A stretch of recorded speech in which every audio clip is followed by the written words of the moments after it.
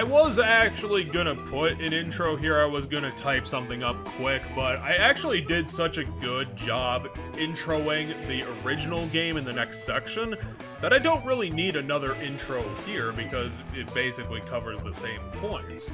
I hope you guys enjoy the video. This took a hell of a grind to get all of it done. I really did appreciate all the effort that went in to showcase one of my off and on favorite franchises in video gaming, the one that really spearheaded the Metroidvania shift that indie developers would continue to try and pick up to this day, now that Konami has given up on the entire creative endeavor, and clearly IGA and his wonderful team has moved on to greener pastures. Hopefully they kept together, because really, IGA, even as much of a vision creator as he is, he needs that team behind him to really execute what he plans to do. Anyway, on to the first game. But I demand you cease your attack! I will not. You shall regret those words. We will meet again! Oh yes, remember back in the day when Konami was actually good at making these classic games? See, back in the day, a lot of the prolific developers, when Nintendo rebooted the console market, ended up just throwing what they could at the wall to see what worked, and tons of series got started, but only some of them got off the ground. Konami was like Capcom and other studios, just doing what they could, and Castlevania was something that ended up getting traction. At the time, I'm sure this game wasn't treated specially, it was just another level-based platformer thing they came up with, and it probably wasn't given much more of a budget than Contra or Metal Gear or any other of the no-name games they had under their belt at the time. Someone at Konami floated a project where they would take the perennial classic from Bram Stoker and use its lore and iconography and a bunch of other things they could think of to build a platformer follow-up and make an odd game out of it.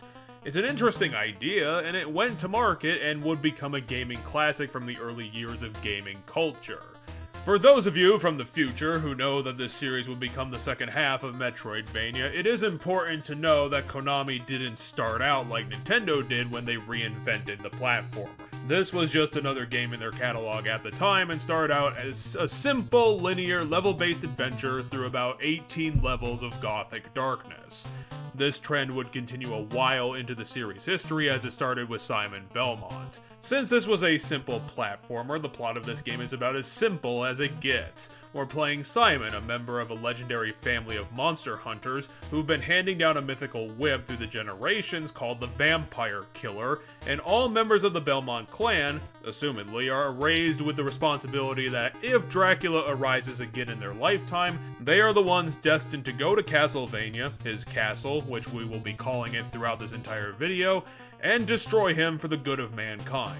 Dracula being himself also fills Castlevania with an untold number of devious traps and horrifying monsters that he attracts or collects over his immortality, and through that Konami get to flex their creativity and also use it to force us into corners and beat the players to death. Castlevania is one of the games that held up the tradition of Nintendo Hard games and is a famous bastard to go back and play to completion, you know, if you're not up to competitive standards. I know that a lot of people have nostalgia for this game and have accepted it for what it is, and it's definitely well crafted and well built for what it wants to be, but this continuation of that tradition means that Castlevania isn't much of a fun game to play. For what it is, it probably would have worked better if it didn't have a live system. But since this is from the mid-80s, it does, and therefore raises annoyances when you risk game overs and have to restart massive portions of the game due to simple mistakes and instant death traps, plus hard to kill and hard damaging enemies/bosses.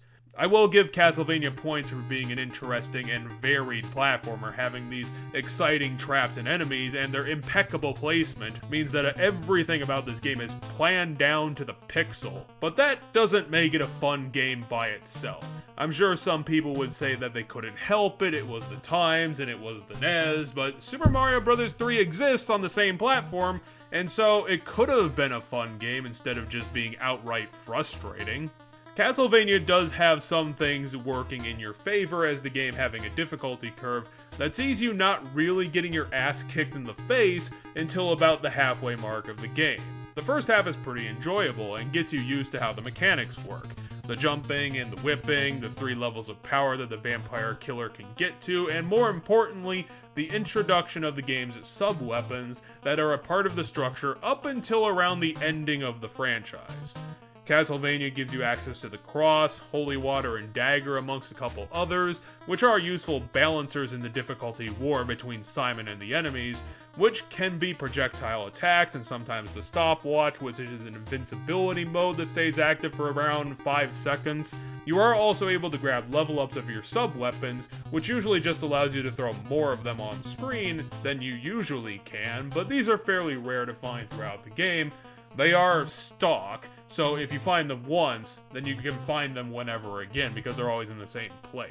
It is a useful addition and mixes up some playstyle, so it is a nice thing to add, and a vital mix-up of the game that the player can get some player choice, even if the Holy Water tends to outclass the entire roster in terms of being fantastic as a weapon.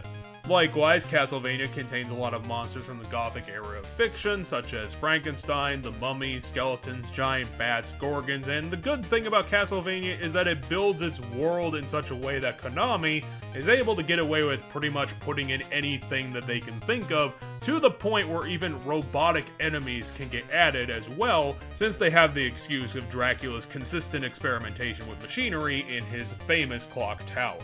Stuff gets reused in the original, but this would go down over time as Konami reinvests in Castlevania's subsequent budgets and iterations. The bosses are similarly well designed, with Kamiya, the mummies, the giant bats, and of course Death and Dracula, who are franchise best friends. Usually being the harder end of the difficulty curve, especially in the original, where Death is rotating and summoning innumerable numbers of hard-hitting scythes to bug you throughout his boss fight, and Dracula's iconic cave fireballs being a hassle to deal with. Ironically, Cookie Monster probably being a less scary adversary to getting Dracula deaded once again between the two.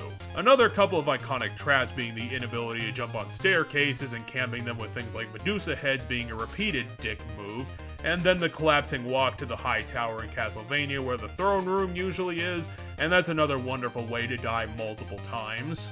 Another thing to watch out for as you delve into this series is that Dracula himself is always a reflection of Konami's creativity, since Dracula never has a consistent form to himself, and while his vampire form is actually pretty constant, his mutated forms are always something off the wall and ridiculous. And when this series gets a budget, they usually use that opportunity to show off their pixel art chops. Like Cookie Monster over here is pretty much as tame as it gets.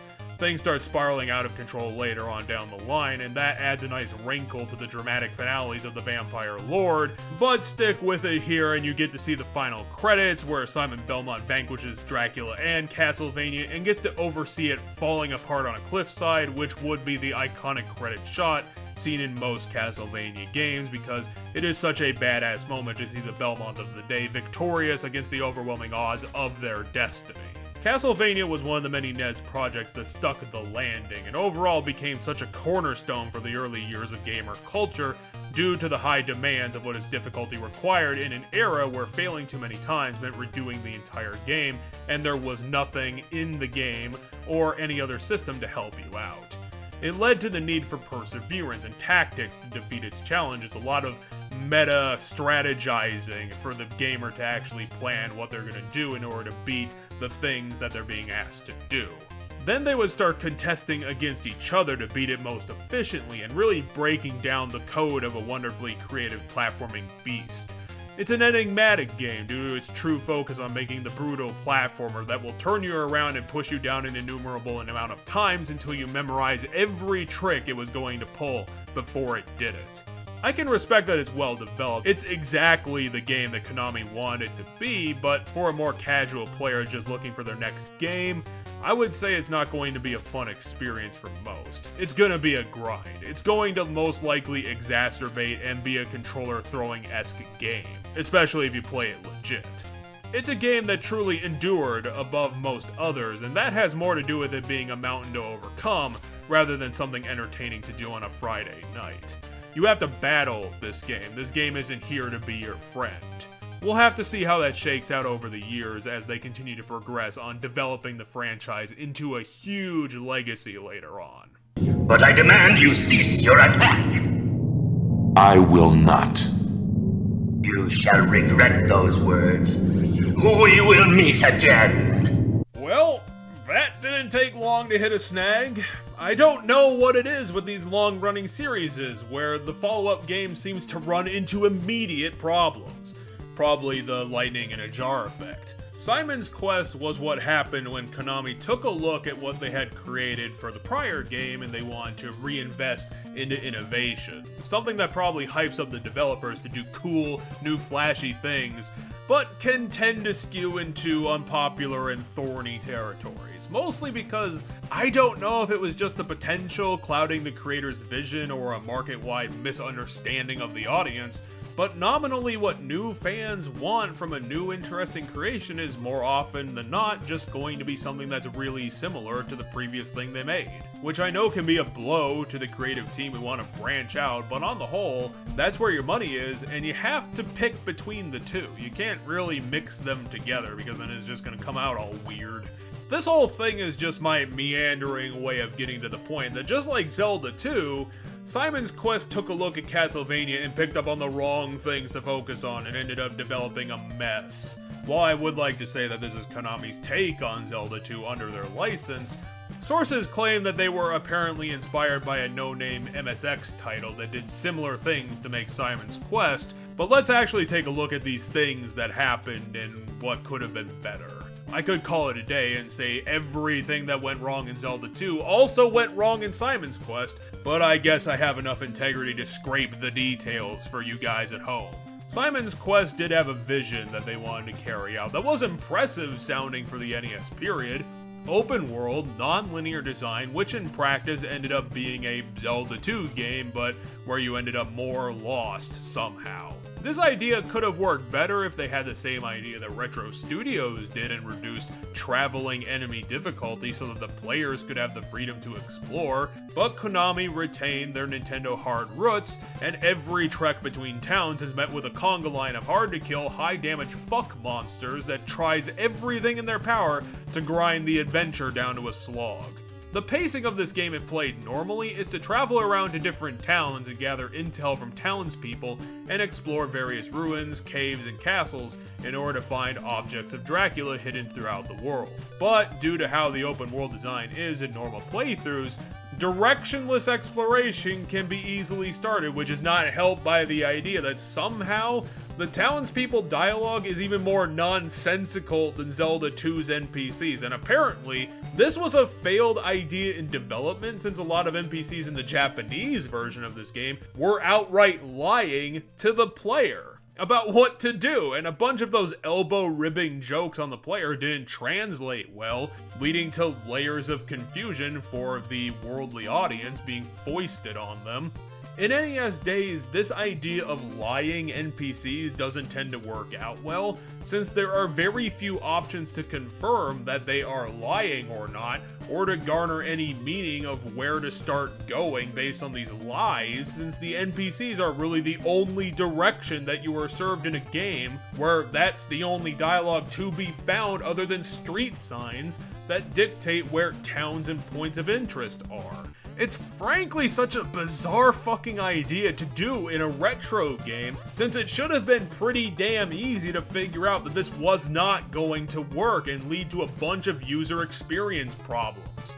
But this is probably why the development was clouded by the delusions of potential, since it's an idea that sounds good on paper, but in practice just flat out doesn't work.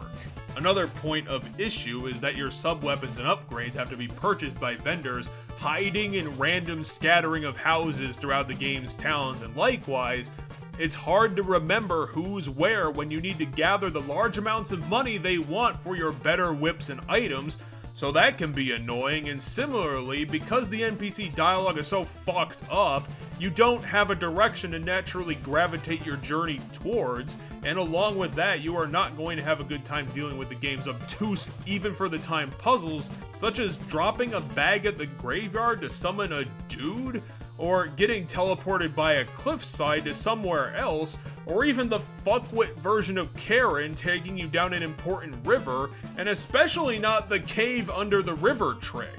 Again, these are Zelda 2 grade puzzles, but somehow butchered even worse due to the game not relying on shoving weird key in weird door, but also requiring some waiting around to summon things, just sitting around for like 15 seconds and hoping something works. Honestly, this game is a candidate for no shame walkthroughing, since shortly a ways into this one, you will realize that this game has a lot of the more old, original Zelda issues, where paths are so invisibly difficult to find to move forward that there's no way a normal human being would likely figure out what your next step is even supposed to be, and just continually run into a bunch of invisible walls. I still remember the whole burn down random tree in Hyrule to reveal the 7th dungeon thing, but in Simon's Quest, that shit happens like 5 times and probably even more so. Likewise, another downgrade is the combat, since again this game evokes Zelda 2, so you lose a lot of that intricate and challenge-built platforming from the original, relying on going up, down, or straight depending on what you were doing. And Simon's Quest mostly has side-to-side combat, which ends up being pretty one-note and frustrating, since you're probably just going to whip your way through 80% of the whole game due to the hearts you're collecting being the currency you need to buy your upgrades. So why would you use those same hearts to fire your sub-weapon in the traveling combat when you know that a lot of those enemies are just going to respawn anyway when you have to come back?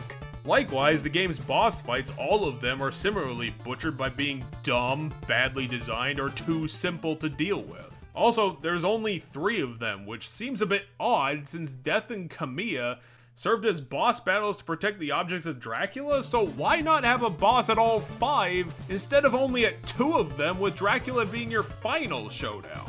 As you could imagine, the original game had 5 bosses to use, so why not just have a full flippin' reunion? It's better than nothing, and considering that Death just had a following path and sight summons and Kamiya had one crying-based attack pattern, it's not like the boss fights were so complicated, so why don't we get more of them? Dracula was a bit better since if he gets off the pedestal, he starts doing this circular pattern that's hard to avoid, along with tracking circle shots, but apparently he can just get stuck on the pedestal with holy water and killed very easily. It is a shame that there's no final form for him and the sprite art of him kinda sucks, but that's also true for Death and Kamiya too, these just aren't their best appearances. All of these goddamn bungled implementations is a real shame since fundamentally the core idea of this is a good one. Opening up the world towards more exploration and putting in some progression puzzles that use magical artifacts and triggers to do certain things to get to mysterious places and acquire these pieces of power is almost precisely what the Metroidvania editions would eventually go along to do. And the addition of an NPC society with their own perspectives on helping out the Belmont of the Hour, plus the atmosphere gives it some points to since this whole mess started when Simon acquired a curse from Dracula that either began bleeding out into the rest of the world from him, or Dracula also simultaneously cursed the land itself.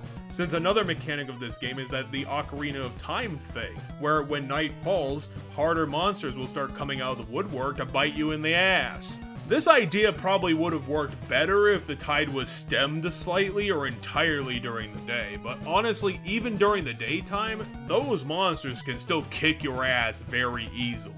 It seems like the only change is half their health gets taken away. Their numbers don't diminish at all. The places where this does change in town, where monsters will only come out at night and all the NPCs will immediately disappear due to the obvious reason, that's a cool idea that could have made for an original platformer if it was handled to be more of a game mechanic instead of just slightly changing the enemies. Plus, it gives Simon more of a challenge to rise against instead of simply rising against Dracula again because Dracula is just a bad thing. Dracula is actually dead this time, but his curse forces Simon's hand to resurrect him just to kill him better this time. Ultimately, Simon's Quest was Konami's boys trying too hard to slap in a bunch of new ideas to their series all at once that other people were experimenting with that created a lot of these misfires when they started implementing them that almost tanked the whole fucking thing. Since all of this just didn't add up to a great game with how much reworking they had to do in adding in all these new ideas. It's the Other M thing again, where in another timeline, Simon's Quest is the Symphony of the Night of the platformer Castlevania, since it has the ideas, it just needed a better team or a better vision to put the jigsaw pieces together. or, just save it for the Super Nintendo that would come out in the future. I do appreciate the attempt at an open world, since it could have made the game more dense and interesting to walk around when, the world ends up changing while you're walking around it, but it doesn't work when the through line is so hard to find and the clues that are supposed to be in the game are deliberately unhelpful and the puzzles are this completely nonsensical. This game has the potential to be fantastic. It was just too ahead of its time and saddled with a bunch of ideas that weren't going to work on the NES. Maybe we'll start seeing these sort of things in the subsequent parts, because again, these are brilliant goddamn ideas coming out in like the late 80s. But I demand you cease your attack! I will not. You shall regret those words. We will meet again! Now, some of you out there might be wondering, what is this? It doesn't look familiar to some of you. Haunted Castle is from Konami's arcade catalog, which they invested in for quite a long time and created many properties just for their cabinets for years. Also, if some of you didn't know this, back in the back of the day, around this time, if you wanted the best games, you actually needed to go out of your house and get down to the arcade, since the horsepower difference between a cabinet and your NES was no comparison. These cabinets kick the shit out of the home console market in terms of specs, and that's why Haunted Castle gets to look this good in comparison to the first two Castlevania games. If you want to get this now legit, Konami included it in one of their many compilation packs, which is what I tried to play it on. As you can see from the intro, the game's story is in typical fashion, very simple. We're Simon Belmont again, and our wife, Lady, was kidnapped by Dracula immediately after our wedding, and we have to go bust up his castle to rescue her. It's a bit different than the usual franchise stuff, since we're seemingly not doing this for our Belmont legacy. It's just cause Dracula is a dick to us personally. Haunted Castle consists of 6 levels, each ending with a boss that needs to be whipped in the teeth. In spite of having the fantastic graphics in comparison to their NES offerings, Haunted Castle is a pretty generic arcade cabinet with not much flair in comparison to Konami's future offerings that would have things such as scrolling graphics and slight mode 7. The levels and monsters do look very crisp and detailed, they're interesting designs, but it's mostly just a 2D side-scroller in terms of presentation, and all the assets are pretty stationary. Likewise, Haunted Castle, as stated above, is a hard game to defeat due to bullshit damage being thrown your way from a truck full of enemies that'll constantly pursue you on screen, sometimes with very little that you can do about it. You can keep slamming quarters into it on the official emulator, but even so, the checkpoints are so far back that you could be in a loop for a good long time. They are short levels though, but due to how constantly vulnerable you are without the right setup of weapon and sub-weapon, even levels this short could likely destroy you. The game is full of the classic Castlevania stuff that we've come to know, from the graveyard to the castle foyer to the underground river, clock tower, and Dracula's tower walk-up. Levels that we've gotten to know upscaled for the arcade audience that expects better visuals, and they did get it with the pixel animation of monsters being very crisp and intricate, and they're just really neat redesigns of monsters that have also become franchise standard at this point. Some things in the arcades did get changed, along with a powerful sword getting added to Simon's weapon pouch instead of the vampire killer, along with some new sub-weapons and some remade attack patterns. Simon gets access to a boomerang and a heavy bolus, and the attack for the cross is somewhat different than previous entries. Likewise, some sub-weapons can take apart anything that they're pointed at, as long as you can hit them, which in a game with this stilted jumping can be a bit of a hard thing to ask for when enemies are there like the tiny bats.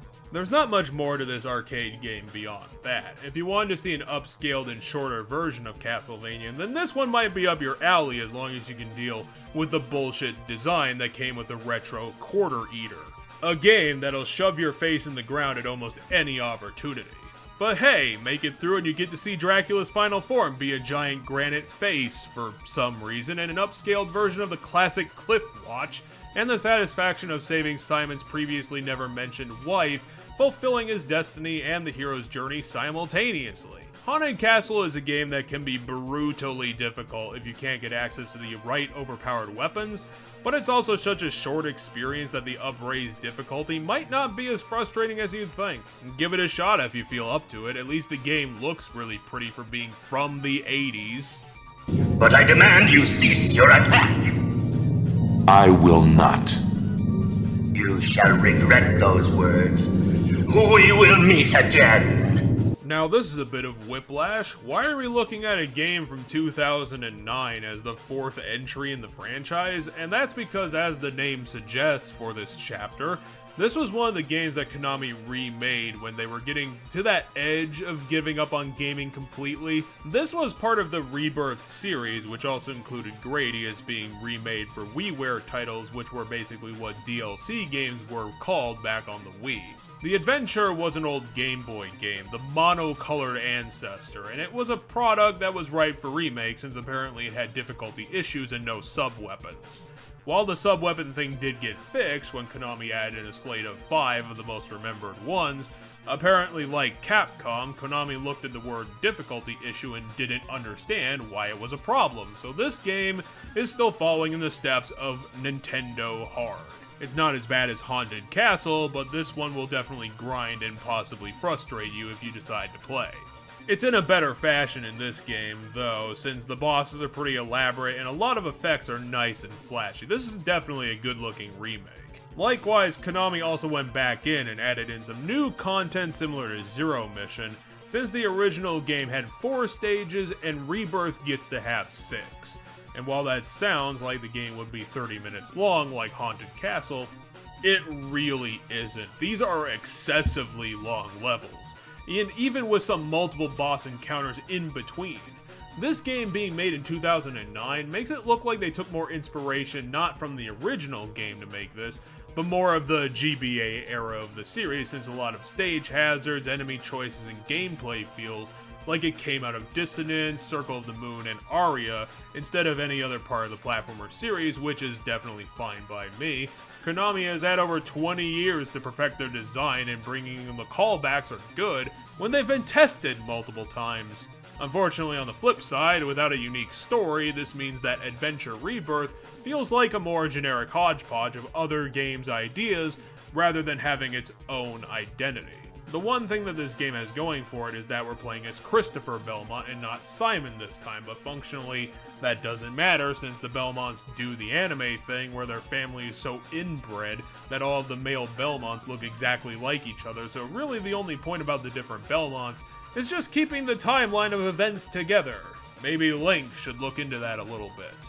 It's a lot easier to follow along when all of your kids don't have the exact same name as each other.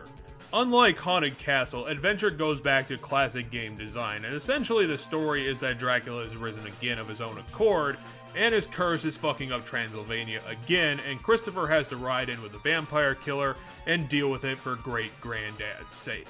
Classic good versus evil, it's a working formula.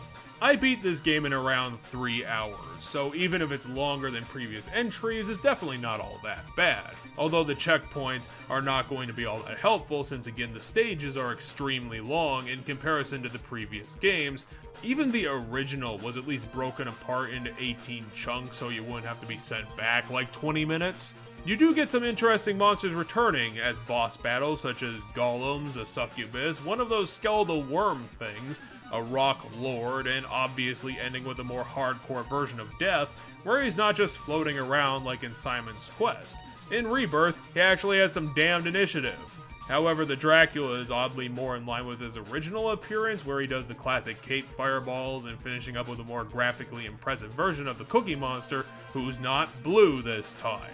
While Adventure Rebirth is a great example of what a remake is actually for, taking an old game that had a bunch of problems and redoing and adding new things to it to fix the original outing, but the game is simply a 6-stage platformer with no story elements, so beyond the Christopher introduction, there's not much more to speak about with this game. It's a well-done homage to the past 6 or so years of the Castlevania golden years, bringing back ideas and levels from the Metroidvania days without turning it into a game of the new era, at least preserving what the original's intentions were while changing pretty much everything else about it for the better.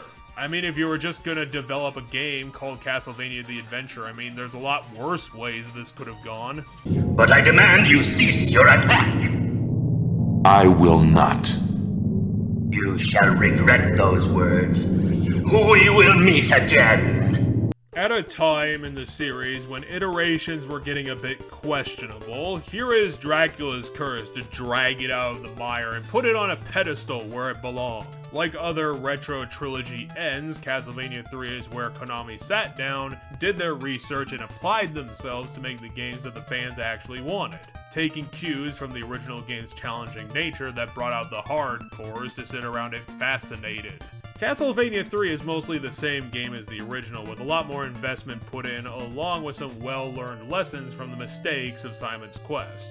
Instead of going full force in with an open-world Castlevania, Dracula's Curse decided to scale that back and include some optional paths for the player to choose along their way to get to Castlevania. That and 3 optional characters that you can pick from, Alucard, Grant, and Sypha along your journey. You are only allowed to have one of the 3 be your accompaniment, and Alucard and Sypha are on different branching paths, so if you go for one, you're going to end up missing the other. Each character is given different abilities and attack patterns that can help or hurt you during specific encounters. This is the biggest change between the original and this game, is that they added in the multiple characters and pathways, which was a nice takeaway from Simon's Quest, that you can give the player some choices to make the journey feel like something they have some slight control over. Moreover, the game is mostly platforming from the same tight, intricate design to challenge you mightily from the first game. Some later things were added as well, such as moving platforms for wheels and pendulums, along with magical bricks to liven things up, along with this being the beginning of Konami's literal pixel art obsession with this game. The Castlevania team have always been slightly more creativity-fueled than other studios, since the monster variety gets ridiculous in the Metroidvania years, but another part of their artistic might is their backgrounds. A good example are the stained glass windows that you see in a particular level, where you can see the absolute effort they sometimes put in to literally incorporate art into their background design. In higher resolution games there are better examples, but this is one of those early day things to show you which direction this is going to go, and it's fantastic, since this was work done by actual artists to incorporate into the game rather than simply a higher detailed background that fits in with everything else. These backgrounds are the things that give the game its true gothic atmosphere and make the levels such an interesting competitor to other video games that try this sort of thing. However, overall, the backgrounds of Dracula's Curse are better made and well done, with a similar variety and effort put in, which is good when the game is going out of its way to have a lot more area types, even before you remember that some of them you probably didn't get a look at in one playthrough due to the optional path thing in the first half. Keeping in line with the original difficulty for Castlevania is even more impressive when Dracula's Curse became a game sharing the same scope as Adventure Rebirth. Dracula's Curse is a huge game with around 20 levels to get through on your way to Dracula's throne. My playthrough took around 4 hours, and that's the amount of time, including how many continues would have been ripped out of it if it hadn't been for save states. So for a NES game, Dracula's Curse was a gargantuan journey in comparison. Thankfully, you did get access to a password system, which was the NES's answer for the players who were starting to get tired of the Nintendo Hard shit that they had been getting handed in the earlier days. It was an industry-wide workaround to the hardware limitation of not having checkpoints available in these cartridges. However, while the game has a lot of positives and it's probably the perfect game for the fans of the original Castlevania, the central problem still persists in that this game was perfectly crafted by veteran developers to kick your teeth in. This game is just brutal to play, where I legitimately got stuck on the 3 Tombstones boss and Death's Incarnation, who just trolls you by having a second form, even if the giant head of Death is actually not a problem at all. It's just that he trashes your health first in the first form, and then fucks you over with this goddamn surprise. What really stinks about this game is how many of the normal enemies have the ability to start slicing up your health when you start making mistakes, on top of all these instant kill traps, pits, and spikes, which are always hard to make feel like a fair challenge instead of the developer just dicking you around. Like the original, Dracula's Curse is hard to enjoy in the second half, and considering that Konami's people made the game a lot longer, there are way more opportunities for the difficulty curve to flatten you on your way up. Although I did have a lot more fun with it since I was enjoying the platforming variety, all these cool locations they drew, and the great monsters being killed, plus piloting Alucard around was such a fun character to toy with. Yeah, if you're a more casual Castlevania fan, Alucard isn't introduced in Symphony. He got his character start right here, doing the exact same thing he does in the future. Kick his dad's pompous ass for being a jerk. Oh, I should remind you, for those following at home, this game focuses on Trevor Belmont, the Belmont from the 15th century. Just like Christopher, it functionally doesn't mean anything, but it can be fun to follow their particular exploits since every Dracula kill isn't made the same way. The boss fights of this game are similarly well made, and they bring in a lot more of them. Probably more than a dozen in this game, including the doppelganger fight of the 4 characters, and the rebuilt bosses from earlier Castlevanias in the 3 tombstones. It's nice that Konami are willing to give us the classic hits, even though we're only 5 games into the franchise. Ultimately, Dracula's Curse is exactly what the sequel should have been, studying the game that everyone liked and reproducing it with more stuff attached. It's fantastically well made and one of the best developments on the platformer.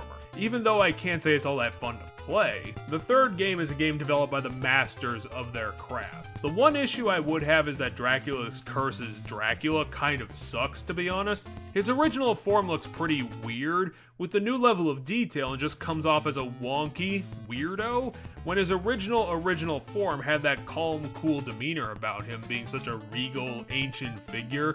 And then his follow-ups are suspicious as well, when his second form being some sort of cylinder covered in faces and topped with a brain, and then his final form is some sort of falcon colossus or whatever. It's not even that tall. His final form is probably only about 12 to 15 feet tall, like the height of 2 dudes standing on top of each other. At least defeating him isn't the worst thing in the world unless you run out of hearts for a projectile, since the throwing axe is so good against his final bout. Dracula's Curse is more Castlevania to love, and it was made with all the love and care that one of these NES pioneers truly needed. So, it ends up being one of those games I can respect, while not being the funnest game to really admit to playing throughout my entire career of doing this. It's that kind of difference that kind of matters for a game that's historically important and one of the best games that you can actually play. But I demand you cease your attack! I will not. You shall regret those words. We will meet again! So this game is definitely one of the best examples of why I make these videos as the franchise reviews. It's because you never get to see the weird stuff that the franchise does. Nobody ever talks about the weird stuff, so that's what I like seeing. The original stuff that no one talks about. And yeah, this is definitely one of those odd duck moments, but it is technically still part of the Castlevania series. You can play this game legit in one of 2 ways. The original was ported to North America through one of the many Konami Castlevania packs, or you can play the Game Boy version, which for some reason describes itself as a remake and a sequel to the original, which makes about as much sense as calling your twin sister a remake and a sequel to yourself, but whatever. Kid Dracula is a very goofy platformer that you could call a kid's game, but really it's just a light bit of entertainment that was probably a small project someone pitched on the side of Castlevania, but don't discount it immediately just because it looks like this. Kid Dracula definitely takes cues from classic platformers, most notably Mega Man, but with bits and pieces of stuff like Mario and maybe DuckTales. It's a game that well understands how to make a Game Boy era platformer and is a really charming little title. I reviewed the Castlevania Pack Edition because I was an idiot, and one thing that it probably has not in the follow-up game are these oddly elaborate mini-games after the level finish, where you get to play Japanese style games such as Gachapon, which may or may not be that game from Mario Party 4 where you spin a box and a lottery ball falls out. One game I did get to play was a really weirdly long quiz game where you answer "Are you smarter than a 5th grader" level trivia being recited to you by a busty lady dressed like Lady Liberty. If anything, Kid Dracula the original is very Japanese, and getting to see small slices of that culture makes for a really weirdly intriguing part of this game. especially considering how much development time must have gone in to random crap like this. I finished the game in around a couple of hours, and there are 9 levels to beat. Again, I say levels, but they are fairly long, and there are a bunch of platforming quirks and hazards to each level. They're usually unique from each other. Again, they feel like platformers that came before, but the rehashes are well done, and the structure, those well-worn tropes, make for a fun and a challenging time. If anything, Castlevania plans its levels down to the goddamn pixel, and I can really appreciate that amount of intricate effort to put into your games.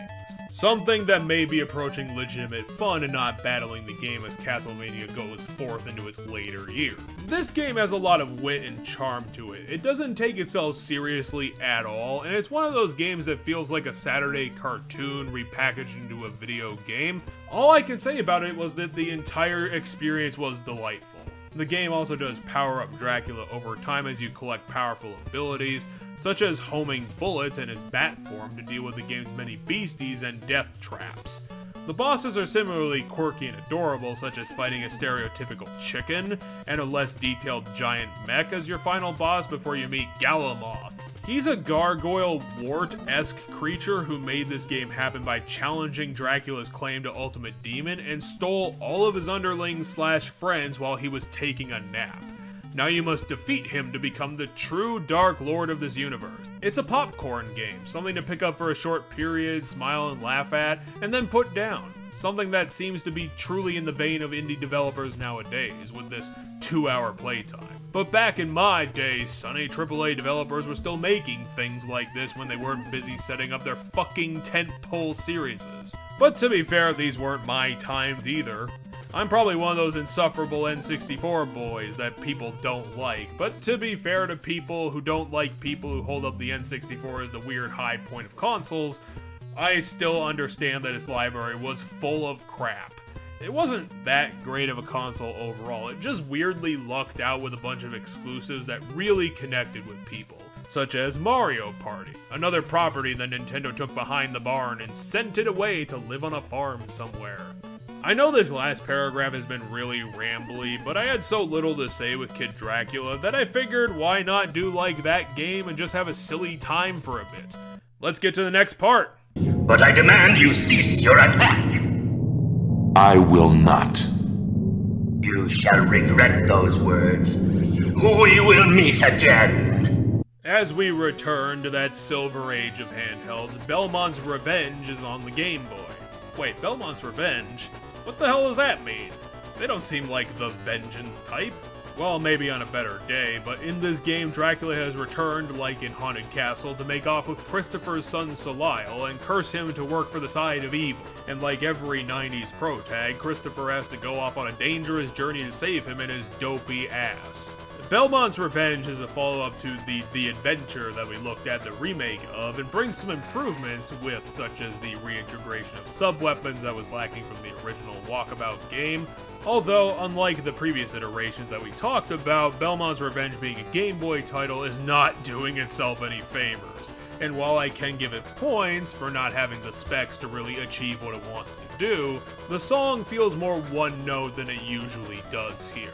A lot of traps in this game are climbing focused for whatever reason, and then there's some ricochet dickishness to deal with.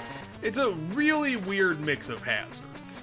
The art and backgrounds in this game are slightly a step down than others, and I know that sounds unfair, that obviously the Game Boy can't really put details into its games, but still, when I look out into the horizon of this game to take in the mountains, I'm just a little disappointed. The game has an edge that was lost. Maybe something else could have been done to stylize the game into something else besides this.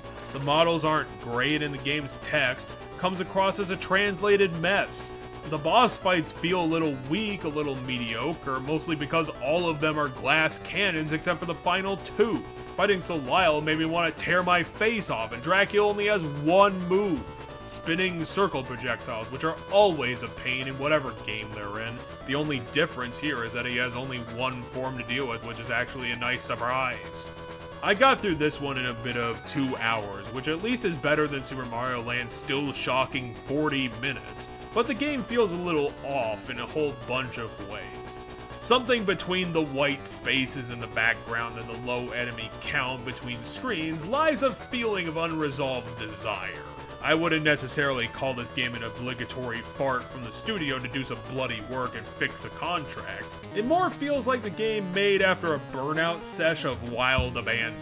Maybe after they put in a few hard, in the game industry world, months of whack-ass, unhealthy fueled creative drive, they then had to sit down and work on this, and they settled back into things, worked more realistic hours, and just ground themselves down to put out Belmont's Revenge.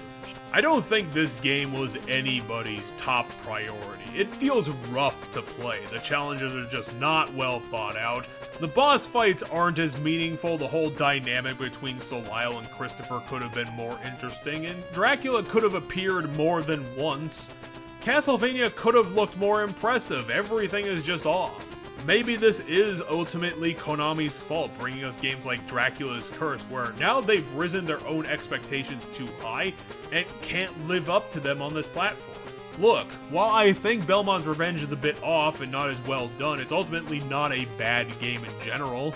It's functional, it works decently, and the things you expect from Castlevania are there, mechanics and all, but it's just having an off day. I would probably only recommend a game like this for the hardcore fans, since it probably won't make you want to snap your Game Boy in half at least, but for the people just waiting to get to the Metroidvania times, definitely skip this one. I wish I had more to say about it, but I can sum it up like I did. It's Castlevania quality on an off day. Konami's people didn't have their best foot forward on this one, and ultimately it just slipped into mediocrity and everybody forgot it existed. But I demand you cease your attack! I will not. You shall regret those words. We will meet again! Heyo, we're finally getting into the later years and seeing what Konami did with things like the SNES, the console leap that actually meant something back in the 90s. Now, there is a sentiment with people looking to the past like I do, but don't care about it as much, where we can mutually sit down and respect the past, but they do it in kind of a condescending way. Yeah, I understand that this needed to happen first in order to build up the series to where we get Castlevania 30 today, but now it's better and I want to look at it instead. The only respect these old games get is their historical value, the path they laid out instead of what they were as games in of themselves.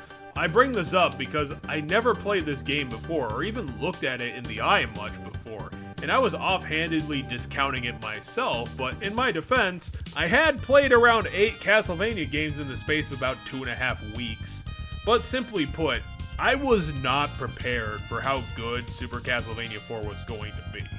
I had seen some early screenshots before of Stage 1, like the latticed fence part of the early game, but surprisingly, again, that wasn't even close to the good part.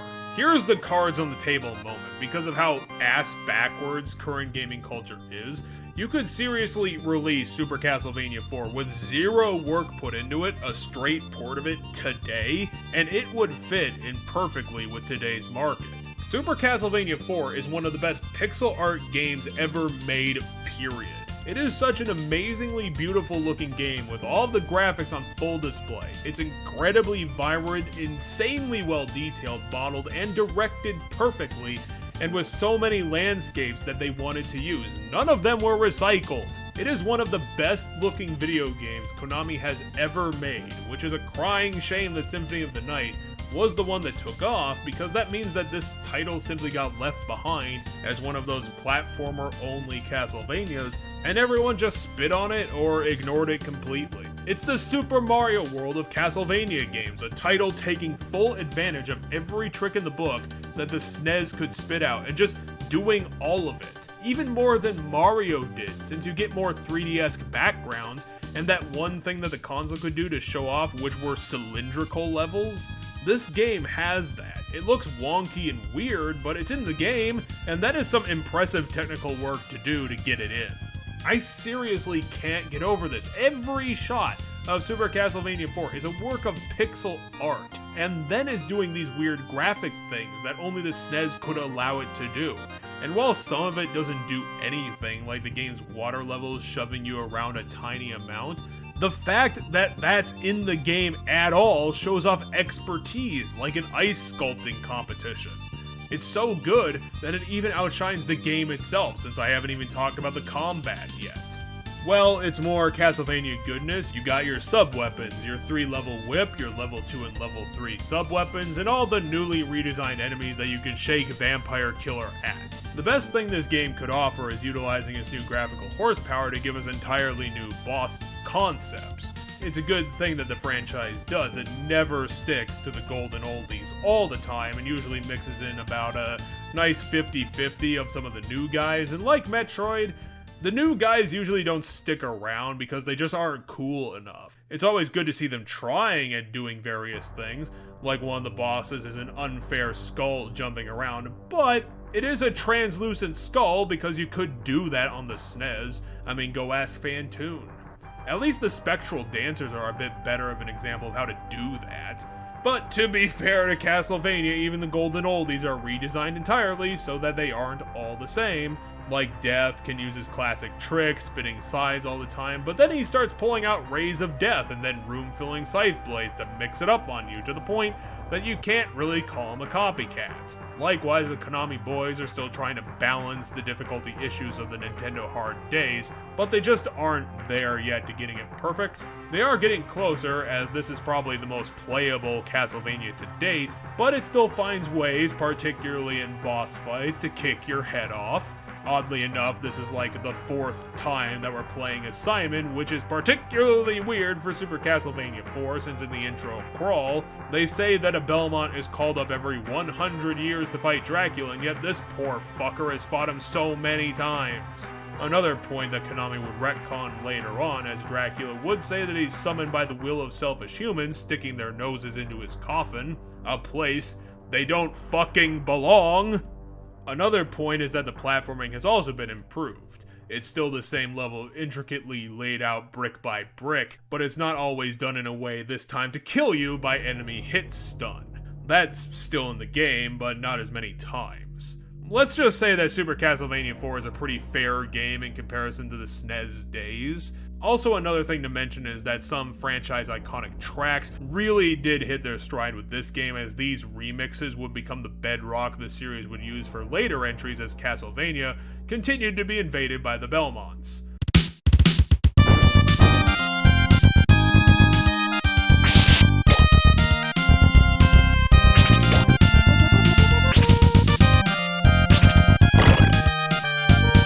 Also, this game is appropriately a lot bulkier than the NES series, with my save state late in run still clocking in between 4 and 5 hours throughout 9 stages, comprising around a healthy 20 and some change levels. This game will definitely keep you busy and stupefied for a while. Castlevania has never looked like such a centuries-gathered hodgepodge of nonsensical gothic architecture than it does here in the SNES 90s. Hell, there's an entire level of every platform being covered in a sea of gold coins, and the boss of that level is also made of gold coins. Dracula is so affluent and weird that he doesn't even need money to do what he does. While the game itself is a literal masterpiece, there's not much more to say on the gameplay. It's improved, and the jumping game gives you some more control. The monsters aren't able to kill you in 5 hits, and not every death trap is designed to knock the player into it, and the continue system isn't hell on earth. Yeah, everything that frustrated from earlier games is on its way to improvement, and there's a lot of quirky innovation on display. It's still your classic story of Belmont called on the path of destiny to kill Dracula and every one of his lieutenants. Ironically, again, Dracula himself probably being the least impressive part of the game, where instead of a crazy, draconic final form, all it is in this game is Dracula without any skin on his head. It's Dracula with a skull. That's his final form, and I swear that both of these forms can only do one thing: cape fireballs and lightning spears. It's weird that this happened twice, and his Falcon Gargoyle Titan form was actually better than this. Of all the games to pull the Dracula punch, why did it have to be this one? At the very least, they reused his Dracula's curse design and made it look good, is all I can do here. Super Castlevania 4 is like Dracula's Curse, where Konami sat down again with their new SNES development kit and said, how can we fit the best of Castlevania on this? And they just brainstormed every idea that the SNES could manage and used every one of them. I wouldn't be surprised if there was some mode 7ing in there that I missed. Maybe in the way background. I'll look again while I'm editing this and try to find a frame. This game is the absolute pinnacle of SNES graphics. I don't remember anything on this platform that can even touch how masterfully created this game was.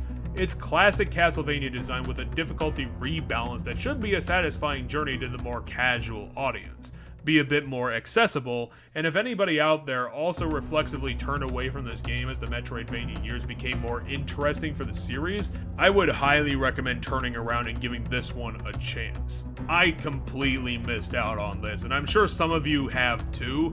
Even considering the Metroidvania years, I would still say that this game is one of the franchise's top 5s. This is absolute quality done by masters of their craft, the pinnacle veterans, and I can't say enough good about how the game looks. The gameplay has many improvements, but they can't match the majesty, and to be honest, it doesn't have to, since at least they put in a bunch of platforming gimmicks to keep things interesting, even if those gimmicks do occasionally get you killed for some silly reason, like the grappling system sending you careening into space. This is 10 out of 10 graphics, which amazingly haven't aged, since the current market is all about that pixel art fix. Just put it out now and call it a throwback. Absolutely no one will realize that this is actually 20 years old. But I demand you cease your attack! I will not. You shall regret those words. We will meet again! For those among you who think that remakes are a modern phenomenon, let's introduce you to Chronicles, a remake of the original title made 15 years after its release for the PSX. Considering we're only 7 games in, it seems pretty early for it being over a decade. As per being a remake, this is going to be Simon's 5th outing as the Belmont of the day, but the remake classes him in a bit of an odd state. I'm not sure why they redesigned him to be a redhead flamboyant weirdo, but that's who you get on the box art. Thankfully, Chronicles sets out to do its old man proud and is more of what people think of when you start speaking about properly remaking a classic, keeping the old while updating it with some other stuff in line with what the original was all about. What this means is that you get most of the classic level design from the original with some new stages put on top of it, which maxes out the game to around 20 stages.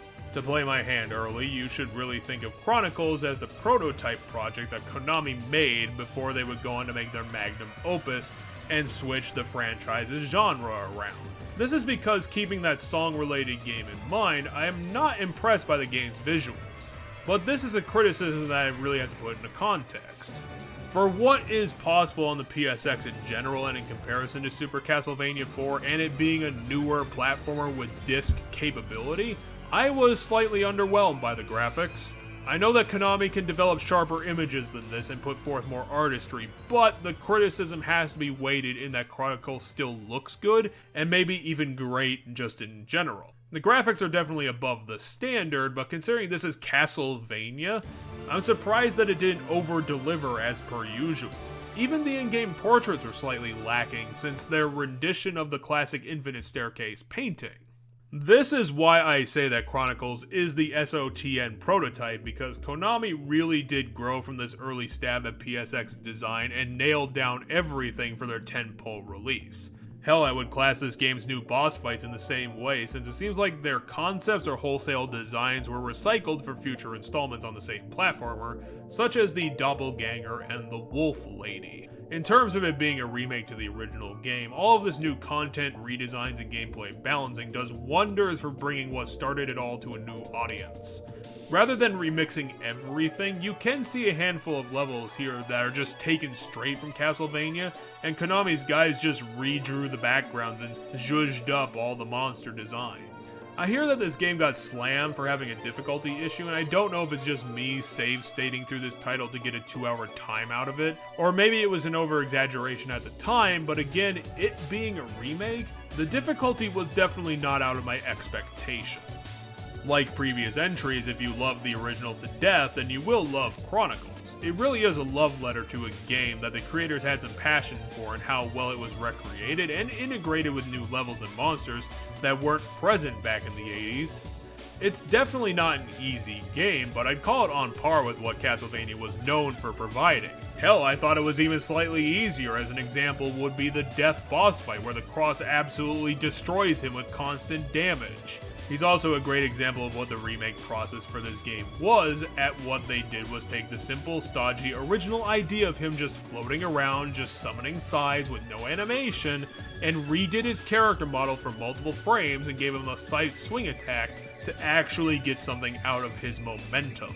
On top of that, there are new platforming challenges woven into the familiar, such as the newly introduced swinging pendulums from a game or two ago, collapsing and tilting platforms controlled sometimes by the player, while also preserving for all time the frustrating real-time stairs and Medusa head combo, which Castlevania wears as its identity for some godforsaken reason.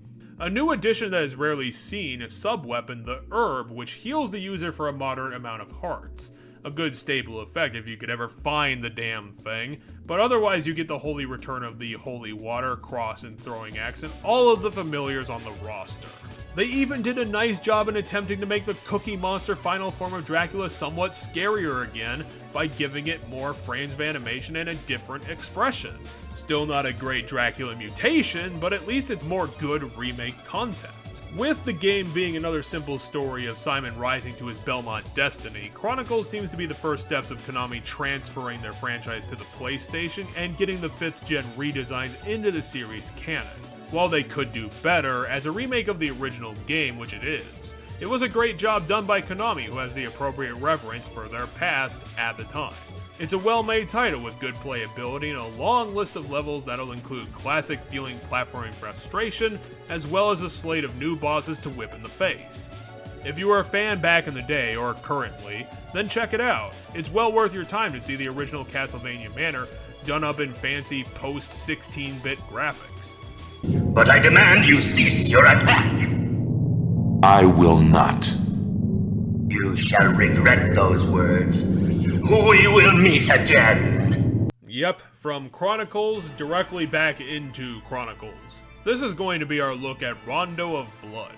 Konami went through a kind of thing that they still do today, where in between releasing new games, the thing that they don't do anymore, they would release reminders of previous games they worked on, which made sense for the original game to receive so much attention, but Rondo of Blood was remade twice, because it was Japanese only for a time.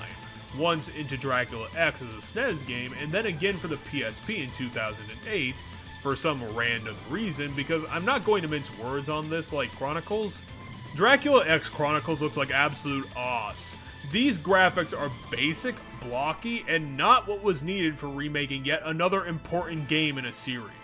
I don't know if it was the console, the idea that Castlevania is one of those series that only shines in pixel art, or just the times, but from the first level you can see the subparness jump off the screen to hit you in the face. The character models are low-grade textured, and not animated. The redesigns do not do their previous iterations justice, and the effects are mediocre at best. The game's backgrounds look cheap, and a few times they don't even represent what they're supposed to be, such as when they attempt a place of gore and death, and it looks like it's just covered in hamburger meat. Considering the original Richter, what his 3D model ended up becoming is absurd, since original Richter was such a departure from the typical Belmont look, and now he's just ended up right back there. Richter was a big and burly dude, and now he's been turned into typical anime man. The one thing that the game did get right is its pre-rendered cutscenes look great, and they used visual novel portraits for conversations, since the models don't have talking animation. Something that is now inexcusable, since Mega Man Legends had talking animation on the PSX. That's something the original Metal Gear Solid couldn't even accomplish. But anyway, the portraits look fantastic in that gothic Castlevania style and are drawn incredibly well. The in-game cutscenes for the boss fight intros unfortunately look like cheese. It is very distracting, especially coming off of Chronicles, which look better in every way in spite of being 7 years older. I could blame the PSP though, since being released around 2005 did not do that platform a lot of favors in aging well in the graphics department. The gameplay is definitely more in line with the modern times of the series, having finally reduced down enemy damage broadly to being survivable and actually being a playable game. Some major encounters can definitely still throw you for a loop on their patterns, but at least it's something that's on the level of being learnable instead of something that you just have to accept and tank through. However, maybe for the reason of where it originally came from, Dracula X Chronicles is in 2008, a pretty short experience, with the first time run being done in around 2 hours on save states, so maybe 3-ish without. Again, considering Chronicles stepped up to the plate, this being a Rondo of Blood remake is not an excuse for this, since they could have spent time adding in additional levels to make for the shortfall if Rondo of Blood was originally this short of a game. Platforming-wise, this game is a bit of a downgrade, since things like moving platforms don't make as much of an appearance, along with weight puzzles and less clockwork traps, and no swinging pendulums. It's a bit more stock and barrel like the original game, but without the intricate enemy timing that made for a satisfying challenge due to the enemy downgrade in power. Additionally, the sub-weapons have been given buffs, such as the throwing knife throwing 3 knives, and the axe being a bit faster and having really good damage. Which is good, since the vampire killer has a bit of a shorter range to it, and isn't in its best showing in Dracula X Chronicles.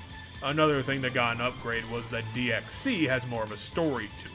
While it is nominally still a Belmont story of Richter died directly after Simon has to realize his vampire killer destiny, there is an additional thing that he has to do, since soon after the game begins, Shaft, the leader of the cult that resurrected Dracula in this round, has helped Dracula kidnap Annette, Richter's lady friend, and has plans to turn her into a high-ranking vampire for Dracula's machination. While the game does have 9 stages and they are bulky enough to fill out a 2-hour playtime on their own, there is something else added to DXC that you can spend time doing. Like a bunch of Castlevania off the beaten paths, finding this out is unintuitive as hell to fully unlock. Like Annette, Dracula and his minions have also captured 3 other local women, since vampires tend to do that sort of thing. They are being held across the maps and off branches that Richter has to use various platforming and items to find. Kind of an extremely early version of Metroidvania leaking into this series, since one of the women items has to be acquired in order to destroy an earlier barricade to another path. This game doesn't have the greatest item system, so even doing something as simple as key and jail lock was hard to wrap my head around the first time I did it. The women that you can rescue are Tara, Iris, and Maria, one of which might sound familiar to longtime fans, since this is Maria's first appearance. Maria Renard is one of the first playable character changes since Dracula's Curse, where she's more of a magic user than the Belmont whip everything in the face strategy, and she becomes available soon in an off-branch playthrough since she's one of the first found. So if you want to try a more ranged character, then give her a spin. Unfortunately, I can't say more than that since this was a Richter playthrough. The other women do not have the fighting spirit and instead hand you a selection of personal objects to Richter to help on his quest, giving him new abilities for later use. If you manage to find all 3, then the final rescue is unlocked, and after a convoluted path of nonsense, Richter finally accomplishes his second mission and finds Annette pre-vampire. In a regular playthrough, Annette is not rescued in time and she becomes the succubus boss fight in the late game, and killing Dracula becomes a bit easier to do. However, in an extra playthrough, if you do all 4 rescues, the succubus boss is substituted with Shaft's ghost, who gains a bunch of new attack patterns and more health than his first round. I don't remember him being a huge problem, so thanks for being the obvious weak link, Shaft, and when you get to the end and defeat Dracula, he gets a final form added to his sleeve aces. Unfortunately, the third form is very disappointing, since the only thing that changes is that his cape becomes bat wings. However, his third form is also much more challenging as his fireballs spread all over the field and become more consistent in his teleports. His second form is also slightly underwhelming since it's some sort of Wolfman-esque thing. If you played SotN, then you'll recognize it immediately. It's that big green thing that Dracula does sometimes. Get Dracula deaded and Richter will have completed his destiny, and you do get to see a nicely 3D done render of Castlevania collapsing into the sea. Let's just say that the PSP didn't do this remake any goddamn favors. numbers. The art style is barely above mediocre, and the 3D models do not reflect what should have been done for this game that is supposed to be the Symphony prequel.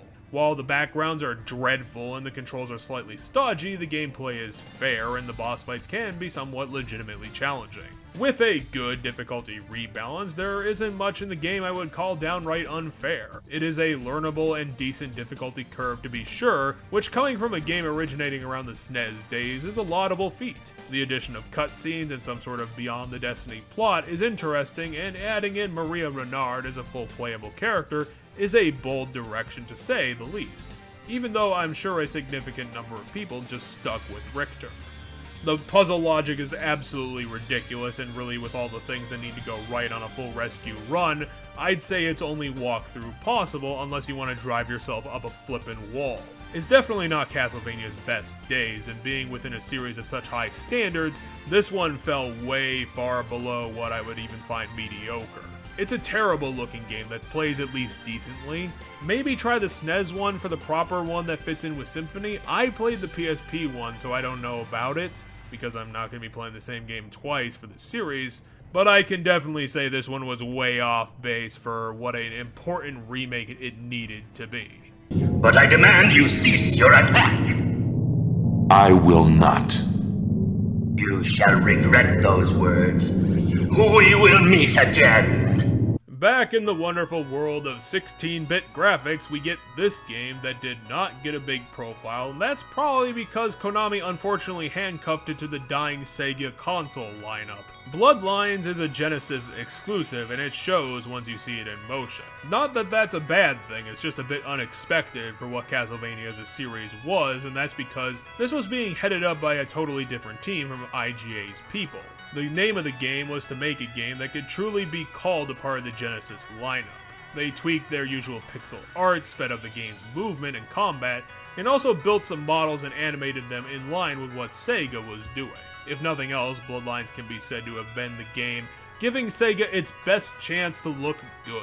To keep in line with that, this game tried to be something revolutionary for the Castlevania series and went a bit wacky with its plot. Technically, this game is a Gaiden of the canon, but considering Castlevania, really any game can be canon, but just keep that in mind for those outside writing down your timelines. Bloodlines takes place in the early 1900s, and some Castlevanias will do that, and instead of a Belmont, we're either being put in the shoes of John Morris, ancestor of Quincy Morris, because if you didn't know, the events of Dracula, the book, are actually canon to Castlevania, or you could be Eric Lecoud, who lost his girlfriend to the events of this game, instead of the vampire killer that the Morris family took claim of at this point in time. He wields a big ol' spear. Another oddity is that John Morris is actually an American man, which lends slight influences to his design, even though in the big picture, he still looks like Richter Belmont. In this version of events, our main player is a vampire called Elizabeth, who is using her power over the forces of darkness to resurrect Dracula in an incredibly elaborate ritual. The manual might cover this a little bit better. Since this game is taking place around 1917, the ritual that Elizabeth is conducting to resurrect Dracula is to deliberately spark the events of the Great War, just to overcomplicate things, as it's alluded that her evil cult had a member kill Archduke Ferdinand. It is a very silly story in line with something being its own thing and a Gaiden story. I can definitely get behind Castlevania getting a little wacky. Speaking of such, the design for new bosses and backgrounds are following in that vision and being a true Genesis game. The bosses have more stationary bodies and flailing limbs, and the backgrounds are more pixelated than other platforms, and the whole game seems slightly more blocky than usual, especially on John's model with limited animation and no face. They probably should have tried to do a little bit more with him, since seeing John's constant arm swinging when he walks looks a little silly when he's such a top-heavy man. The faster combat of his whip is appreciated since it's only above a noticeable speed increase, but it means he doesn't end up getting trapped by his own clumsiness and can accomplish more death dealing in a shorter period of time, and the enemies are for the most part on par with their earlier counterparts for dicking the player around. The difficulty is playable, but brutal when it can get going. Enemies can still do big damage to the player character, punishing any mistake, and a lot of the bigger enemies have either weird or no stun/hit back mechanic, so you can end up getting stuck in enemies sometimes from their more inconsistent hitboxes. Attack effects and background stylization can be really impressive since the Genesis had their own technological leaps, such as background distortion and the extraordinary circular boss fight with the stone bat, which shows off what the Genesis could really accomplish. While it's not as detailed as other consoles, the game does have a nice art style, and it can have some intricate designs such as this golden ceiling filigree and the classic stained glass, which is always Konami's chance to do something cool visually. Another thing of note is that Bloodlines is a damned dense game with around 40 or so levels across 6 stages, if you want to call each section of this game a level. Even with save states, I racked up about a 3-hour playtime. A notable issue is that John's whip can have a grapple ability, which the game does not do a good job in telling you it's a thing. When you do get to the Leaning Tower section, it is a required thing to do to progress, but it is cool seeing the possibility that the vampire killer can latch John onto ceilings to use in getting around. Probably not all that useful in Bloodlines, though, since enemies are faster than usual and grappling with this whip has always been incredibly slow. You also get the classic suite of sub-weapons, not much has changed with them, so you can go nuts with whatever your favorite used to be. The bosses can be a bit hit and miss since they can be brutally difficult. I remember getting stuck on the stone bat for quite a while, since while the visual trickery of the battlefield is impressive, it doesn't actually give you a lot of room to move or judge your hit back distance, so I just kept falling off and dying instantly. The biggest problem I had with the Rogues Gallery is that comparatively they are mediocre creature choices such as Knight, Golem, and the ridiculous looking Clockwork Beast. They match the Genesis perfectly, but in Castlevania terms, the bosses look really goofy and unremarkable.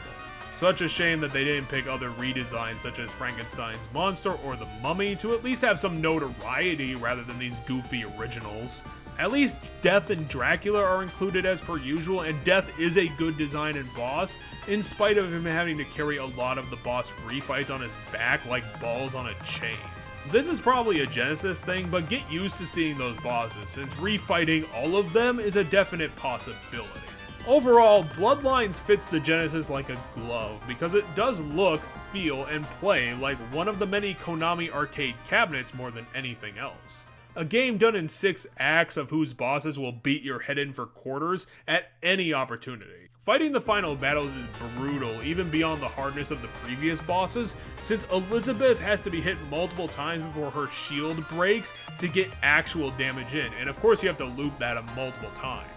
And Dracula is done in 3 forms.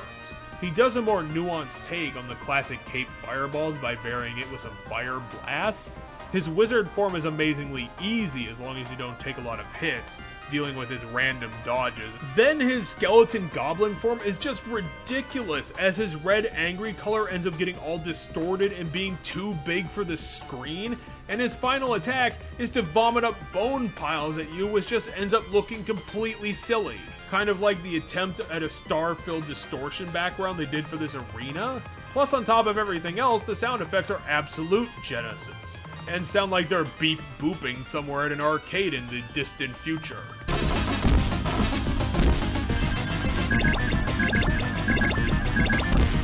If you're an old school gamer who appreciates the style of the old times, maybe look up Bloodlines, since somehow it is exactly to a T what Konami used to make his arcade games, from the pixel art to the sound effects down to the boss and enemy design.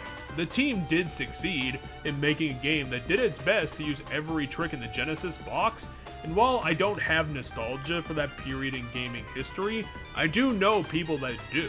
Hell, people are making games now that try to look like this. I can definitely see that it took quite a lot of effort to build a game from the ground up for a new platform that Castlevania had never been on before. Is it a fun game? Well, it has some nice challenges and a lot of level variety, some interesting locales, and some cool art direction to look at as you whip demons in the face. It's just that its focus on being a pure Genesis experience leaves it lacking a bit, to the point that it's not going to stand out in a crowd, especially since Konami kept this thing Genesis exclusive. Its only re-release is coming out around 2019, so lots of people did miss out on this gaming classic. I'd say it's worth your time if what you see in this section is tickling your fancy, but it's definitely not a vital experience for the fans. Well, maybe if you wanted to see where Eric comes from for whatever reason. I mean, he does get referenced later on in the series, for whatever that's worth. But I demand you cease your attack! I will not. You shall regret those words. We will meet again! And now we finally come to this, the one and only Symphony of the Night, Konami's magnum opus and their full both-foot leap into the waters of this new gameplay style that they took from Nintendo. Symphony of the Night was Konami's first attempt to put Metroid-style platforming into their gothic adventuring series, and on top of that, this wasn't going to be a cheap half project just to test the ground. Konami's people went big, bold, and full budget with their next PlayStation project. This thing was attempting a Super Mario 64-esque super showcase to what their new idea was going to be, and thankfully for them it worked out so well because this thing could have been an Other M bomb without a clear direction to go with. Thankfully, Castlevania was so pre-established with its fanbase that they had half the story ready to go before they even got started. Rather than a Belmont, Symphony was going to star one of their underutilized characters at the time, Alucard, the name that he was given when one random Konami person realized back in 1990 that Dracula spelled backwards sounds kind of cool. Alucard is continuing his mission from Castlevania 3 to keep his own destiny as an immortal to rise up and stop his father at any opportunity from harming humanity. A destiny formed by the disposition of his mother, who instilled in her vampiric son that humans were not inherently evil and they were worth preserving and protecting. Castlevania has reappeared in Transylvania, and Alucard has come to investigate, and this time around Castlevania is going to have a few new tricks up its sleeve. Rather than busting down the door and getting into your typical your health, enemy health stage number platformer that we have been getting used to, Alucard busts in, and a lot of that is missing on the UI.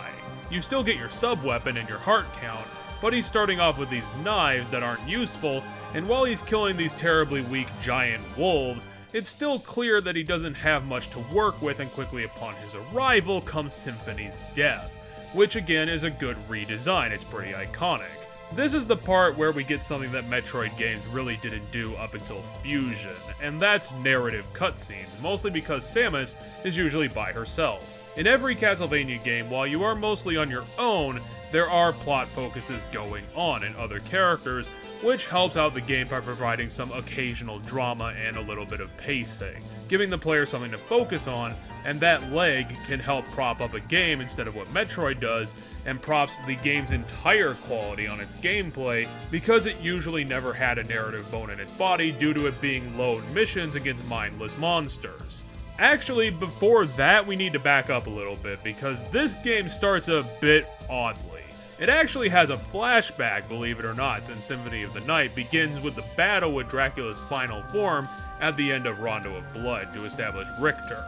That was one of Castlevania's last straight platformer games where he was in charge.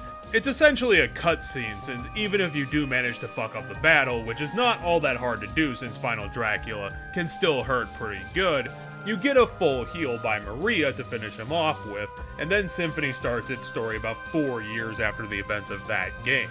The other reason why Alucard kicked down Castlevania's door is that there's been a rumor floating around that Richter got involved with Castlevania again and may have teamed up for some reason with resurrected Dracula, claiming to be his right-hand man. Obviously, since Alucard was good friends with Trevor, this does not make any goddamn sense and is what he's investigating.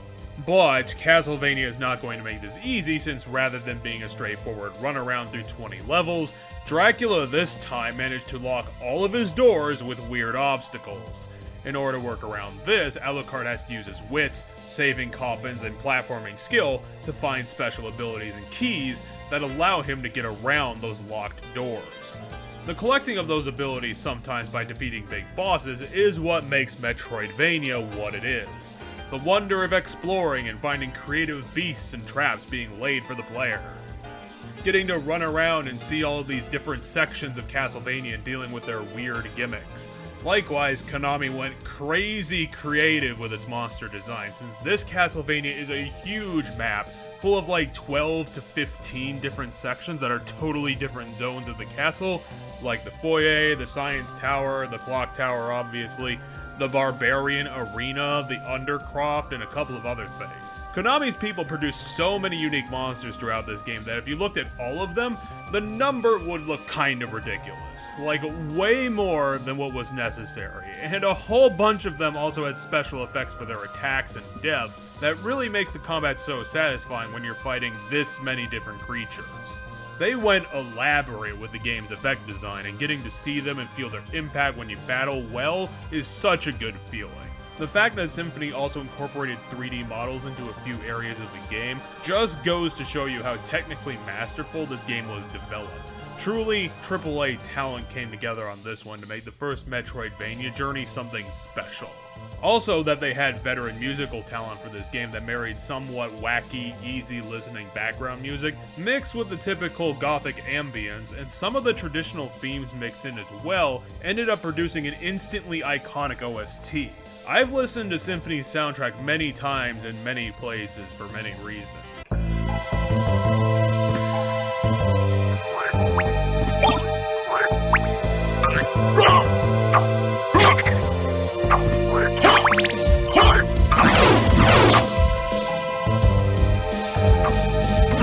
There is true love for what Konami's composers were able to do under their director, Tori Hagihara.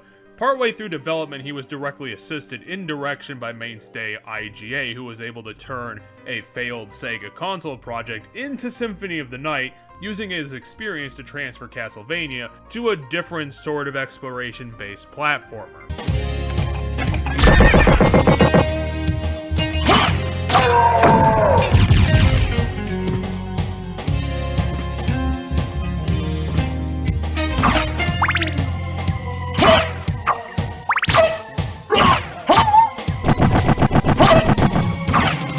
Apparently having been frustrated by seeing a lot of his games getting hit with slash prices pretty quick after release. I can definitely sympathize. IGA does seem like a person who takes their craft deadly seriously. Through their combined vision, SotN became the game that it ended up becoming, and through being hailed as one of the greatest games ever made, Castlevania's new direction was cemented and secured.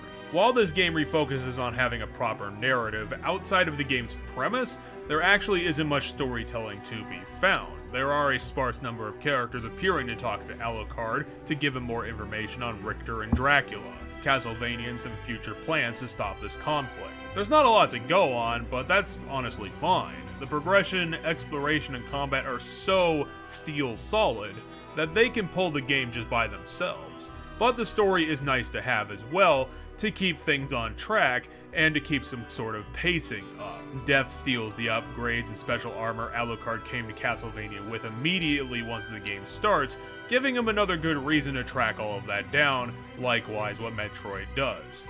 It is odd that rather than keep it, Death just distributed all of his loot all over the castle for him to reacquire on his own time. I guess he assumed that he was gonna die at some point in this game. Your main contact for this journey is grown-up Maria, having become a proper demon hunter in her own right, and having come to the castle since Richter saved her life all those years ago. Over time, you start learning that Maria thinks this whole business is fishy, but she and Alucard can't put their fingers on what's actually going on.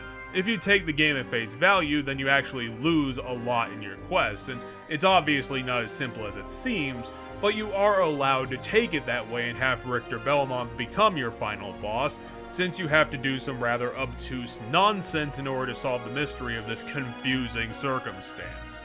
The two items you have to look for on your journey are the gold and silver rings. Once you have them, you can head back to the clock room, and wearing both rings will open up a secret room containing Maria again. Maria has gotten her hands on an item that'll help Alucard figure out what's going on with Richter, the Holy Glasses. These spectacles allow the wearer to see through illusions, something that could be helpful.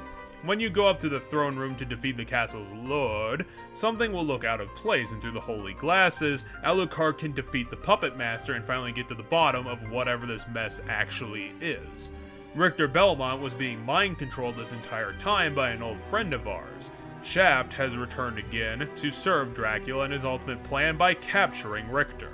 With Richter under their thumb, the Belmonts would have been forced to fight each other, and since Richter is one of the strongest Belmonts in many generations, Shaft would have been victorious in destroying the Belmont family. However, with his plan now completely falling apart, something strange starts to occur.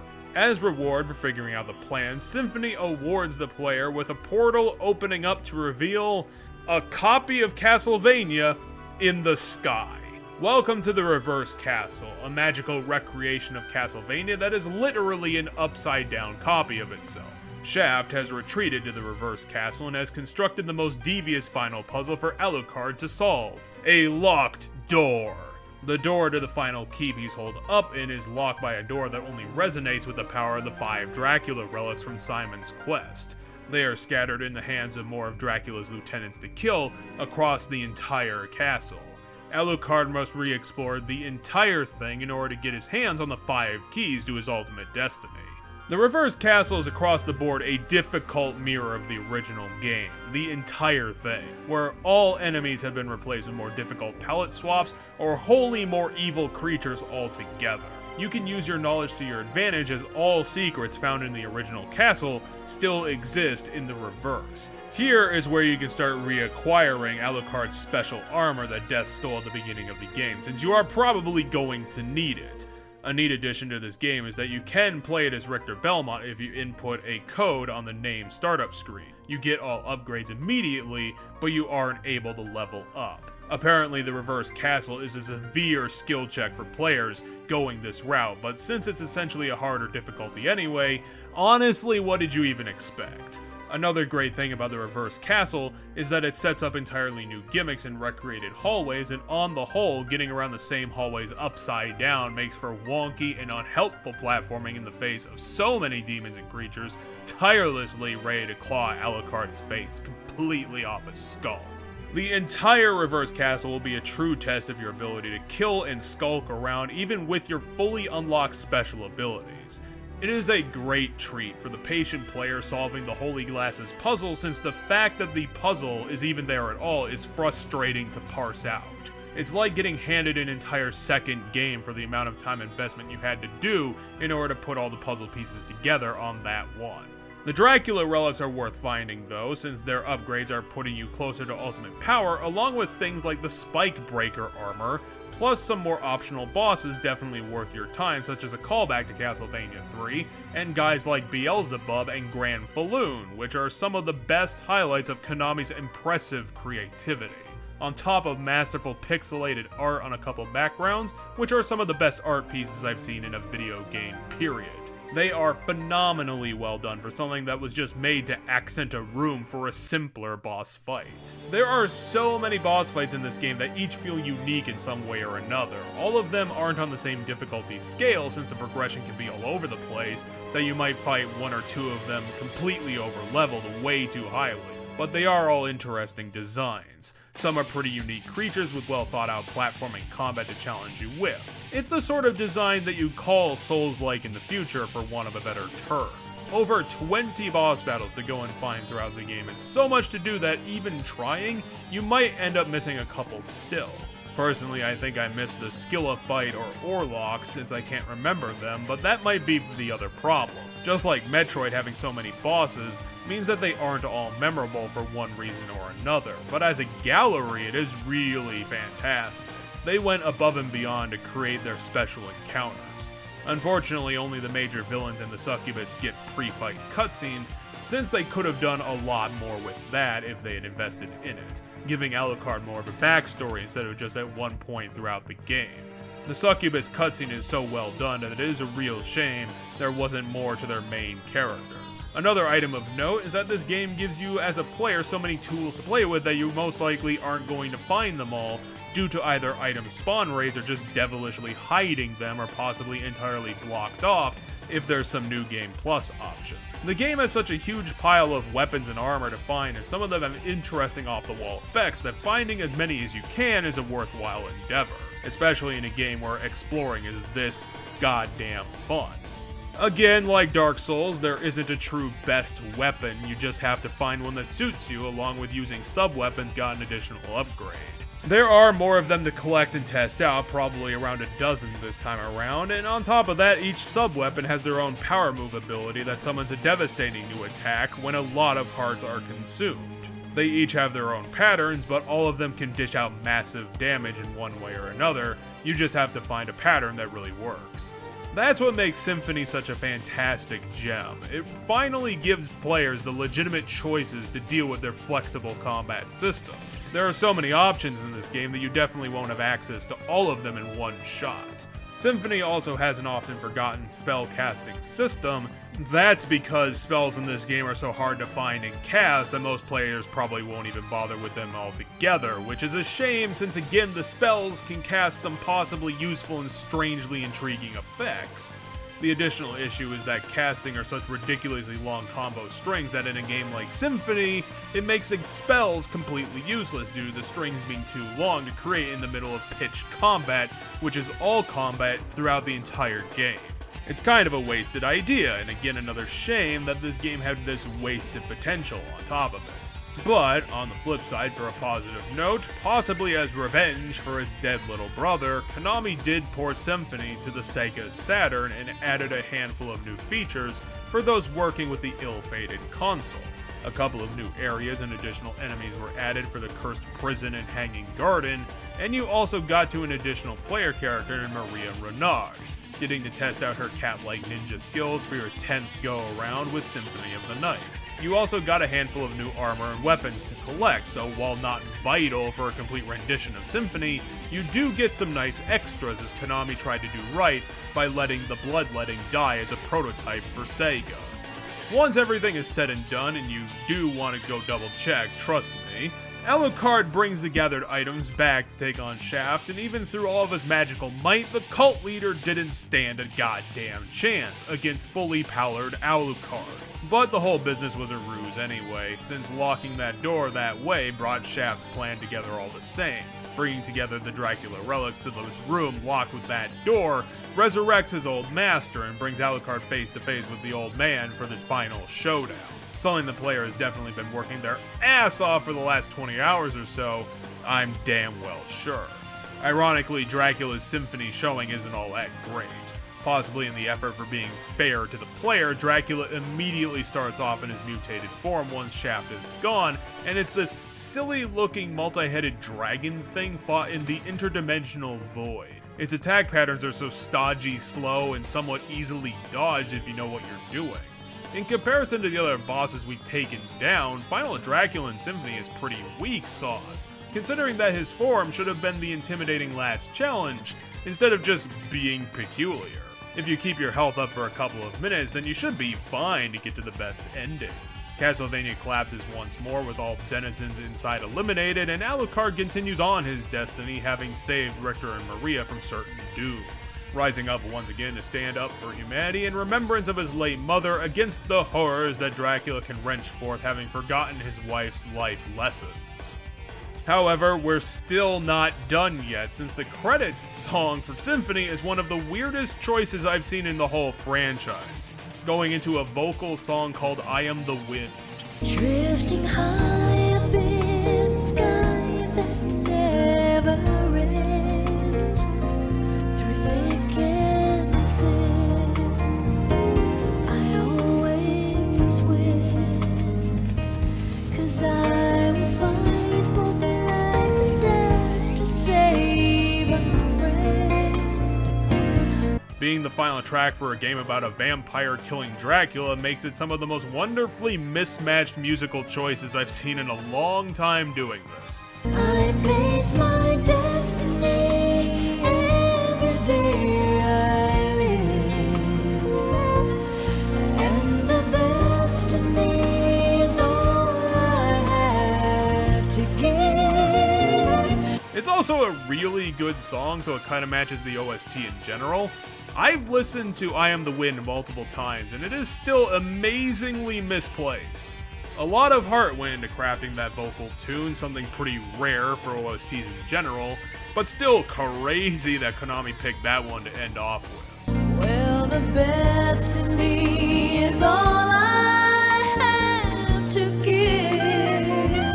I can't pretend. I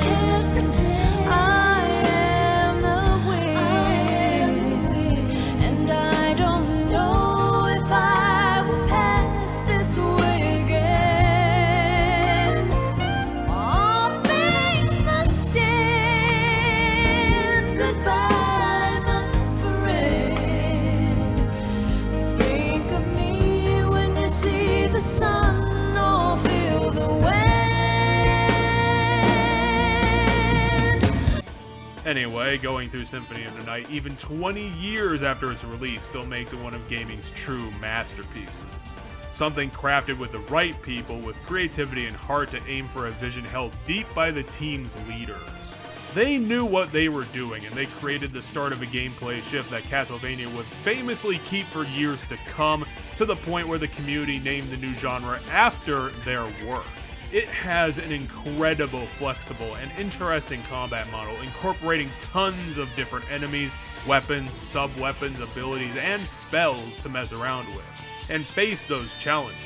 It has a famous OST that's fun to listen to, even if it doesn't match the action all the time.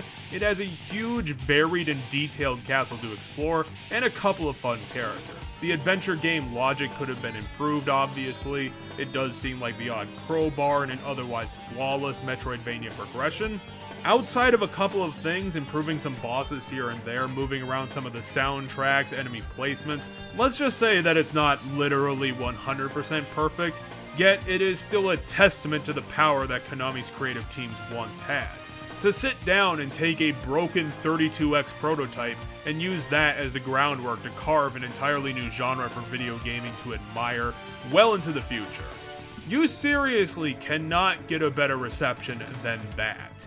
Well, now that they have that direction, let's continue seeing what Konami did with it. But I demand you cease your attack! I will not. You shall regret those words. We will meet again! Well, apparently Konami took one look at that path they had laid down with Symphony and had one more little detour they wanted to get through before setting off in Castlevania Legends, a game I'd never heard of. Legends is probably the final attempt to get Castlevania onto the Game Boy, and their previous two efforts hadn't been worth all that much. So, what's going on with this one? A bit of a twist on the usual formula, this game starts Sonia Belmont, our first female member of the clan, and actually only female member of the clan doing their usual thing. Castlevania has reappeared in the 15th century, and it's her turn to go sort it out. Like the intro said, instead of going with their new idea, Legends is one of the last games to be a traditional platforming Castlevania, and for a final outing of their long-standing idea, Legends was certainly a way they could have done it. Honestly, I don't know what the fuck happened with this project, because this game looks like absolute ass. Legends has such bad art in it that I'm amazed Konami greenlit it all the way to publishing. This is absolutely inexcusable, right down to the protagonist being some of the most bizarre and garbage pixel art I've seen in a long while. Even sub-tier, try-hard, nostalgia Steam games don't look this incomprehensible, especially in a monochromatic world.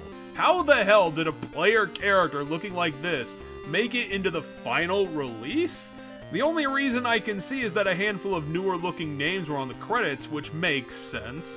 I know that some people might yell, "Limitation of the console!" as an explanation. While that's partially true, the Mega Man World games also exist, and if Mega Man V can exist on the same console, then Legends looking like this is just an example of a neglected or incompetently led project. Considering how many cancelled projects Castlevania has had in its history, why couldn't Legends have been one of them? Even if Resurrection was a planned 3D game, I'd have that hypothetical over this any goddamn day.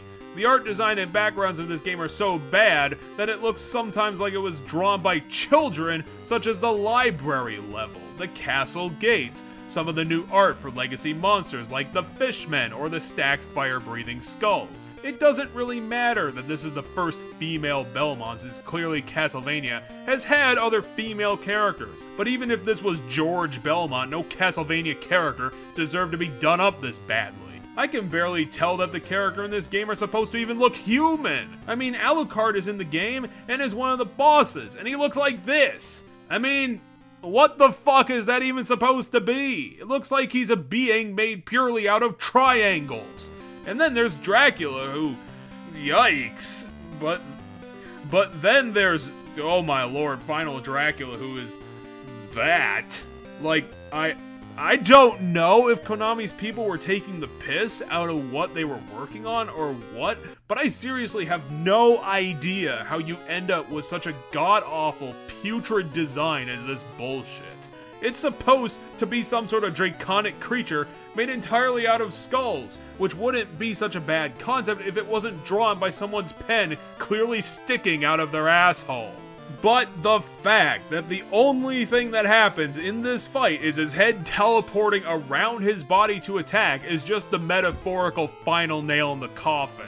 What makes this game insult over injury is the idea that it's hard as balls and not in the typical Castlevania way. It's the typical bad game way, where they don't know how to implement attack patterns, enemy placement, and hitboxes. And so you just end up copping huge damage from random attacks that you can't plan for, since dealing with the combat is like fighting a raccoon with a frying pan. The movement is sticky and unresponsive. Enemies are sometimes placed just for fuck you damage that you can't do anything about. A bunch of the enemies just break the game's rules to hurt you. We even get to fight an actual dragon halfway through the game, and usually fighting dragons in games is fun. Castlevania doesn't have a lot of straight dragon fights, but this thing is clearly embarrassing itself, having one rigid attack pattern that would be stupidly easy to defeat if it weren't for the useless jumping this game has. An interesting thing that this game did do was that it had some sort of permanent sub-weapon system where you acquire them from boss kills and could cycle through them any time throughout the game. Apparently they weren't useful because I never used them in my playthrough. Not really sure why they were even there by the end of it. The game's story is usual Castlevania stuff, and it kind of rips off Symphony's story since Alucard shows up to do the same thing he will do in Symphony, but Sonia refuses to listen to him and takes up his quest for him by force, which leads to their boss battle in spite of them apparently being best friends. I'm sure this makes sense in anime land. Hell, they could probably make the beings of pure triangles make sense if they put their minds to it. If you want the best example of how fucked this game was from the word go, there's an Axe Goliath boss battle right before Dracula, and watching me fight it, how would you even suggest fighting it in an optimal fashion? Maybe the answer here was to actually just spam the sub-weapon and be done with it, but that's not really fair, since hearts are always a factor in these games, so what the hell was I supposed to do? I don't really understand what they were going for in this encounter because I'm assuming hiding under the platforms, but then how do you actually get away with doing that? This is the combat of this whole game where you're consistently put in these lose-lose situations and scratch your head wondering what the fuck was I supposed to do there? I took like 1/3 of my health bar in that damage. Well, you know what you do. Make like Sonya at the end of the game and scour that trauma from your mind. Throw this adventure in the mental trash can and forget it ever happened. This game is a legit atrocity, and the series deserved better. I'm amazed that outlets even managed to have the failed integrity to give it a 4 out of 10. This is absolute garbage. 2 out of 10, and it barely deserves that. But I demand you cease your attack. I will not. You shall regret those words. We will meet again. And speaking of bad ideas, immediately after you broke the mold on Castlevania, why did Konami decide to reboot the series? Makes about as much sense as when Devil May Cry did the same thing. Well, today we're going to be talking about Castlevania 1999, or what people usually call it, Castlevania 64. The first attempt in 3D-ifying the series.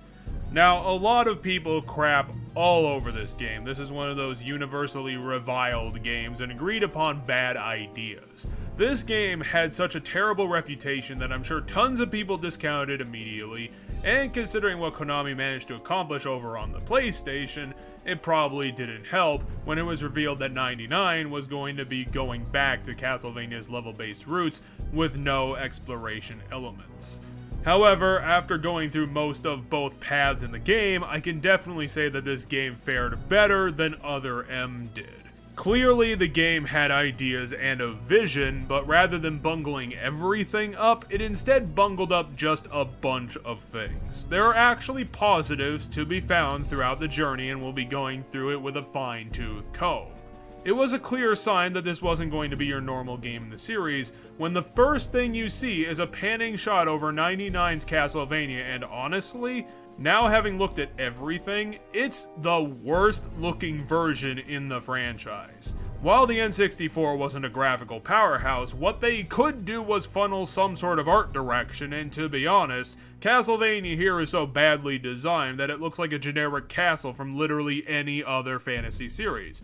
Hell, maybe this model is in Quest 64. Hell, it barely looks like it's even in the gothic setting that the game is famous for. It's just a random ass castle, which was really disappointing. Another sign that this game was going to be different is that technically this game doesn't involve the Belmonts at all, kind of like Bloodline. In this game, you get to take control of either Reinhard Schneider, the current holder of the Vampire Killer, having received it from the Belmont family, or Carrie Fernandez, a Maria-esque character who took the path of the Demon Slayer after some family drama. Reinhardt is your classic Castlevania character, whereas Carrie is more of a magical ranged fighter. The two paths of the game are different stories, so playing both of them is worthy of your time if you don't get pissed off by all the gameplay problems.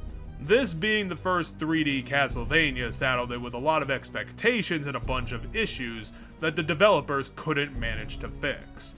The first major one is that the game's jumping is fundamentally screwed up, which is a problem since 1999 is trying to be more of a platformer than most Castlevania games. The jumping is oddly high and lacks good control or momentum, meaning that it's difficult to do the platforming since you can only take half guesses on where you're going to land. Oddly enough, the camera in this game isn't all that bad for the most part. It can get jammed in unhelpful places, but you can at least see the whole map you're looking at. It's the jumping itself that fucks you over 4 out of 5 times. A way to mitigate this was that 1999 gives the player ledge grab mechanics to help with the incredibly awkward jumps, but again, there's a problem. There is no good way to tell that your character will do a ledge grab, or just embarrassingly launch themselves at a wall and die stupidly. You can sort of figure out a range of acceptable jumps to make it happen and become more consistent. There's just no way to tell, since it's mostly the engine guessing at the success rate, and in a game that proudly has challenging split-second platforming, this was a boondoggle that needed to be shored the fuck up. It wouldn't be such a problem if the game didn't have instant kill pits and rivers that you have to deal with, which are always the perfect showcases of developer incompetence in these bad projects. Clearly, the developers could have given the player a better time with their clearly mangled platforming, they just didn't, and forced them to accept cheap bullshit deaths. However, there is one way that the game does help. There are frequent save points throughout, and the game eventually gives you access to tons of health items, breaking away from tradition to help offset a consistent difficulty with the 2D Castlevania platformers. Some of it can get more bullshit, such as the enemies that land a hit and then stop you in place for several seconds, or the nuisance enemies that follow you through the level and hit you for huge damage if you get caught. The combat isn't great, it's workable, but that's about it. Rather than having a frantic, tightly controlled setup, it's more like the system is so unbalanced that they had to generate a bunch of workarounds to get it to work, even acceptably, since movement is borked, which ties into your combat effectiveness.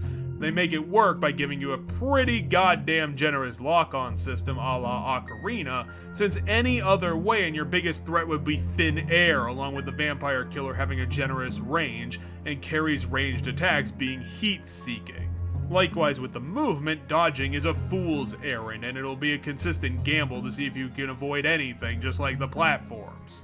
To the game's credit, 1999 does try to carry the Castlevania legacy, since for the most part, the platforming levels are literally taken from older Castlevania games and put into 3D, which wouldn't really have worked even under better circumstances, but here with the bad controls, it's even stupider and will start killing you over the tiniest of mistakes.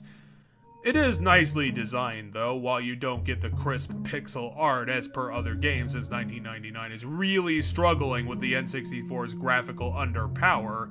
They still make for varied, interesting looking levels. This game gets pretty dense as things progress, as the levels are long and full of challenges to block you, which is nice that you get to see the small details throughout the journeys, such as the Bloody Mary statue thing, the glass windows in the manor, and the attempt at physics when Castlevania starts falling apart in the final act. This is the point where I realize that even though the engine has problems and it's as wobbly as a 3-legged horse, There was effort and passion put into the game. Someone clearly cared to make the 3D Castlevania thing work. Hell, Konami believed in it enough to reboot the series with it. While the platforming levels are fairly simple, hard platforming and moving platforms surrounded by enemies both of nuisance and trying to kill you, there is another type of level that gets seen several times, mostly in the mansions, and that are the puzzling sections of 1999. These sections were clearly and obviously inspired by Resident Evil. They wear the damned influence on their sleeve because they even try to do their version of the door opening transition, which looks fantastic, since it's done somewhat seamlessly and they do the proper camera trickery to make it work. These places again are huge multiple floor puzzle boxes that you have to work on flagging the parts and getting through its tricks, even if all of them don't make all that much sense. The main issue I have with these levels are that the puzzles are ridiculous and silly. The major examples are the meeting with Rosa. Rosa in Reinhardt's game is the tragic character who was a young woman who got taken in and transformed into a vampire and now hates her existence as a demon, and Reinhardt sympathizes since he's a traditional protagonist. You have to meet her in the mansion to flag a key appearing, but in order to do that, you need to enter the garden room at a particular time the game doesn't tell you about. Another neat addition to this game is that it introduces a day-night cycle, and a handful of effects occur throughout the game depending on the time. You can also buy a cheap item to change the clock when you meet the shopkeep. This part of the game is also annoying, since you don't have so much stuff to interact with throughout the level to justify the scheduling of a particular event like Majora's Mask did, which leads to a lot of waiting around and not doing anything since the rest of the level is locked off from you over this flippin' key, and the justification for doing it is also stupid, since the flag this game uses is Rosa just telling you that Vincent has the key and he forgot. Charlie Vincent is another adventurer who's taken up the same task as Reinhardt. You can find him pretty easily since he carries a comically huge crucifix on his back. He's a very silly person and doesn't do all that much plot relevant. Another reason that 1999 isn't as bad as it seems is that the creators put this sort of narrative hooking item throughout the game to keep the pace and drama up. A game that it didn't try would not try to have emotional moments and other characters that have cutscenes with the main guy. However, this is obviously let down again due to Konami having trouble wrangling a good art direction with the N64 specs, and the visuals let down the script, such as the faces never emoting and the one emotion they do have never matching anything passionate. However, the models, while kind of weird looking, do have detail and some flair on them. They have a concept going for them, and characters like Actrice, Reinhardt, and Rosa do have some ideas and concepts going into them. They have a vision for their characters, and I can appreciate that even when the faces are pretty goddamn bad. On the flip side, Death looks terrible. Not the worst death in the series, but one that definitely looks more like a terrible scarecrow. Hell, this game's behemoth is infinitely more menacing of a boss than the traditional God of Death. While we did meet Rosa and Vincent in that chapter, we also have to talk about another dude. Malice, a nobleman's kid having gotten lost in the hedge maze. Yep, if you were against 1999 before, there is definitely a hedge maze in it as well to get into the back of the mansion. And it's about as terrible as you would imagine, especially when you learn we have to escort Dingus here to the other side of it because Reinhardt is a good person. A strange thing to note about Malice is that during the Labyrinth level, he starts speaking to us very oddly for an 11-year-old child, and acts suspiciously towards us as he gets his way around the upper part of the castle. The upper castle level is going to be a huge drop-off for a lot of players, since it's a tall level, probably around 4 or 5 floors of dealing with timed platforming and tons of enemies. This actually isn't a problem if it wasn't for one thing. The level requires exploding to progress, and the only explosion available in this magical world is nitroglycerin. The issue is that the game tells you that the nitroglycerin is temperamental and so it has to be treated carefully, which means no jumping and no messing around with enemies too much. And you can see this coming a mile away. You have to drag a vial of this stuff from the top of the level to the bottom of it. You actually have to do this twice, but the second trip isn't through the whole level, and considering the instant failure punishment for not playing it the game's way, this one single idea completely tanked the enjoyment of this level instantly and ruined the game. Yeah, this was a terrible idea. It was so stupid and obvious to box the player in like this on the required path that I'm amazed this made it in as a gameplay challenge. It's just absurdly stupid. However, make it through that, and this is probably the worst part of the game by a country mile. The rest of the game is pretty much platforming, which includes a tower of dirt and the clock tower, so it can get a little messy due to the tight challenges and the awkward controls working against you. Once you clear the hurdles and grab all the keys, we finally get to the top of Castlevania and can start working on our antagonists. The first one being the terrible looking Death. The setup is interesting, with Rosa taking a bullet for us and Death chiding us over our sympathy with the female vampire, and then an underwhelming boss fight. After fighting the behemoth in the upper castle, Death and even Dracula are pretty underwhelming, since he just floats around occasionally glancing down to attack Reinhardt, and Dracula is more of a teleport and hope for the best to hit Reinhardt battle.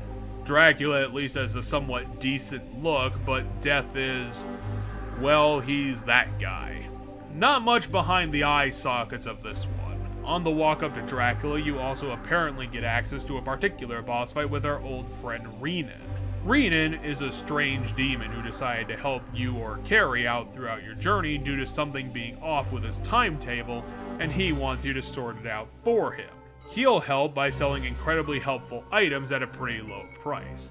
However, if you get up to the throne room walk and either spend too much money or use too many items, you will have a boss fight with him, since buying too much of his stock will activate his master plan, which was to reawaken his powers through your purchases, and to be honest, his boss fight is pretty god-awful. Lots of easily dodged projectiles, and the arena is so huge that avoiding his one melee attack is easy when his AI doesn't even track the player. Additionally, there's also Vincent, whose boss fight gets activated if you take too much time getting up to the throne room. He's a bit better since you fight him in a box, but his attacks are more melee focused and he throws a lot of holy water around, which has limited range. He's probably more of an issue for Reinhardt, but cheesed easily with Carrie. Vincent tried his hand at becoming an adventurer and is destined to become a dead vampire. Then there's Dracula in the classic coffin, who has a lot of attacks, but they can be fairly easily dodged when you figure all of them out. He's not much to write home about, only his head is weak to attack, so attacking him as Reinhardt can be a touch perilous due to jump timing. However, once Castlevania starts collapsing is when the real fun begins. Like the other characters, Malice also shows up for some reason now, ready to make his big reveal. Dracula in this game was actually a decoy created by Malice to factor into his plan, and he reveals that he's been Dracula the entire time, just waiting for his chance, and you have to take down the kid that you rescued so long ago. That probably might have been an interesting idea if his name wasn't Malice, and he kind of gave the game away 4 levels ago. Again, Dracula is a piece of piss. He just throws out cape fireballs in a horizontal line because he's in a 3D game, which can miss easily since there's only 3 of them, but they also have decent tracking. A thing he does to throw you off is that he teleports after every attack, but the teleport light appears all over the place, so you just have to guess at where he's going to appear. Once Dracula has been knocked down, the rest of Castlevania goes with him, and we get to see where a bunch of the development time actually went. Dracula's final form. I've ragged on a bunch of the mutated Dracula, since a bunch of them are just underwhelming, way too bizarre, or non-existent, but when you see a dragon centipede descend from a swirling vortex into the Ganondorf battlefield, you know the shit is finally hitting the fan. I love this design, and I love the final boss theme. It's dark and imposing and really what this needed. Plus, it's also really difficult, dishes out huge damage and covers his flank in this 360 arena. The hitboxes still make it somewhat unfair, but it is still a good way to end the game. Make it somewhat dramatic in a full set piece. Defeat Dragon Dracula and save the day, and get one of those bullshit everything turned out fine endings when Rosa reappears having regained her human state now that the curse has lifted, along with the classic Cliffside Watch ending, where the worst Castlevania sits in the lake, wrecked to shit, still somehow managing to look even worse than when it was standing. Meanwhile, Carrie gets a somewhat different story for obvious reasons, but for the most part, the game paths are similar down to most of the levels being exactly the same, just reordered to show a minor amount of effort. Rather than the whole Rosa thing, Carrie has to deal with Actrice, who is a magically inclined crazy person trying to resurrect Dracula for their usual reason. She wants to be immortal. Carrie's story is more family-based, since the Fernandezes had their own separate beef with Dracula since his arising kind of killed her entire family. Through the trauma, she gained her magical prowess, and through her anger at the evil that killed her parents, she decided to go to Castlevania and serve Dracula a punch to the face. Instead of fighting Rosa and Death, her puppet master, you get to fight Carmilla Fernandez, who tried to do the same thing as Carrie but failed, and Actrice herself. Again, both battles are pretty mediocre, relying on a lot of projectiles. Actrice being a bit better since she varies her magical attacks and harasses you constantly with crystal AoE attacks, and having to break through her consistent shield. She is a person who definitely likes her germs, but beyond that, the paths are the same. Fake Dracula and real Dracula, and just a slightly different reason why Carrie is there in the first place. I like that they tried to make it a bit deeper than just picking the melee or the range characters, but these two paths still feel half-assed. It's all the same levels, and you get a couple of different bosses, everything else is the same, and it just makes me wonder why they bothered having character selection at all. Castlevania 1999 is a weird amalgamation of bad ideas and scrutinous detailed work by the designers to make a game worthy of attempting to reboot the series into something different. It clearly failed, the gameplay misfiring guaranteed that, but there's also a weird amount of effort in the character design and set dressing, along with having these odd puzzle-based levels that you can go into every room in the house that shows that there was hope for this game.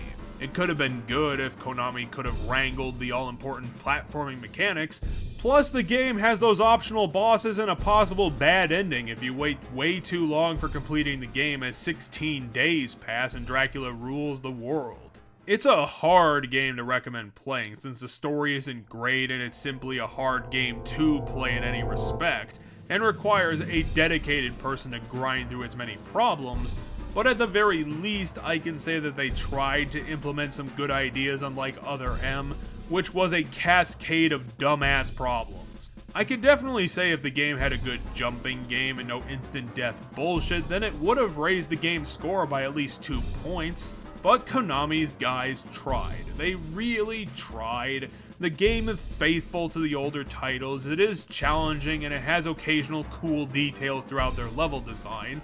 It's just not a complete mess that people always said it was, and it's definitely a salvageable idea. I can respect the game even if I still don't like it. You know, it's definitely an interesting concept for getting a new Castlevania game off of the ground, since this was their first shot at it. But I demand you cease your attack! I will not. You shall regret those words. We will meet again! Yeah, I'm not sure where this project came from. I'm going to imagine that 1999 didn't do all that well sales-wise, so Konami greenlighting an expansion for that game is incredibly weird. Investing more time into a property that didn't draw much public attention, but maybe someone driven by passion to fix its problems managed to convince enough people to put together a team.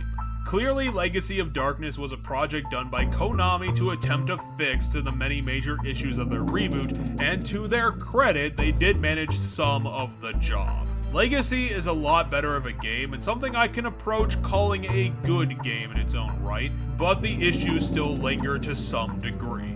This was kind of what you had to do back in the day, because this was way before the internet and patching, so this is what they had to do when publishers gave a shit to fix their broken games. Rather than being a bunch of hot fixes slapped onto a cartridge, this game focuses on a new story altogether starring Cornell, a young man cursed by lycanthropy who has come to the reappeared Castlevania years before Reinhardt and Carrie would come to it in search of a girl called Ada, who has been rumored to be taken in by the Count's minions for some dastardly reason. Cornell chartered a ship and arrived at the evil castle. It still looks exactly as bad as the original design. One thing that Konami did add to their expansion is that they massively improved the cutscenes. The intro to this game shows off old areas being redone with new camera angles and gives off a dramatic tone rather than 1999's "here it is" attitude and deal with it.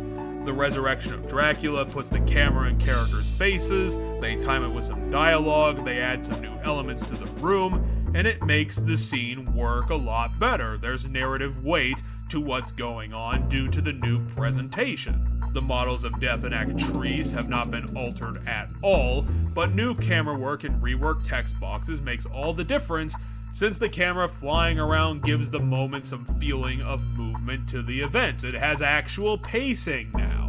This will be shown later when we meet the path's unique characters. Once Cornell's edgy character intro is finished, we get deposited immediately into another change. When Legacy is described as an expansion of the reboot, it is absolutely true, because on top of the alterations, Konami added in several new levels. The first one is the ship we arrived on, where it ended up crashing and we need to claw our way back to shore. If you so choose, you can experience Cornell's unique mechanic. Since Cornell is a werewolf, he is able to transform if you have enough hearts stored. His transformation will eat hearts constantly until you run out, so it's always timed, but his attacks get stronger and he's able to deal with more damage. Cornell's main ability is a projectile arrow which has great knockback and good damage. Cornell has a great skill set between that and his claws/knife, because it's quick, has a good tracking lock on, and it's a hefty attack for most situations. It doesn't have the range of Carrie, but it's long enough to be useful for things like the Harpy boss fight. Quickly after starting, you also realize something else. They actually managed to wrangle the terrible jumping game. Cornell's movement is pretty improved over 1999, which is amazing. His jumps are a decent distance, the control has been smoothed out, and the ledge grab is more consistent. This will make tackling stuff a lot easier. Plus, level design wise has realized that the jumping was crap and has put in some more and better moving platforms throughout the game to help the player deal with 3D Castlevania-ing. It's definitely not the golden bullet fix, but it is still a marked improvement toward the worst aspect of the original. After the ship level is finished, Cornell finally gets to the island to discover that yes, most of this game is going to be reused levels from the original, but the developers did put in some effort to redesigning them somewhat.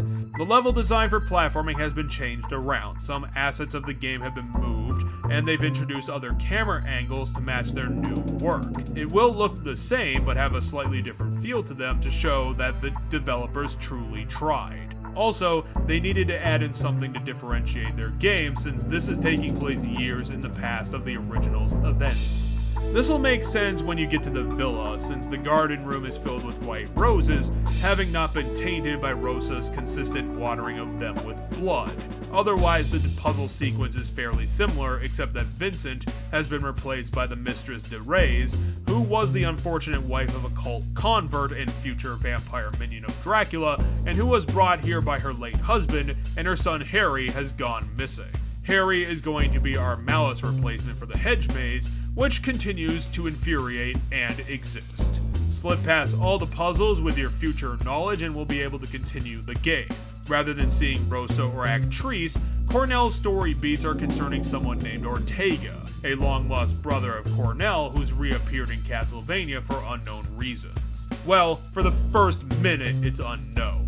Ortega reaches Cornell after he breaks through the castle gate and lets his younger brother know that the person who kidnapped Ada and burned down some of his village was himself, since he was allured by Dracula's cult to gain ultimate power, having to steal Ada away to be used for the resurrection ceremony to gain access to that power. Ortega storms off, leaving his brother behind and daring him to try his hand at fighting his new self. Beyond the villa, more levels are added in or redone, such as the Egyptian crypt-esque place in the castle's new lava dungeon, which is pretty silly of Dracula to add, and a commonplace of dying to the game's continued desire of instant death pits. The point where you have to climb across chandelier chains is a pretty cheeky joke by the developers towards their fondness for fall damage. The redesigned levels are even more dense and detailed than previously, introducing things like diaries that you can pick up on the rare occasion, and examination dialogue to give the location some sort of new interactivity, at least for the puzzling sections. Unfortunately, the new levels are all platforming sections, so that just leaves us the villa and upper castle as per usual. I do appreciate the new levels. I think the work they did on the Crystal Hallway Tower was well deserved for such a short amount of the game to make it light up even more, and while the lava basement has a nice fascination with frying Cornell alive, it is still a cool place that has some interesting platforming. And then you get to the new clock tower, which somehow managed to be an even more technologically advanced 8 years ago, since on top of being more metallic and covered in lasers, we also get the new boss, a giant crystal surrounded by cannons. I know that Castlevania likes its kooky magical technology, but this is just getting silly. A decent boss battle, frankly a lot of the new boys are at least decent, just none of them really stand out in spite of the large crystal of doom. Make it through the new trials, and when we get to the upper roof of Castlevania, we finally find our old friend Ortega. Dracula's people have given him enough time and they aren't seeing results, so they throw Ortega the power that he's so dreamed of. This was a chip he's been holding on his shoulder for an incredibly long time, or the corruption just makes him believe that's what it was, being jealous of Cornell's ability to transform on command. Now he's going to counter that by transforming himself into a chimera. To be fair to Legacy, I did not see that one coming. It's an interesting design, but not much of a fight. Giving the player a permanent nice damage projectile move with hard tracking lock-on might not have been the best idea for the whole challenge thing. That's a good thing about Legacy, is that it did blunt the difficulty curve by throwing out a lot of the bullshit of the original game. Possibly a surprise, but Legacy actually released almost a year after 1999. They managed to get all of this crap fixed up inside of like 10 months, which is amazing. Makes me wonder why Konami allowed the first version to ship at all, when they had all the fixes ready to produce in their back pocket, but considering the wiki seems to blame time constraints on what happened, that makes it sound like nonsensical publisher meddling as per usual. Afterwards, the game follows the same throne room climb. You can do the Renan fight again if you want, but since Vincent isn't here, you don't get that option. Renan is exactly the same, and its boss fight is pitiful. So much for the Greed Demon. You get to the top to face Dracula again, and this time it's the real guy instead of Gilles de Ray's decoy, and likewise his fight has been redesigned. It's essentially the same framework, just different whistles.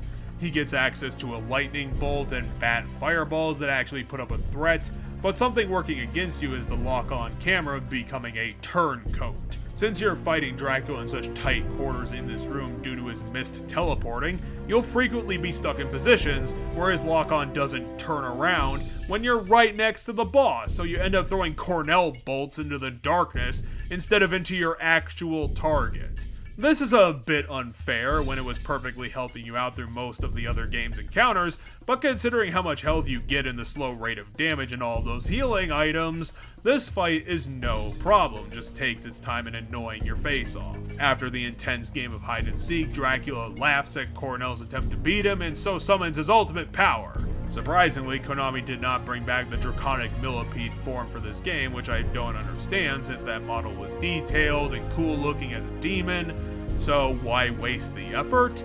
Maybe his actual form was supposed to be the final decision? It is kind of lame though, since it looks like a Devil May Cry concept art with Dracula being transformed into a statuesque blind giant guy, and his weak spot happens to be his real face, having shifted to the stomach of his new form. Now, this is a peculiar boss fight since it deliberately has perspective problems. Cornell can't really run around the battlefield since the camera is so locked in place in the middle of the arena, which means his best chance for dodging attacks is just shooting them down. But there are so many attacks summoning simultaneously that it's almost impossible to avoid everything, so you just have to do your best. Dracula will alternate between being right next to Cornell and going towards the background to attack him.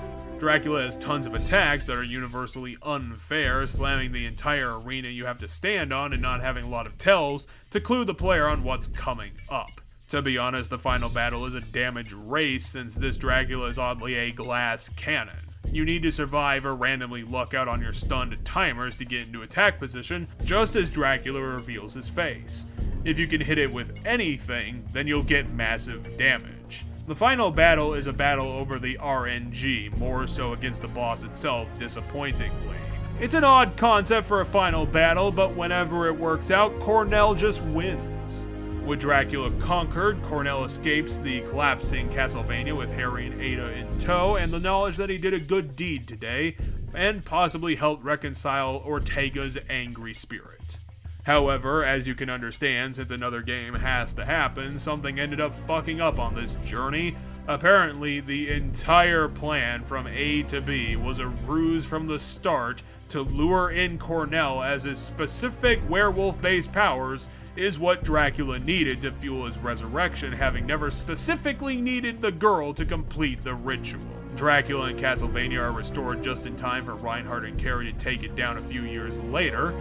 Now, while that was most of the game, Konami did add in a little something extra: Harry's story. Harry's path takes place simultaneously with Reinhardt and Carrie, except rather than supporting their effort, Harry's story is a mini-game that takes place across a handful of levels from the larger paths. Harry is contacted as a part of the military to go to Castlevania and rescue 7 lost children. They're hidden around a bunch of random paths that you just have to sort out on where they are. Explore literally every corner of these 4 levels. To be honest, Harry's story is pretty bad, having it rely on this dumbass hiding of required plot elements in the most hidden corners they could think of, and on top of that, you have a time limit of 7 days to do it, otherwise the castle will probably collapse and kill the remaining kids you weren't able to save. However, to help you on your quest, Harry probably has one of the best skill sets in the game between his sword and a gun. The gun is fantastic, great damage, instant use, and possibly no reload. This thing is fantastic. It works so fast that lock-on isn't even all that important, and Harry pretty much has no bosses to fight. It's all exploring the cave networks. Since this is essentially a mini-game to unlock more stuff, there's not much to it beyond that, as obviously Harry's gameplay model doesn't mesh well with the other path's puzzle inclusions, so it's literally just wandering about the early game to solve this conundrum. If you have a walkthrough, and you probably should for this cruddy post-game thing that's bad, I was able to get it done with save states in about an hour. So there's basically no content to Harry's story. It's a waste of the developer's time to do this, but the only reason this exists is as a roadblock to the actual collectible of this game. Solve Harry's quest in time and you are allowed to unlock the paths for Reinhardt and Carrie in this game, therefore giving the world absolutely no reason to play the original 1999 outside of some unique boss fights. I didn't play these paths again for the obvious reason, but I'm imagining it's just the levels from Cornell being played by those other characters, and the 1999 boss fights are forgotten and replaced by this game's content. I appreciate the extra work, but again, I find myself asking, if you are doing all of this extra stuff, then why did the reboot need to happen at all? Legacy of Darkness was a passionate attempt by Konami months down the line to go back to their amazing 3D mess and try to patch it up with an expansion, justifying its development by including Cornell as a full unique story and prequel to the events of the reboot. It's always a better time for the customer when the creator of a bad product simply apologizes for the bad job they did by spending their money to go back and fix it. This was the age before patches could be downloaded, so really this was Konami's only option to do this if they really wanted to do it. Amazingly, the jumping game was substantially improved, and likewise in the previous section, it well improved the overall feel of the game. The combat is more player-friendly and the monster designs are nice and intricate. The new camera angles of the characters give it a lot more pop and intrigue to the non-emoting models that they have to be stuck with. It just looks a lot better, gives it some sort of pacing and drama in comparison to the original that just had everything stand still and text fight each other. The levels were massively redesigned and remade to the point where, in spite of looking the same, they are almost unique experiences. The platforming is less bullshit, the combat is more fair, and Cornell's story is as good as the ones for Reinhardt and Carrie, plus it gives us a transformation mechanic to shape up the combat design. Legacy of Darkness is a game I would recommend, since it's the experience that 1999 was trying to be, and does justify that 3D Castlevania games could work. They have potential now that Konami gave the proper development time towards fixing the 1999 problems that were allowed to be released. At this point, I'd say just skip 1999, just play the Legacy version of all 3 character paths, and you'll probably be better off for it. You get to keep the good while tossing the bad of Reinhardt and Carrie and get to appreciate what you missed. This is one of the few times that I'll say that I accept the apology, Konami. Good job rebooting your reboot. But I demand you cease your attack! I will not. You shall regret those words. We will meet again! Apparently, Konami decided to skip all over that nonsense of the Game Boy Color and jumped immediately on the chance to have their games on the GBA, since Circle of the Moon did not wait a day. This thing was a launch title, which helps explain its problems. According to reviewers, this game did have a following when it did release. This was finally Konami showing some acceptance towards their new Metroidvania ideals with the series after the off-the-rails of N64 Castlevania, but in modern times I never hear a lick of anything about Circle of the Moon, and that's probably because other games ended up overshadowing their younger brother, and it's just not as good as what would come to be. As would become a temporary tradition, Circle of the Moon is a classic 3-character story in the Castlevania world, and it's again about as simple as it gets. Kamiya has returned from wherever she was hanging out to the rebuilt Castlevania in order to summon her master Dracula under a planned ritual. Alongside this occurrence are our 3 characters, Nathan, Hugh, and Morris. Nathan and Hugh are demon hunters under the care of Morris.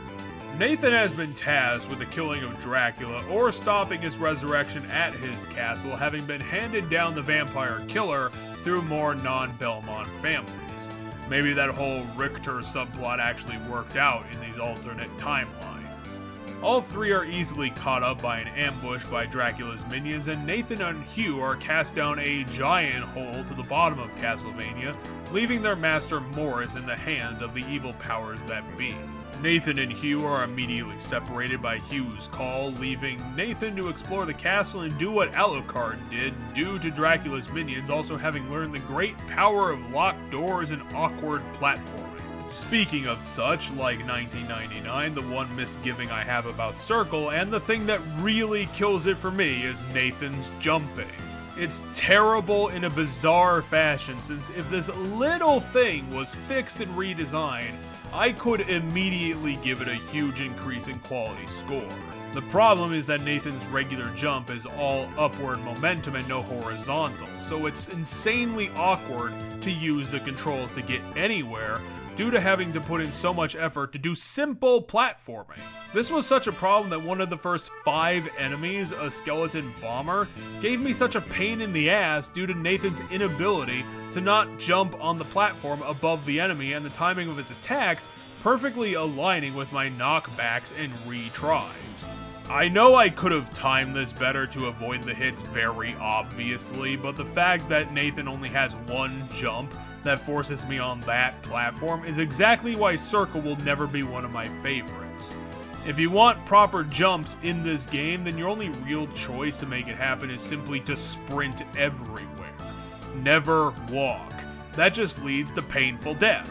Circle isn't a big version of Castlevania. I think after the first 3 hours, I probably filled out 43% of the map. This won't take you long to get back to our Lost Master. Unfortunately, Circle is not one of those games to expand your map suddenly to 200% either. I'm pretty sure none of the GBA series did that, which is kinda weird. Probably cartridge limitations, but considering Dawn of Sorrow, maybe it's just something they didn't want to revisit. Throughout the game, we do get symphony-style cutscenes, mostly just with Hugh. Hugh is the one going through a character arc in this game, arguing about who's going to kill Dracula, having a chip on his shoulder about Nathan being selected to have the vampire killer, and that Nathan has never beaten Hugh on his own before. It's all the power of the vampire killer and nothing else. He's having some problems, just like Nathan, but he never wants to hear about our day. It's all his problems. Our day is getting through this Castlevania, which in comparison is not all that bad. It has its gimmicks, areas, and enemies, and they are fairly creative, but across the board, it is clear that more could have definitely been done. The number of unique enemies and gimmicks to find are lessened. Some of the areas and getting around is obtuse even outside of the game's jumping problems. Possibly due to having less exploring to do, the game hits a heavy difficulty wall in the later game, giving you enemies in high damage numbers that outside of grinding experience can't be dealt with all that well, which led to a lot of save state. Ironically, what could have helped this was a larger rogues gallery, but strangely being the return to Metroidvania, Circle has to have one of the slimmest boss galleries in the series, stopping at around 10 of them, which may have contributed to the difficulty problem. However, they definitely consolidated the quality. The boss designs are boisterous and wacky, some inspired stuff to create these creatures. The problem is that some of the bosses are so over-designed that they look especially silly. A great example being Death in this game, who's a legacy character, and therefore we have previous versions to compare him to. His original form is fine, you can't really see his face, and he has a bit of a dark cleric or priest getup this time, but his mutated form is a real head-scratcher for me. A really ineffective, slow, skeletal turtle? Add to that the fact that this death does not speak, and you get a real winner for the most forgettable death. What the hell was that development decision? What was that concept? Another one is Kamiya, whose mutated form is your classic Castlevania sexy but not naked sprite work, but this one is sitting motionless on a giant skull?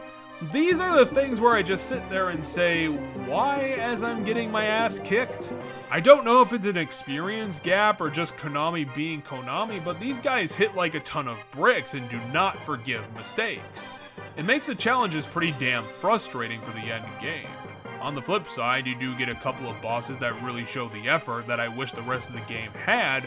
They are the zombie dragon boss, which covers an entire large room in decaying flesh and biting heads. Again, it's a huge damage demolishing boss. And then there's the sheep-headed monstrosity in a chapel-like area, which summons tons of projectiles to coat the entire screen. Maybe the entire boss gallery in Circle is a bunch of troublemakers. I possibly had issues with all of them, and then there's Dracula as per usual. Dracula actually has a good first form design in this game. It's nice and classic to his previous outings, and that one is also comparatively easy to deal with. Not too many projectiles, fair damage, but then we get to the mutation when he finally ascends, and this thing kicked my ass through a solid 30 minutes of save states. This was a trial and a half, because not only does he have bigger AoE attacks and is throwing these things out quickly, when Dracula's final form takes too much damage, it'll reduce down to his core eyeball surrounded by bats. This tiny hitbox is a frustration to hit. The arena is so big and Nathan's air game is so bad that you'll be lucky to score more than one whip strike on Dracula's core as it lazily floats around. At least it's not just a 5-second window that you get. You do have some time to sort out Nathan's momentum, but this final battle was not fun, and Dracula's design here is just on the edge of great to silly, since he does have his purple form covered in bat wings, but then it spirals down to these tentacle mouths at the bottom which don't fit in all that well. I mean, I've definitely seen worse Draculas throughout this video. Something that this game has unique to most other Castlevanias, it does crib off of previous systems, but this is the only game in the series with the dual setup system, which are a collection of tarot cards that Nathan can find in Castlevania that when combined can provide him with magical ability. I was only able to find around 5 cards throughout the castle on my casual play, and there are 20 available, and and this seems odd since this system could add a lot of variation and experimentation to gameplay, and the game does back up the system by providing a total of 100 effects, since each combo of card and card can work in a new way, from summoning adds, to providing powerful attacks, to providing stat buffs for Nathan depending on what you put together. With only a paltry 5 cards by the end, the system is so limited that I barely used it outside of harder sections of boss fights. The system was a really good idea and it could have balanced out the game's difficulty issues. But they also decided to hide the system and put the cards in either hard to find corners or too low of item spawn rate, so it just didn't come into play in spite of the UI having gone through the effort of including a special mana bar. It's a cool idea that would have massively mixed up the mechanics, but just was not in the cards for a non-collectathon player. Once you learn the battle enough to defeat the Lord of Darkness, we get the classic end scene where everything turned out fine and Castlevania dissolves into the sea once more. It's here where Hugh reconciles his differences with Nathan and say that he's proud of what he's accomplished, but will continue training harder to overcome the vampire killer's abilities. We actually reconciled earlier during Hugh's boss fight, but the fact that Dracula was corrupting his soul from afar was so obvious, I didn't feel like that we really needed to spell all of that out. The human boss battles in Castlevania games have always been inherently interesting encounters, since it usually turns into a mirror match, where the designer basically copies your player avatar and makes you fight it with a similar moveset. It makes for a different feeling encounter since you have to grapple with movement and combat skills that you use all of the time. How do you strategize on the fly fighting yourself? And that's why they're hectic and fun, especially when you add in unique techniques and powers that varies it up even more. Hugh is definitely not one of the best, but it's a cool concept for these sorts of games to fight human bosses. Circle of the Moon, it doesn't seem like it's anybody's favorite one, and I can certainly see why. Not only did later iterations come around to outdo its earliest days figuring out the GBA, but also that there were control issues and content lapses that other games didn't suffer from. It's simply a forgettable journey. The exploration is too short, there's not enough rooms in the castle, or enemies to kill. While the bosses has cool designs and could fill up entire rooms with their bulk, you really need to have the quantity to back up a Metroidvania game. It's pretty much a requirement to be considered quality.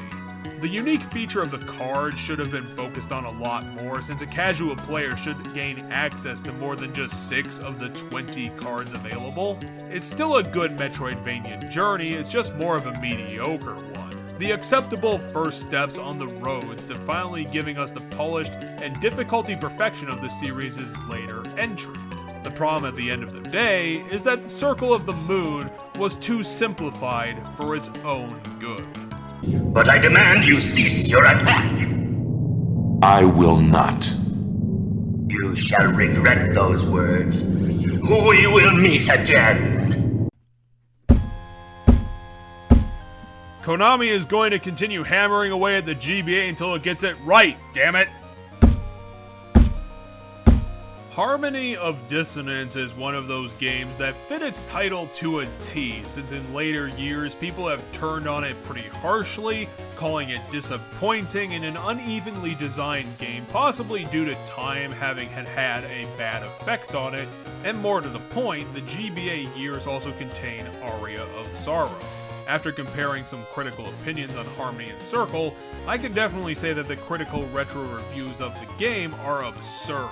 Circle had major issues with its jumping, a less impactful castle, and only a handful of boss fights, but people went after Harmony for its soundtrack, progression, and obtuseness, which is just silly. These are opinions of people who don't like the game, but can barely take a stab at figuring out why. I can point out flaws in this game to you, and they are also definitely existing, but don't go around telling me that the music or getting around the castle is bad and therefore it's the most disappointing Castlevania game, especially when Circle of the Moon continues to exist. Harmony of Dissonance begins similarly to Circle of the Moon. It's another 3-character story involving Just, Maxim, and Liddy. It starts pretty simple. Just and Maxim, childhood friends, reach Castlevania in their search for Liddy, who's gone missing. Then they split up shortly after arrival to look for her. Apparently at some point one of the female Belmonts must have had a love child with Alucard when he returned one day because Juiced Belmont looks exactly like him.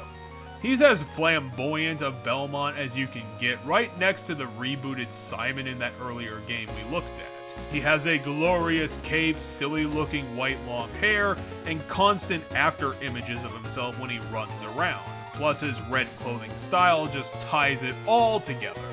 If you're looking at this image of Juiced running around and think it's familiar, we'll get to that real soon. Circle of the Moon was criticized by me for its awkward controls and lack of content, leading to a difficulty upgrade that was too steep, and surprisingly for Konami, they took those ideas on board with Dissonance and created one of the smoothest exploration and progression paths I've seen in quite a while.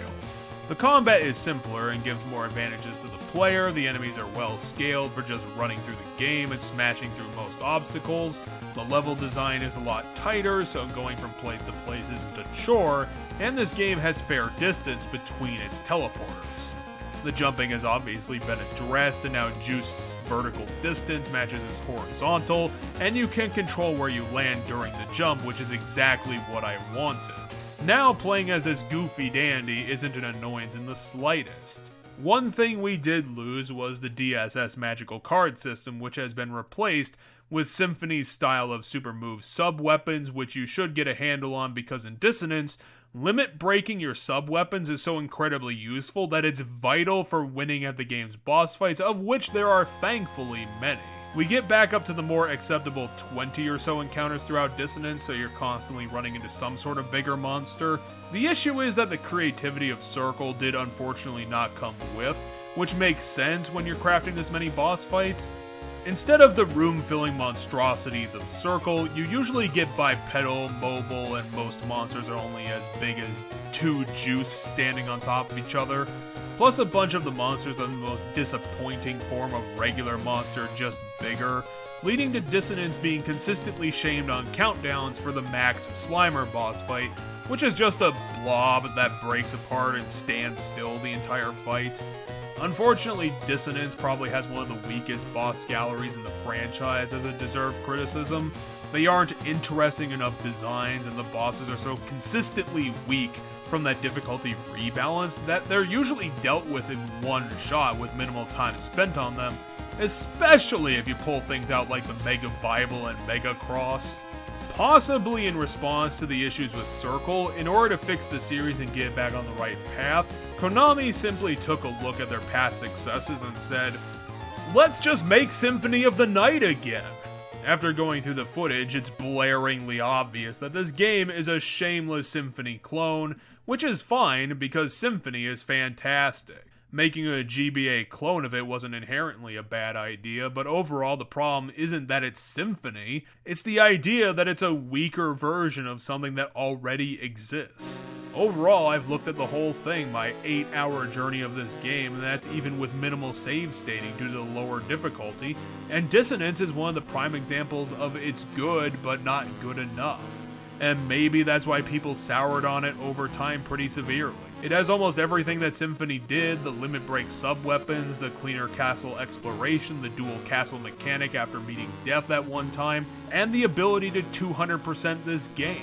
The weapons and armor to collect, the hidden rooms, the many bosses, the evil and eviler versions of the same bosses.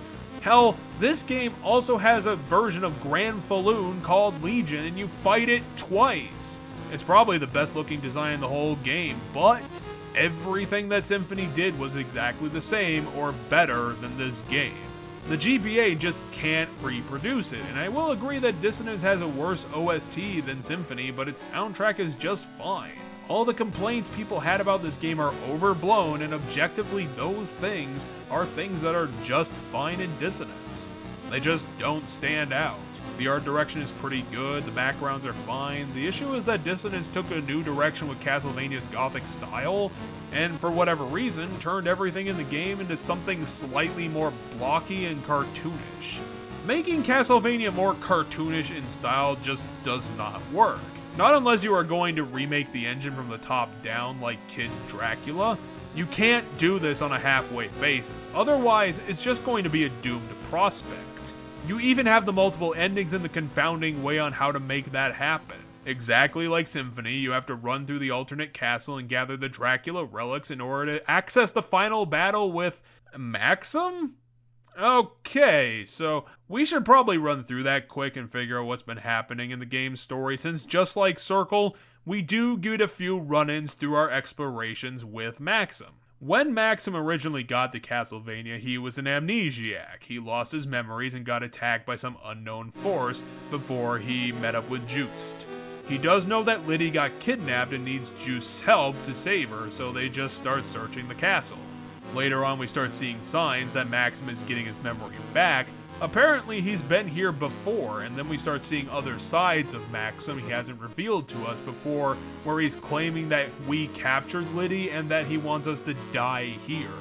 Later on, we also encounter Death, who has his own machinations with Maxim, apparently explaining that the reason that the two Castlevanias formed on this site was due to Maxim having left both of them in a transient state. Whatever happened to Maxim's memories has something deeply involved with Castlevania's return. Our later meetings start revealing more stuff as we get deeper into the alternate castle, where Maxim tells us that Dracula's resurrection was kind of his fault. He did the Hugh thing, except more so when he learned that Juiced was being granted the Vampire Killer.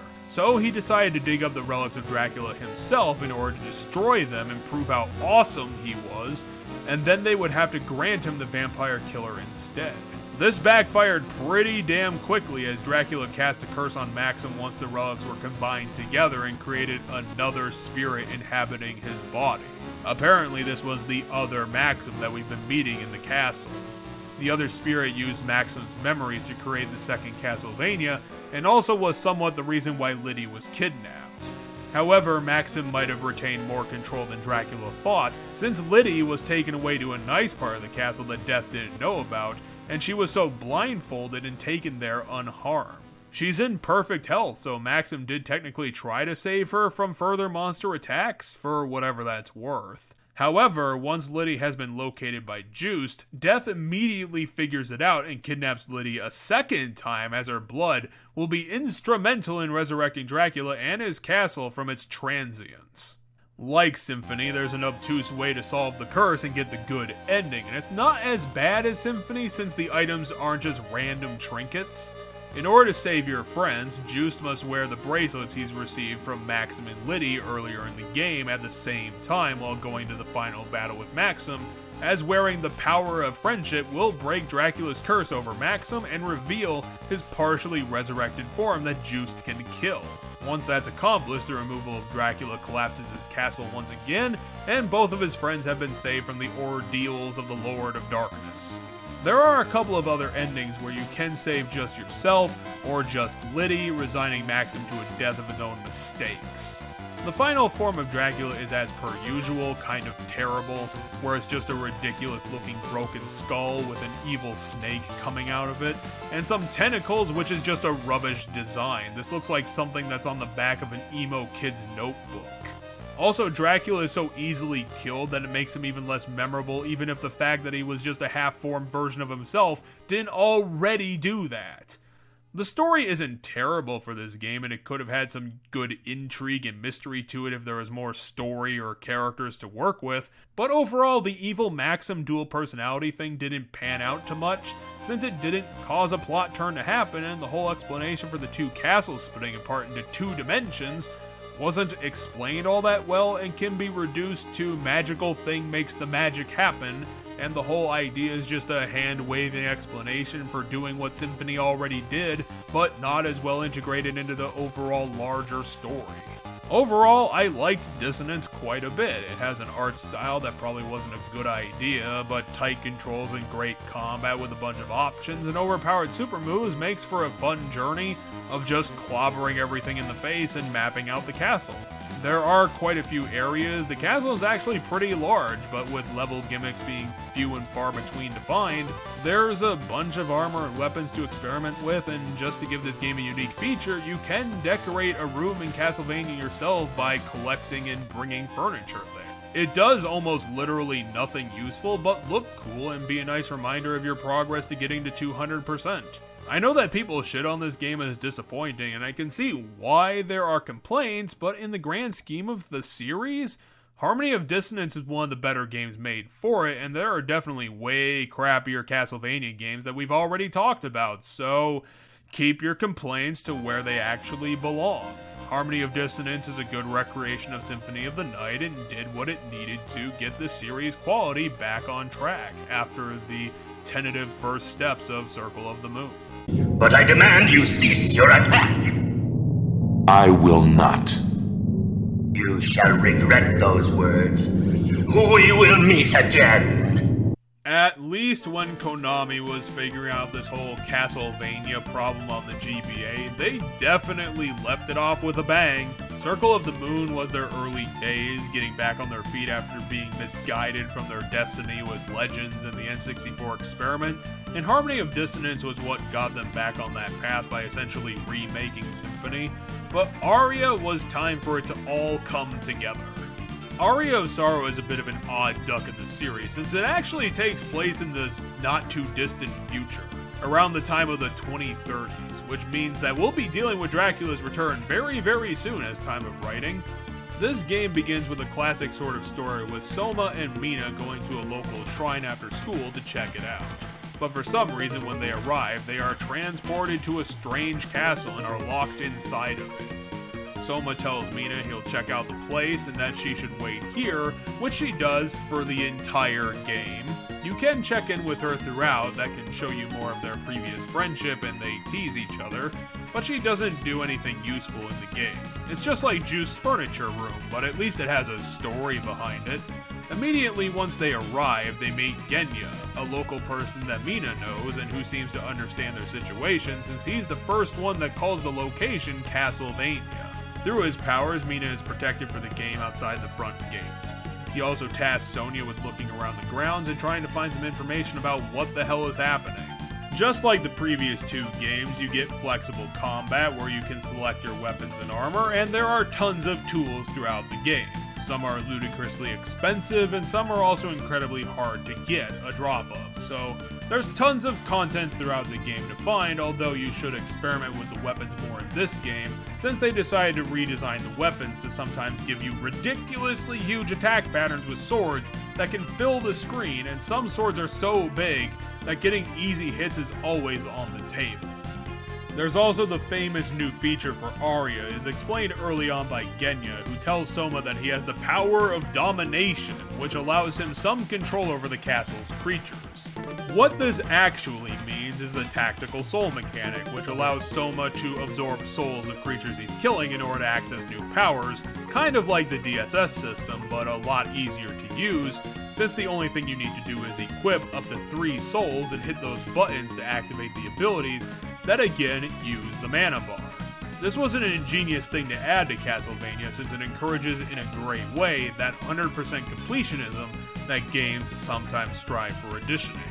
Actually finding new and unique abilities is a brilliant way to do it, since there's an effective reason for doing the collecting beyond seeing a number go up and up over time. Yeah, collecting weapons and spells are a similar thing, but the problem with that is that if the weapons you are finding aren't cool enough, then there's not a good enough reason of an incentive to continue doing the collection, whereas the tactical souls are exactly that. Plus, getting them is really easy, and while some are absolute bullshit to get with like a 2% drop, most aren't like that, and all you need to do to collect is enter and leave a room multiple times and killing them until it drops. You only need to do it once as well to get it done for each soul. Beyond that, the movement is fantastic, combat difficulty is almost tuned perfectly, and the boss gallery is fantastic, unique beasties throughout, and some of them are big enough to be legitimately threatening other than Dissonance's Dark Souls 2 approach of high quantity, low quality. Aria seems to have hit more of a middle ground, but what really makes it for me is that Aria seems to have the perfect amount of story for a Metroidvania. While any game can benefit from more story if it's told well, some genres have different amounts that are tolerable before it gets annoying, and Metroidvanias need less story to function since they're simpler gameplay models. So rather than overloading on 15 characters or so, Aria has around 6 or 7. Soma and Mina, obviously, and then there are the side characters, Genya, a mysterious local man, Jay, an older dude who has been teleported to Castlevania as well, Graham, who seems to have been working on something in the background, Yoko, who is an older woman looking around Castlevania on behalf of the church, and seems to know Genya and Graham, and then there's Hammer, a goofy military man accidentally brought into the castle and serves as the game's merchant for the entire runtime, occasionally winking at Mina at the front gate as he settles in.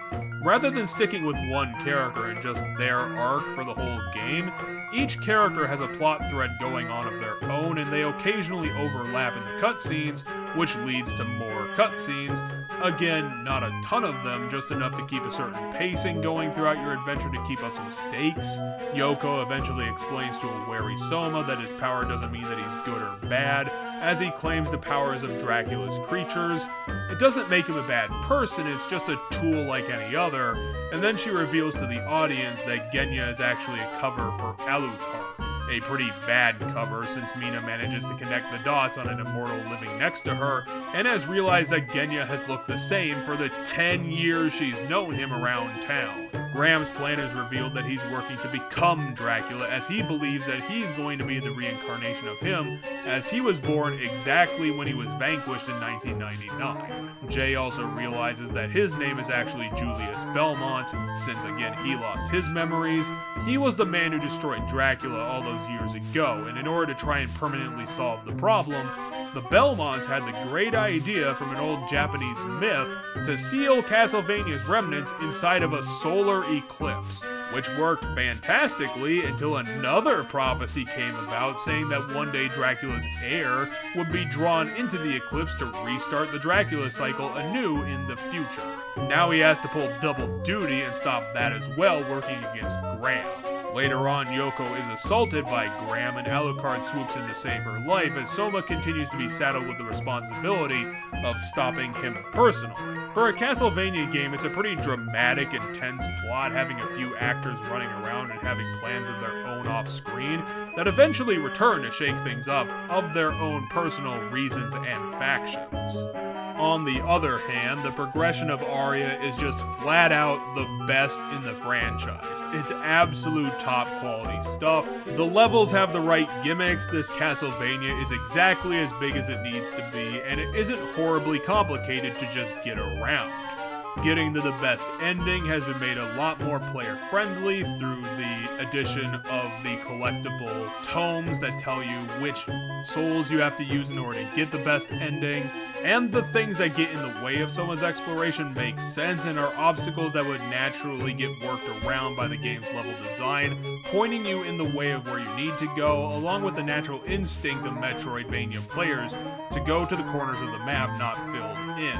It's a masterpiece of level design to where it subtly tells you exactly where to go, and is built in a way that perfectly suits Soma's jumping and power-up controls, while also ordering your journey via the game's intended route of power-up to specific power-up. Plus, the levels themselves are still very interesting, and it's a well-detailed map.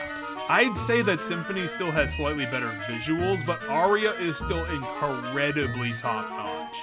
The soundtrack is also a great accomplishment, and some of its tracks have become iconic to the franchise, even if some of the better pieces are more remixes of previous iconic tracks. Character designs are incredibly well done, especially after seeing the botched jobs of Circle and Dissonance not being able to put the detail where it needed to be. Soma is still kind of a jaunty design with a juiced-like cape, but it's balanced a lot better to not look like a dandy. Soma doesn't have the after images, and the characters are given proper faces to at least look more human. They can't do the talking on the GBA all that well, but the character sprite art better shows what they're actually supposed to look like, and Aria also took a good idea of how to bridge that gap by adding in the visual novel portraits during cutscenes to convey a conversation, which works really well since the drawings can be done in several emotions to better match the context of the script, and the portraits are done in Castlevania's classic Gothic style that looks beautiful for all the characters. It's a great workaround and gives the narrative a lot more weight when you can see the people for what they're supposed to look like interacting with each other. Castlevania in this iteration is pretty dense enough to get you to 7 or 8 hours of playtime, but there isn't an additional full castle and area to explore like there was in Dissonance. Once you get to every corner, you are going to be ready for the final battle with Graham. However, you better check that you are ready, since there are 3 items in this game called special books that give you a hint for getting the better ending. The 3 tomes you find of the 3 soul colors describe a particular soul that you should equip simultaneously before fighting Graham. It certainly does feel like there should be more game, since fighting Graham is actually somewhat easy. Once you get to the throne room, Graham has done the ritual to attain Dracula's latent power and fights a lot like him with fireballs and meteors that he summons, but that's really all he has to hand to stop Soma before he mutates himself into an absurd flesh monster with giant hands jutting out that he uses to fight alongside a laser emitter made of skulls. His weak point is his original body, which is simply attached to the flesh construct that you need to hack apart. Again, it's oddly an easy encounter, but if you manage to solve the tome mystery, the 3 souls you equip will start resonating with the power left behind by Graham's defeat, and the great twist of the game is revealed. Soma is actually the true heir of Dracula's power. That was certainly unexpected, since other than Kid Dracula, we've never played as the antagonist before. The twist was well handled throughout the game, even if Yoko did kinda give it away hours ago, trying to assuage Soma's doubts that he was becoming an evil man. After the defeat, Genya arrives immediately to help guide Soma to doing some good with his power that he's acquired. Soma manages to retain enough of his morality in absorbing Dracula's power that he also wants to cut off Dracula permanently from this world, but now that he's acquired it, he can do something that no one else can manage to make that happen. Genya claims that there's a place of pure chaos within Castlevania that is influencing the power of Dracula and the castle. There is a possibility using his powers that they can cut off the influence of chaos, and that might break his control. There was one room in Castlevania in the Hanging Gardens that we haven't been able to access since it had a strange aura surrounding it. Getting down there, which still means killing a whole swath of our own monsters for some reason, gives us something else that we probably forgot about by this point in the game.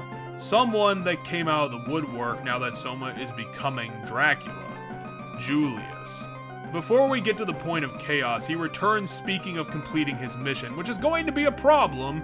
Julius is a Belmont, and we're becoming the antagonist of the Eternal Destiny, which means we're gonna have a boss battle. Julius's boss battle in Aria is famous for a reason, and that's because it's one of those encounters that's almost perfect down to the letter. First of all, it's a human boss battle, which are always a treat for Castlevania games for being so rare, but rather than having Soma's toolset, Julius being a veteran Belmont of almost 50 years old means that he's bringing the full force of the Belmont's toolset from the previous games down on our heads. Julius has access to the vampire killer of his own, along with the multiple sub-weapons and some of their limit breaks as well. Julius has so many tools to kill Soma that it's hard to keep track, especially when he moves into his desperation form and starts pulling out the higher level gear. The important thing to know is that this fight's difficulty is perfect. He's able to pull out his whole repertoire and strike you many times throughout the fight without killing you too quickly. You get the opportunity to appreciate his ability to kick ass and all the work that went into his attack patterns and effects, and even some point during the battle, Julius's attacks become so powerful that part of the castle in the background begins crumbling itself, which is just one of those touches that brings a boss fight into top 10 caliber. The story beats surrounding it and the battle itself makes this one of the biggest highlights of one of the best Castlevania games, especially when Soma has Julius wounded and weakened and manages to keep his humanity to let him escape, hopefully showing him that Soma's not a bad person. Going through the portal beyond that arena leads us to the Chaos Dimension within Castlevania, which is essentially a series of rooms from the normal castle, just smushed together nonsensically, redrawn as monocolored, and filled with the highest level monsters they could find. This endgame area is actually pretty small, and it's kinda demanding to get through, but at least you can find some good hidden gear in the Chaos world, along with a few save points, so that it doesn't end up like the Phazon Core and Prime where you have to do it all in one go. Actually, it's not all that bad. My first go on this play of the Chaos Dimension only really took me about 10 minutes to find the final battle. The thing I love about this whole final section is that it really broadens out what Dracula actually means when he's resurrected in the franchise at large. The idea that he's this embodiment of true chaos, manifesting itself as per the whims of humans every century or so, bringing him back. And now Soma, the new Dracula, is using his ability to delve into the aspect of chaos to destroy Dracula's power source from the inside out. Like Graham, fighting the embodiment of chaos is actually not all that hard. Something that it does is that its first form steals all of your tactical soul abilities for the first round, and you have to defeat those 3 aspects in order to retrieve them back and get a better chance of dealing with the final form. I also love the design of the aspect of chaos boss. It being so monocolored and skeletal seems perfect for a formless concept like chaos to be manifested as. If you get through the 3 shields of the core, you finally do get to see what the core of chaos looks like, and it's a black sphere defended by 4 eyeballs in its bone structure and an immortal skeletal snake. You should kill all 4 of the eyes since it might be required, or they summon annoying projectiles to harass you throughout the whole fight. The attacks aren't that bad to dodge since the worm just randomly appears from the sides or the background to tackle Soma, or uncommonly spits out a large sphere to bounce around the room randomly. Otherwise, the sphere will summon circular patterns of knives to attack you that are fairly easy to dodge unless you're dealing with the eyes, then possibly tanking through them might be preferable.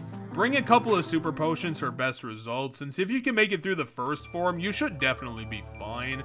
Once the eyes are defeated, the core is pretty helpless since the worm and its circle swords are the only answers it has, and both are easily dodged most of the time. Once the core is defeated, Soma and his new friends are returned from where they came from as the manifestation of Castlevania in the Eclipse dissolves without its power source, and Soma manages to halt the burgeoning powers of Dracula within him for the time being. The Eclipse is over and everyone made it out safe in the best ending. In the good ending, where just Graham is defeated, Castlevania remains in the Eclipse waiting for its next chance to take revenge and finally brings an end to this incredibly Japanese story.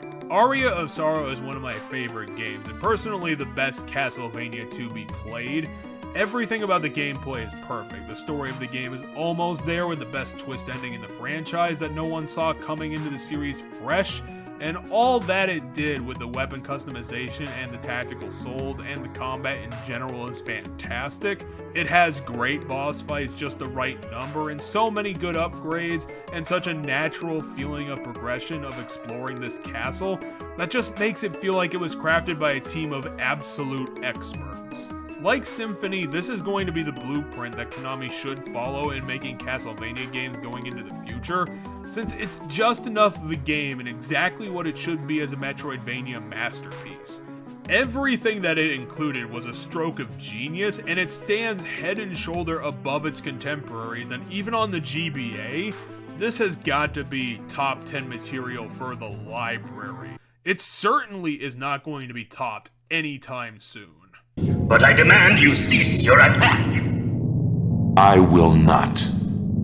You shall regret those words. We will meet again! Hilariously, just like after Symphony, Konami hit their highest high with Aria and then immediately crashed back to the ground with the release of Lament of Innocence. This is going to be fun.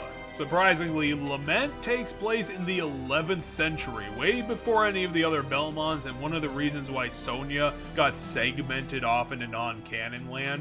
God, for this game of all games to do that. Our protagonist this time is ex-Lord Leon Belmont, an exalted, church-loving, crusading, and wonderful leader of their granted lands family. He has worked for the church for years, working on their military ends, and has been defending his keep from outsiders working against him. He's a successful young man and has had a long friendship with a man named Matthias, who is more of a genius tactician. After a campaign, Matthias returned to his homeland only to discover that his wife Elizabetha was murdered off-screen at some point, which left him critically depressed. A short time afterwards, a location appeared near Leon's keep called Eternal Night, a forest perpetually shrouded in darkness. Leon's beloved Sira disappeared at some point, and Matthias was able to figure out that she had been taken to that evil forest. Leon begins the game renouncing his title and lands in order to search for his lost fiancée. Shortly after arriving, he finds an old man named Ronaldo who has set up a shop next to a large Gothic castle, claiming that Matthias' rumor were probably correct, and a powerful vampire named Walter lives in that castle. He's been helping any adventurer who has come with the goal of stopping him for a long time now. In order to help, because Leon obviously doesn't know how to deal with the supernatural, Ronaldo grants him an alchemical whip that he crafted and a magical gauntlet that lets him deal with magical items as well as block incoming attacks from demons. With these two in hand, Leon quickly figures out that in order to face Walter and save Sira, he must face off against 5 monsters that Walter has given magical powerful orbs that'll open the magical keep at the top of the castle where he is resting, and that's pretty much the rest of the game. As you can see, Lament is another attempt at 3D Castlevania, and somehow manages to be worse off than the N64 experiment. While the controls and movement more or less work fine for what it is with proper combo engine and jumping physics, for some reason they tried to reincorporate whip grappling as a mechanic, and it just barely functions, which would be fine if it wasn't a consistent gimmick throughout the whole game. There is no targeting or special button command to make it work, so you really just end up throwing Leon at the grapple bars and hoping for the best, and most often missing your shot and falling down a large hole. They try this sort of thing all over the place and have these pseudo-platforming gimmicks to try and make getting around a room more interesting and more often. It just ends up being more frustrating than anything else to add all these new ideas. The gimmicks aren't even clever subversions on usual gameplay and just end up being a bunch of dumb hurdles that you have to hobble over as best you can. The better gimmicks are more often just neat one-room set dressing that doesn't get in your way all that much. That probably would be a good idea if the entire game didn't look similar to everything else. Another major team killer is the likely suspect in 3D games, the camera. The camera in this game is absolute garbage because for whatever godforsaken reason, this game is a fixed camera game. The camera will stay in one place, but when you get to the edges of rooms, it'll lazily flip around on its own accord to show you the other side of the room, which might be acceptable if the game also wasn't such a heavy hitter of combat mechanics, so there's constantly more monsters, and it also doesn't have the backtracking requirements due to unlocking doors with the new abilities or keys, which means that running around backwards has you running into the camera, therefore blinding yourself, since Konami only designed the room to go in one direction. Like Konami were veteran developers, I don't know how a camera system this late in their history got this fucked up. It's inexcusable, and additionally, it also has perspective problems. This doesn't come up all that often, but when it does, it makes a terrible platforming even worse. Since you can't move the camera to get a good position around your character, and it focuses on the room overall, if you find yourself in a place with more precise platforming, you can't tell where to jump since the camera's position doesn't show you the perspective of the platforms facing each other, which means that you have no idea of when to time the jump since you can't actually tell the positions of where the platforms are. The perspective is completely fucked, and I'm amazed that no one picked up on this obvious problem. This is somehow worse than the damned 4 Kings again. I am fucking grateful I played this on PCSX2 because this is the highest caliber of bullshit design and requires save states. Fortunately, this game is only just barely a Metroidvania with its occasional requirement to grab a key in one dungeon and bring it to another one. Most of the time, the game leans on getting weird keys for weird doors as a puzzle mechanic, and relies on occasional platforming challenges and constant monster battles as its gameplay loop. Lament is obsessed with combat and is the large majority of your game time, and it gets dull really quickly. It actually has an extensive combo system and some sub-weapon choices. additional armor that you can grab, and you level up to learn new combos through fighting everything. It's just that the game has so much combat that even with its nice range of options, it is never able to match up with how much combat you have to do, and the variety of enemies don't change up the regular combat enough to make the encounters interesting. So you just end up sitting there and button mashing your way through infinitely respawning creatures while trying to figure out Lament's 5 dungeons. Thank Christ this game was short. I did it in around 6 hours on emulator, which means it maybe rounds out to 8 if you have to deal with the constant pratfalling with a team kill cameraman. Beyond that, Lament has a measly amount of bosses, probably around 8 to 10, and their designs are overall mediocre and boring. You fight a golem, a beholder-styled Medusa, yourself twice, a giant worm in a flesh arena, and a vampiric man. But there is one guy in the background that I honestly forgot about on my playthrough that may justify this game in a tiny way, and that's the Forgotten One. An appropriately named man-made monstrosity that apparently got left in a deep prison pit to rot forever, and it's actually a really cool design that made it a shame that I just completely missed it, because this guy is a giant humanoid monster with horns and sharp teeth held up by chains, and half of his body has fallen off, so it's only the monster's torso. And I would agree with someone else that it is one of the most disgusting creatures in the franchise, since it has no skin, and its spine is just dangling out the bottom of it, and it's only being held up by chains at this point. It doesn't look like it's a hard boss, apparently just a large damage sponge. But beyond that, the rest of the bosses are mediocre as balls. They can be elaborate design, sure, but they don't stand out, have cool lore, really do anything all that beyond what's expected of them to exist. And these guys are supposed to be your 5 keys to the eventual award of chivalrous glory.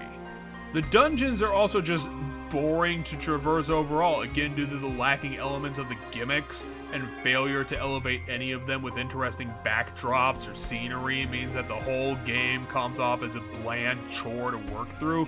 The incessant combat with a bunch of monsters who all act the same, with the only respite being those barely worth mentioning monsters.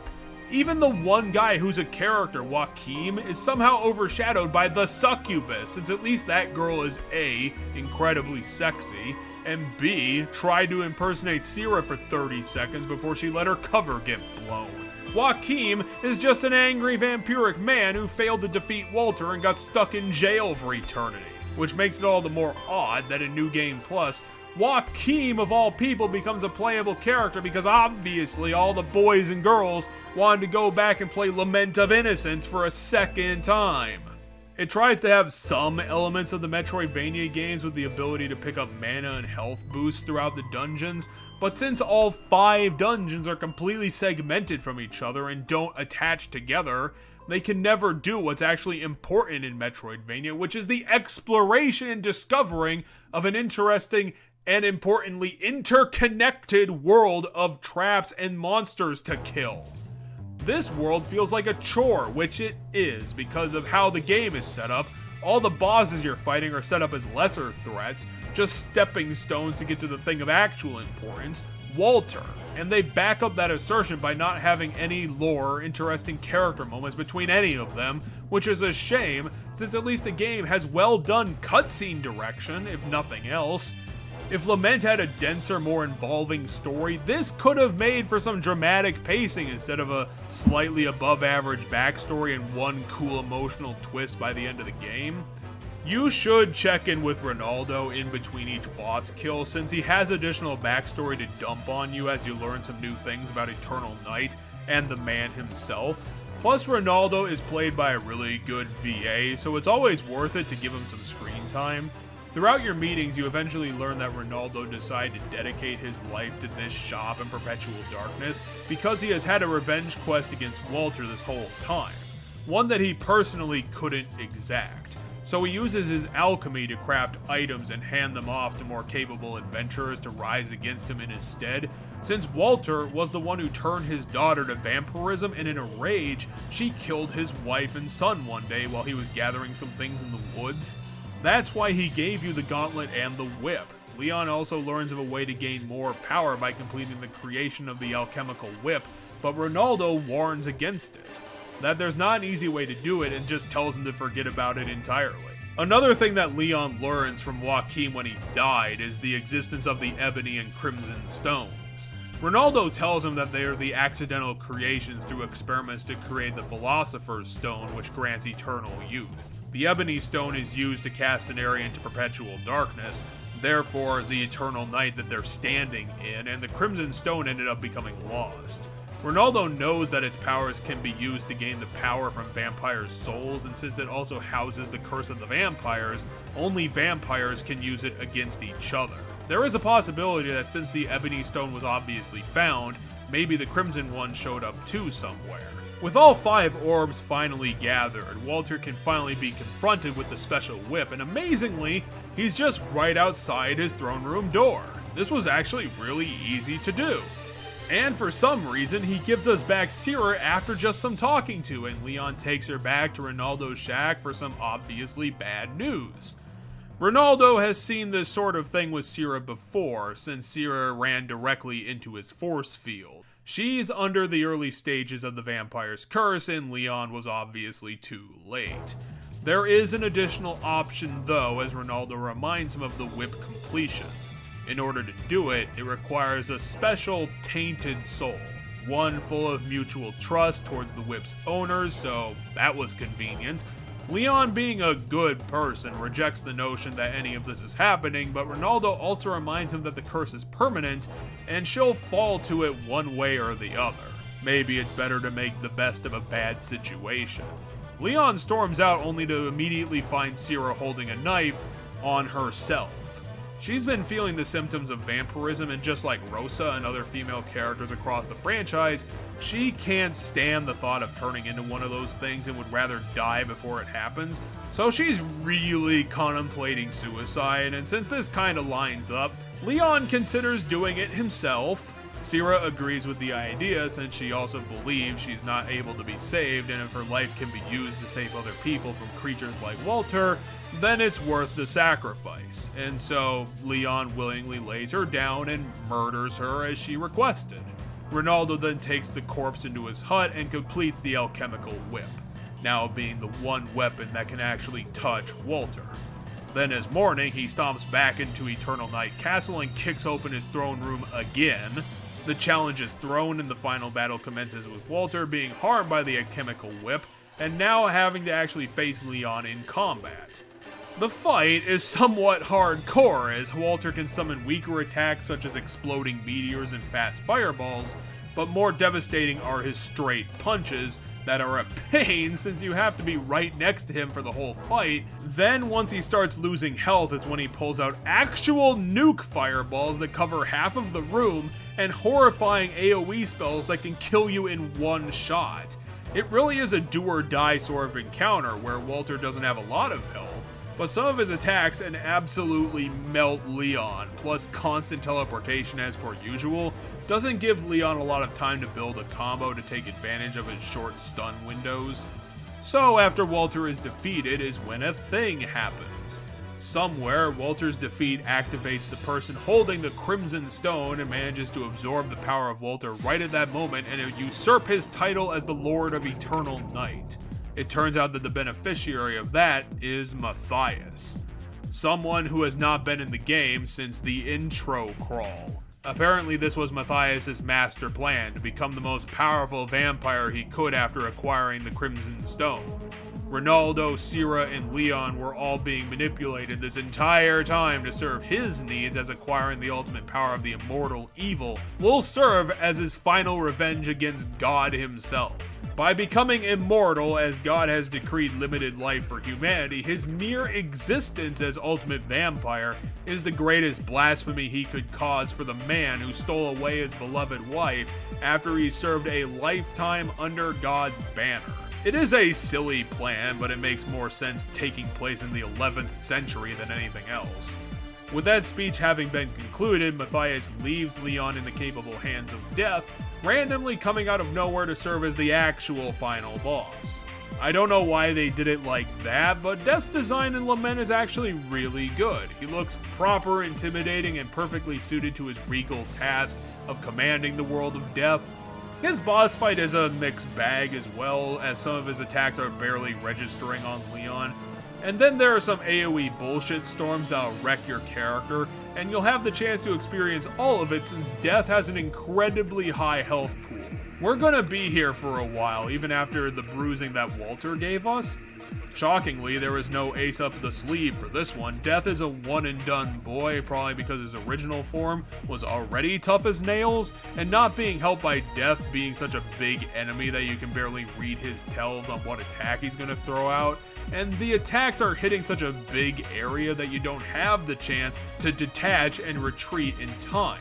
In spite of Matthias not being killed as the Lord of Eternal Night, Death's failure is the one thing that collapses the castle and reveals the Eternal Night Forest back to the world, having rid itself of its vampire denizens. However, with Matthias gone and Leon left alive, he swears vengeance against all who follow in his curse and that he will mete out their just deserts, having acquired the true alchemical whip, only weapon that can destroy their corrupted forms. Shortly thereafter, Leon blazed the trail that eventually his descendants would also follow as the alchemical whip became known as the Vampire Killer, and the constant return of Dracula would be met by the Belmont clan, protector of those against the vampire curse, and that cements Lament of Innocence as the prequel game for the whole franchise now that Matthias escaped and eventually became known as Lord of Darkness, Dracula always returning with his beloved Castlevania.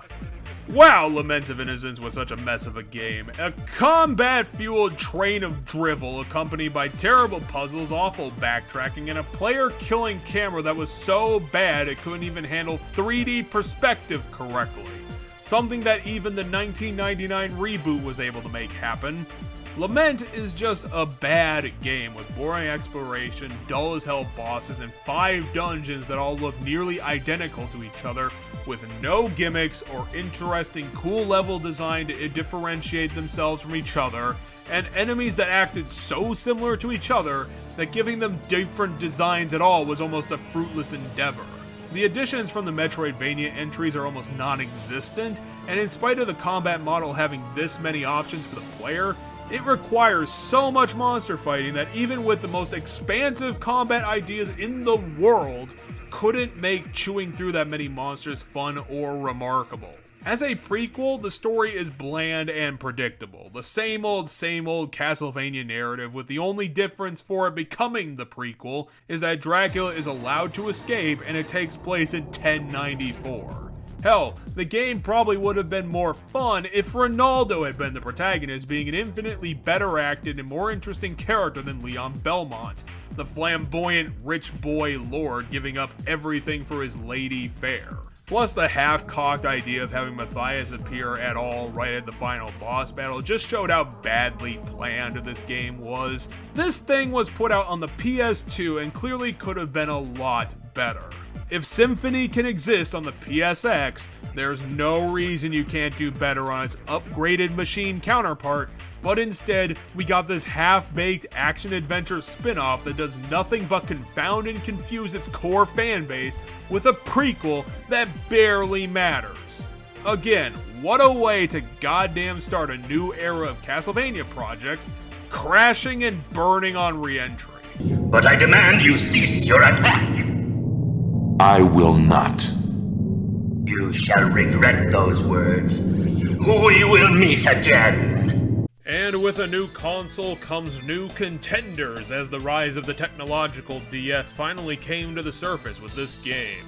Konami certainly surprised when they came out with their first new Castlevania property for the DS, an idea as inevitable as the summer rain, but what people didn't expect was that this was going to be the first direct sequel to a Castlevania game since the old NES days, when half the canon at that point was Adventures of Simon. Konami apparently recognized the greatness that people saw in Aria and greenlit a second Soma Cruz game named Dawn of Sorrow for the handheld of the here and now. Frankly, following up Aria was going to be a hard task, since it managed a nearly flawless progression curve for the exploration, and one of the best twist endings in the series. Unfortunately, you can really only pull a twist ending once with the same character, so going back to that, well, seemed like an odd idea, and it definitely caused its own problem. This game begins almost as immediately as Aria, with Soma and Mina continuing to be blatant Japanese stereotypes and going home together from school when they are assailed one day by a strange lady named Celia, who just appears in front of them, and when learning that she had finally found Soma, she instantly begins to assault him with monsters that she's summoning. Genya coincidentally shows up during the scuffle and hands Soma a knife to fight the skeleton, the soldier, and a goddamn golem off and acquire his first 3 tactical souls. An interesting in-your-face tutorial, to be sure. I'm not sure if they do the symphony thing, where if you die in the tutorial, Genya will resurrect you to finish, since I didn't die, but it's definitely not a free win by any means here at the beginning of the game. Apparently, Celia is a leader of a new cult trying to bring about a workaround solution to the whole Dracula got destroyed in the eclipse thing, and trying different rituals to bring back Dracula to this world. Genya tells Soma not to worry about his powers remanifesting themselves in response to Celia's threats, and that his agents will take care of this problem. In classic protagonist move, Soma doesn't believe Arikado for some reason and decides to head into the castle where the cult has taken refuge for himself, with Hammer in tow because Soma got the directions from him. One thing you'll notice about Dawn is that they reinvested in the game's narrative, since that was one of the parts of Aria that people were probably praising, and Konami saw value in it and their returning characters.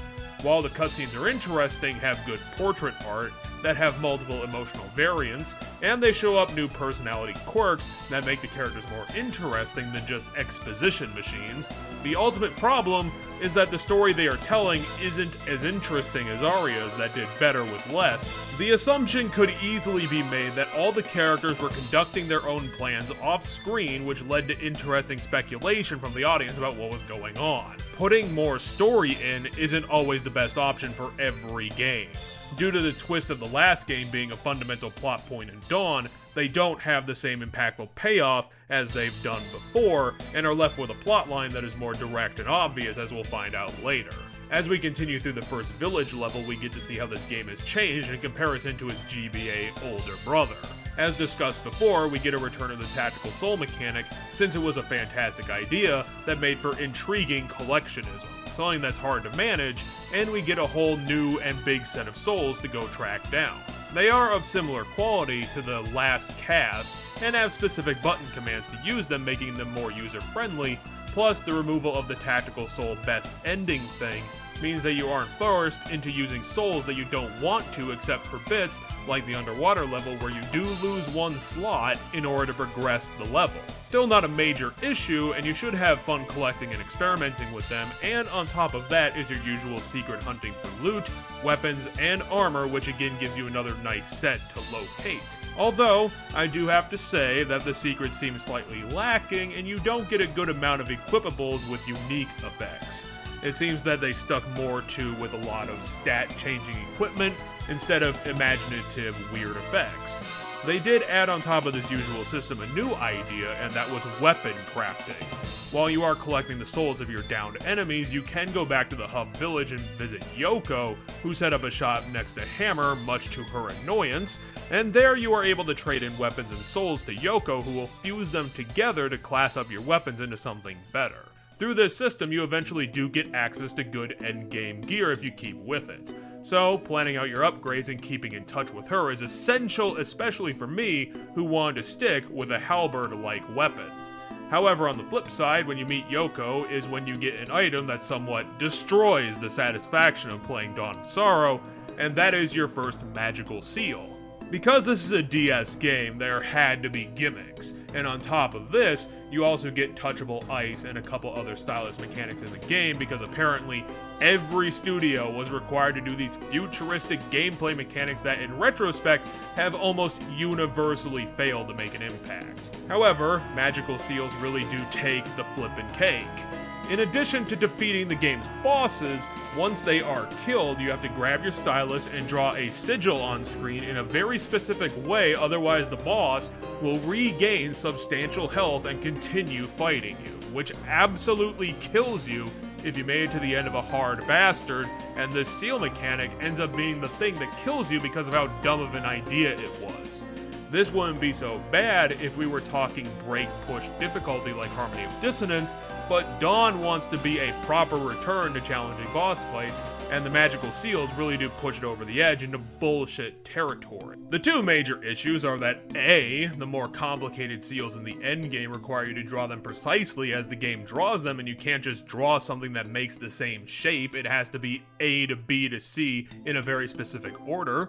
This is fine when we're doing 5 points, but when the game starts asking you to do 12 to 13, that's a hard ask to ask from the player, even if the game does give you infinite practice time to do them to get them spot on before boss fights. And B, what ruins all of these mechanics in every game is the DS's inability to deal with precision, which means that the game might misdetect your input and fuck you anyway, even if you were drawing it correctly. I don't know who thought this was a good feature to add, but to whoever it was, you were exactly 100% wrong. It's the one thing that everyone complains about in Dawn of Sorrow, and it's rightly so.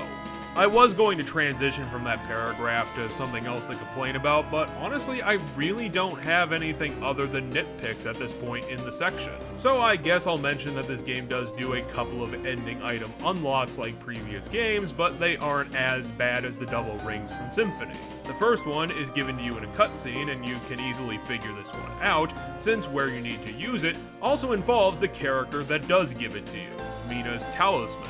And then in order to get away from a bad ending in the final Dario boss fight, you need to go and grab the Paranoia soul from that boss battle, which wouldn't be such an annoyance if Paranoia wasn't in a completely segregated part of the map in a completely random corner that doesn't feel like it's even important, and it's just not naturally flowing into the main path of the game. It's so far away that it feels like optional content, which is bizarre for a team that's usually so on the ball with progression. If Paranoia was so important to the story, maybe move him and one of the other main boys around in location?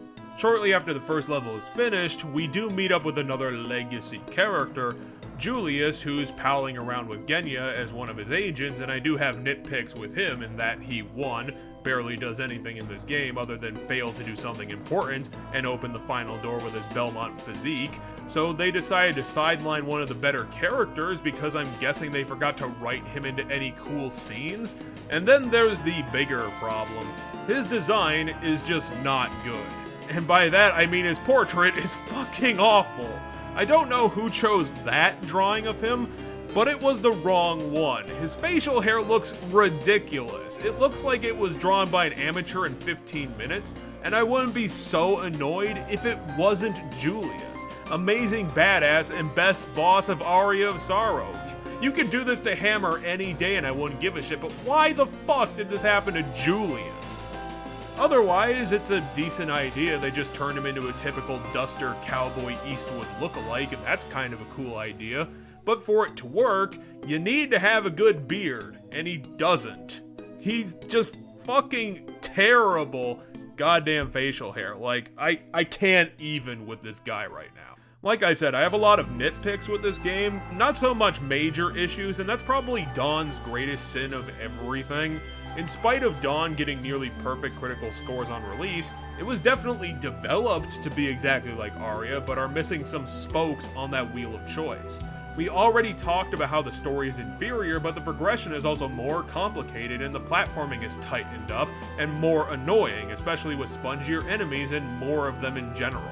The castle itself is also less interesting, since I don't even know if this is supposed to be Castlevania.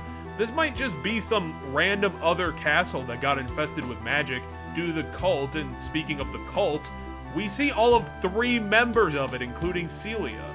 You don't need a ton of side characters to bring this across. Just have a couple of cutscenes where you see robed dudes standing in the background and then maybe getting incinerated alive. If you want to do the cult thing and have it be intimidating and an actual threat, We need to see the numbers, especially when the cult in this game spend equal amounts of time blowing Soma off as trying to kill him because they must stick to the plan. That's not dramatic enough. You need to show us the machinations of the plan for us to fear them. It doesn't work if you just say there's a plan. I could say there's cheese on the moon. It doesn't make it true. Our villain characters likewise are not great. Celia simply comes off as aloof and controlling, which would be fine if we saw the power that she holds, so she's not interesting, especially when her ultimate plan is just bringing Dracula back. We've killed that guy a dozen times in other games. Dracula by himself isn't all that scary. It needs to be Dracula doing something scary. Then there's Dario, who's an aggressive, stupid hothead who only desires random power. He wears his motivation on his sleeves and comes off as a dull moron. Then there's Dimitri, who is one of those smug know-it-alls you just want to shove into a mud puddle. All talk and no bite, a complete douchebag who's following Celia's plan since he believes in the power of the Lord of Darkness, but only wants to use it to fully understand his own magical ability, which is just mirror move.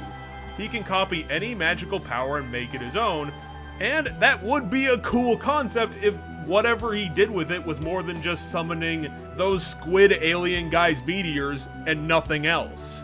And therefore, he thinks that he can make better use of it than Soma because he's the super special chosen one. Mommy said so. Dimitri and Dario are Celia's two Dark Lord candidates who also managed to both be born at the same time as Dracula's demise like Graham. Man, that guy caused a lot of babies. Almost suspiciously so. The couple do get a couple of interesting scenes in the alternate endings where Dario's final battle must have Soma use the power of paranoia to jump into the mirror behind him, hiding the actual boss fight of that level, which is the fire demon, who's much more of a destroyer that hits incredibly hard, can take some abuse himself, and has a really dumb magical seal. He's a hard hurdle towards getting the good ending. And then there's Dimitri, who is such a wiener that he died during his first boss fight, just straight up died. Later on, when Celia tries to dress up a doppelganger like Mina and kill it in front of Soma to awaken his true potential, Anakin style, because apparently she was so lazy she couldn't use her teleportation to just go get Mina and come back in 5 minutes. And then after that fails, because Soma wore his Talisman of Ultimate Friendship, the power that Soma acquired after beating Dimitri manifests inside of the dead doppelganger and reincarnates himself as Dimitri, who has been biding his time inside of Soma, having copied his domination ability to recuperate, and now has the special body he needs to delve into the core of the castle and awaken his true Dark Lord powers. But before we get there, let's talk the actual game, not all this side stuff. While the game doesn't have a second castle, the castle that we do have is very intricate. Dawn is a lot denser of a game than Aria, even with the higher enemy head count, and they are good levels and they do have solid gimmicks. This is definitely a map that was well thought out. A bunch have these moving platforms, some death traps, and varied backgrounds that even lapse into full themes for some levels, like the elaborate Dread Carnival, which is a level based around a sliding puzzle. And surprisingly, it's actually a neat trick and requires some diligent exploration since the level is made up of 16 boxes that you can slide around and rearrange. And then there's the Eastern Tower, which is vertically designed and makes it hard to get around between the long jumps and aerial enemies perched throughout everything. Makes for a different sort of platforming challenge, especially when you get to the fight with Gurgith. Gurgith is a fun boss. It's very disgusting and well made, but his attacks are stuff done for glass cannons because his mouth laser is insanely dangerous and only avoidable if you snuggle next to Gurgith's feet, which is hard to do since he also has powerful contact damage. Dealing with Gurgith takes a special kind of skill and will demand your attention, which is where it should be since it's one of the bosses done right before taking down final Dario and Aguni. The boss fights of Dawn are a pretty good lot in of themselves, a bit more memorable than other games since you get a lot of outside the box and fun pixel art. Unfortunately, the general quality has diminished compared to other games as the portraits and stained glass aren't up to their usual standards. That's made up for a bit with the enemy design since they can have some cute and dark details added to some usual suspects. Like the bosses, the details of enemies can give the game some new charm that hasn't been seen before, and while background art also isn't there, The level design is professionally done and can pop off the screen by itself and provide a lot of layered details to those underwhelming backgrounds. It's just not all that interesting to look at. Anyway, the bosses are pretty great, and without the magical seal nonsense, they would be a good series of challenging fights, something kind of memorable. Some do have bullshit attacks and some unintuitive hitboxes, but their attack patterns hone in on Soma just enough and are able to match your magical abilities and healing potions to make for some really killer fights. They really did balance these goddamn things out. Some of them might drag on the long side and don't make up for that by reducing damage for the marathon, but really that's just another nitpick. For the most part, it's actually kinda balanced. When you get to see bosses like the Puppet Master, Zephyr, Malphus, and Aguni, it really is worth the pain of learning their fights just because they're such interesting concepts. It really does make for getting around this intricate castle all the more sweet of a journey. Now that we've made our way around the whole castle and gotten to know Dario and Dimitri, we can get into the late game parts of Celia's actual plan. The final battle was supposed to be with Dario having been granted a Goonie by Celia as a part of destroying Soma, since if they were able to do that, then they can fragment his soul and release the power of Dracula to one of the other candidates. A Goonie might give the player some issues, but he is beatable in the mirror dimension and will leave Dario completely at the mercy of the agents of Arikado. This portion of her plan wrecked leaves Celia with a backup plan in the castle garden. Soma fights his way down to that lower level, only to be met with Celia's follow-up in awakening Soma's latent abilities by kidnapping and killing Mina, someone who was supposed to be under guard by Genya's people, but apparently that fucked up. The killing of Mina awakens the Dracula power via his intense rage, which he uses to kill Celia, and leads Genya's group to go on to kill the now all-powerful Soma. However, wearing Mina's talisman gives Soma enough of an edge to maintain himself long enough for Genya to arrive and reveal the deception of another doppelganger, the ultimate antagonist to Castlevania main characters, because this is like the second or third time they've done this whole bit. However, this avoidance of a Dark Lord produces another as Dimitri manifests himself inside the body of the doppelganger to continue Celia's original plan. Having copied Soma's domination magic to himself, he now has the access he needs to get into the core of the castle and locate a portal that leads to the demon world, giving him more powerful demons to find and dominate, since they now don't need Soma at all, just his inherent ability, of which only Dimitri can steal. Julius and Genya run down to the core portal, manage to get Julius to unlock it using his old man powers, and lead Soma into the deep, dank catacombs of the castle, where he faces a reckoning of powerful palette swaps, new enemies, and even a prerequisite boss against someone who we actually haven't seen throughout this whole game yet, Death. He guards the core and as a previous Death also doesn't speak, but at least has the decency to come with a good design, plus a hard-as-nails boss. Death is incredibly fast and dangerous. He likes to use those scythe summons and a chain of head-chopping swipes that'll deal major damage if you get hit by them multiple times. This'll be one of those fights that constantly keeps you on your toes and probably should have had its health reduced a little bit. Once Death gets into his rage mode is when he starts pulling out more screen-filling attacks with his spinning scythe and translucent skulls. It's a real kicker of a battle that keeps its pacing with a fantastic backing track.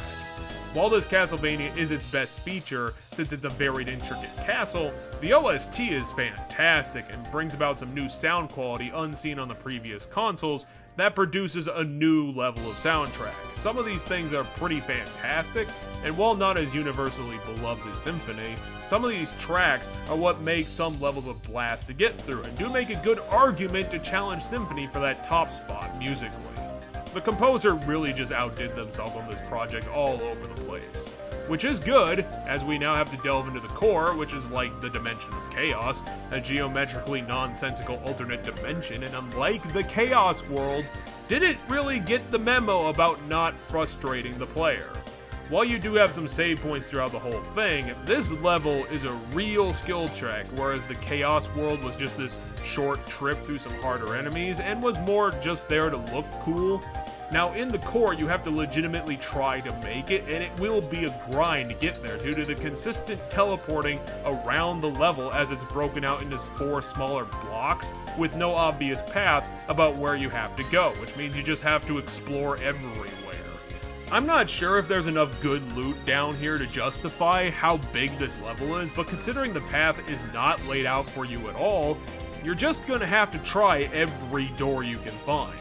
Going through the core is kind of an annoying mess, frustrating enemies on top of irritating exploration, and not even some cool recycled room designs like the Chaos World had. It's a big ball of wasted potential. Just keep going through actual hell and you'll eventually find the entrance towards the demon world, and clearly Dimitri beat you here a long time ago. So long that he completed his ritual to access his more power and sacrifice Celia to do it. A fitting end for a character such as she. However, Dimitri and his self-righteousness didn't account for not being able to control the power of domination and ends up being consumed by it and his demon familiars. A man so corrupted by avarice that his body mutates and produces that. I know that I've complained consistently through these sections about Castlevania final boss designs, but this one just goes to a whole nother level. My favorite boss is probably still the Dragon Millipede for its intimidating and weird design, but Final Dimitri is so ludicrously over the top that it's Castlevania's most absurd enemy, period. It's an amalgamation of every powerful demon that Dimitri summons smushed into one being. It's a colossal, skeletal, and flesh-covered monstrosity, and it's also 20 feet tall, and is covered in faces. It's the most ridiculous, silly demon in the series, and just not the best way to end the game. Dimitri probably just needed something like Dracula's goblin form from Rondo of Blood, and this should have been saved for proper Dracula, give a better context to the boss's origins. However, the Demon Colossus's first form is probably one of the easiest bosses in the damn game. It's incredibly slow and just has 3 predictable attacks, and its weak spot is always available for damage. Just fill the damage cube and the boss will eventually stand up, revealing their true height, which is ridiculous. It's insane. You legitimately need the high jump ability to deal with how tall it is, since it's just that large. It's not like the Ultimate Show from Mario, since at least the giant demon has the good graces to hide their weak point all of the time. You can go down and deal with the weak spots on its knees, but it's stomping around all the time for massive damage, so it's just not the best idea in general. It'll lazily walk around, occasionally summoning a mouth demon, and reveal its weak spot face and its main skull. You'll have to maintain this pattern for quite a while, since the final boss has quite a bit of health for something that looks like this. It walks around like it doesn't know how to do anything, but it will deal major damage if it manages to touch you. Get that guy finished off for good and the core and castle will collapse, leaving Soma and his friends on the cliffside watching the whole thing, and all safe and sound with a cute ribbing on Soma for his friendship with Mina, since all of his worldly friends are in their fucking 40s. After the game, you do get access to Julius mode, which is interesting for those interested in New Game Plus, since it's like that Bloodstained game or Castlevania 3, and the mode allows you to play as Yoko, Genya, and Julius simultaneously, where you can switch between your playable characters, which does sound like a fun time. That actually sounds like a really good addition. The rest of the game is exactly the same, except for the final boss is against bad ending Soma, which kind of makes sense. The problem is that I watched this content and Soma is just an awful boss. He has very limited attacks, health like a regular boss, and he uses the same goblin giant form as Rondo of Blood, Dracula as your final challenge. Considering what we got in the main path, Soma's boss fight is totally unworthy of being a final challenge, and the cherry on top is that there's this silly nobleman's portrait in the center of the battlefield for the whole ride. This guy looks just really goofy, and I have no idea why he ended up being the center point for the final boss fight of this route. I love the concept of giving you 3 protagonists, even letting Alucard get another role in another game, but geez, this ending was a complete fucking letdown. And that's kind of Dawn of Sorrow in a nutshell. Aria of Sorrow was more likely a lightning in a bottle situation where the team came together just to make another GBA Metroidvania game to finish out their time on the console, and through their usual workload managed to accidentally craft one of the best Metroidvanias in the whole genre, with the tactical soul mechanic and a perfectly flowing progression up and down this Castlevania with a fantastic swath of enemies and bosses to fight. It also has this brilliant soundtrack, and so Dawn tried to recapture that same impact of that game and missed the mark on several fronts. Overall, Dawn does recapture a similar feeling while still doing a bunch of its own stuff, but the progression is clunkier, the levels don't flow as well, the enemies have more spongy health and are less fluidly killed, leading to a lot of game stopping. The magical seal mechanic ruins all the boss fights by adding a totally unnecessary and barely functioning step to proceedings, and the story and antagonists are not as good as Aria's brilliant twist-ending storyline of the protagonist being Dracula. Now that we know that, they wanted to make a follow-up story about evil forces working against Soma's choice to lock up Dracula with a couple of these silly villains. It's just not good enough. It's yet another game that I can call good, but not good enough. It's well worth your time to grab this cartridge and it'll have some nice moments, but it can't legitimately compete with Aria. It's too clunky and weighed down with intricacy and details, whereas Aria allowed your imagination to flesh out the plot with some off-screen details. Sometimes you can manage to do a lot more with less, and Dawn of Sorrow is a testament to the idea that reinvestment isn't always the best choice for every project. But I demand you cease your attack! I will not. You shall regret those words. We will meet again!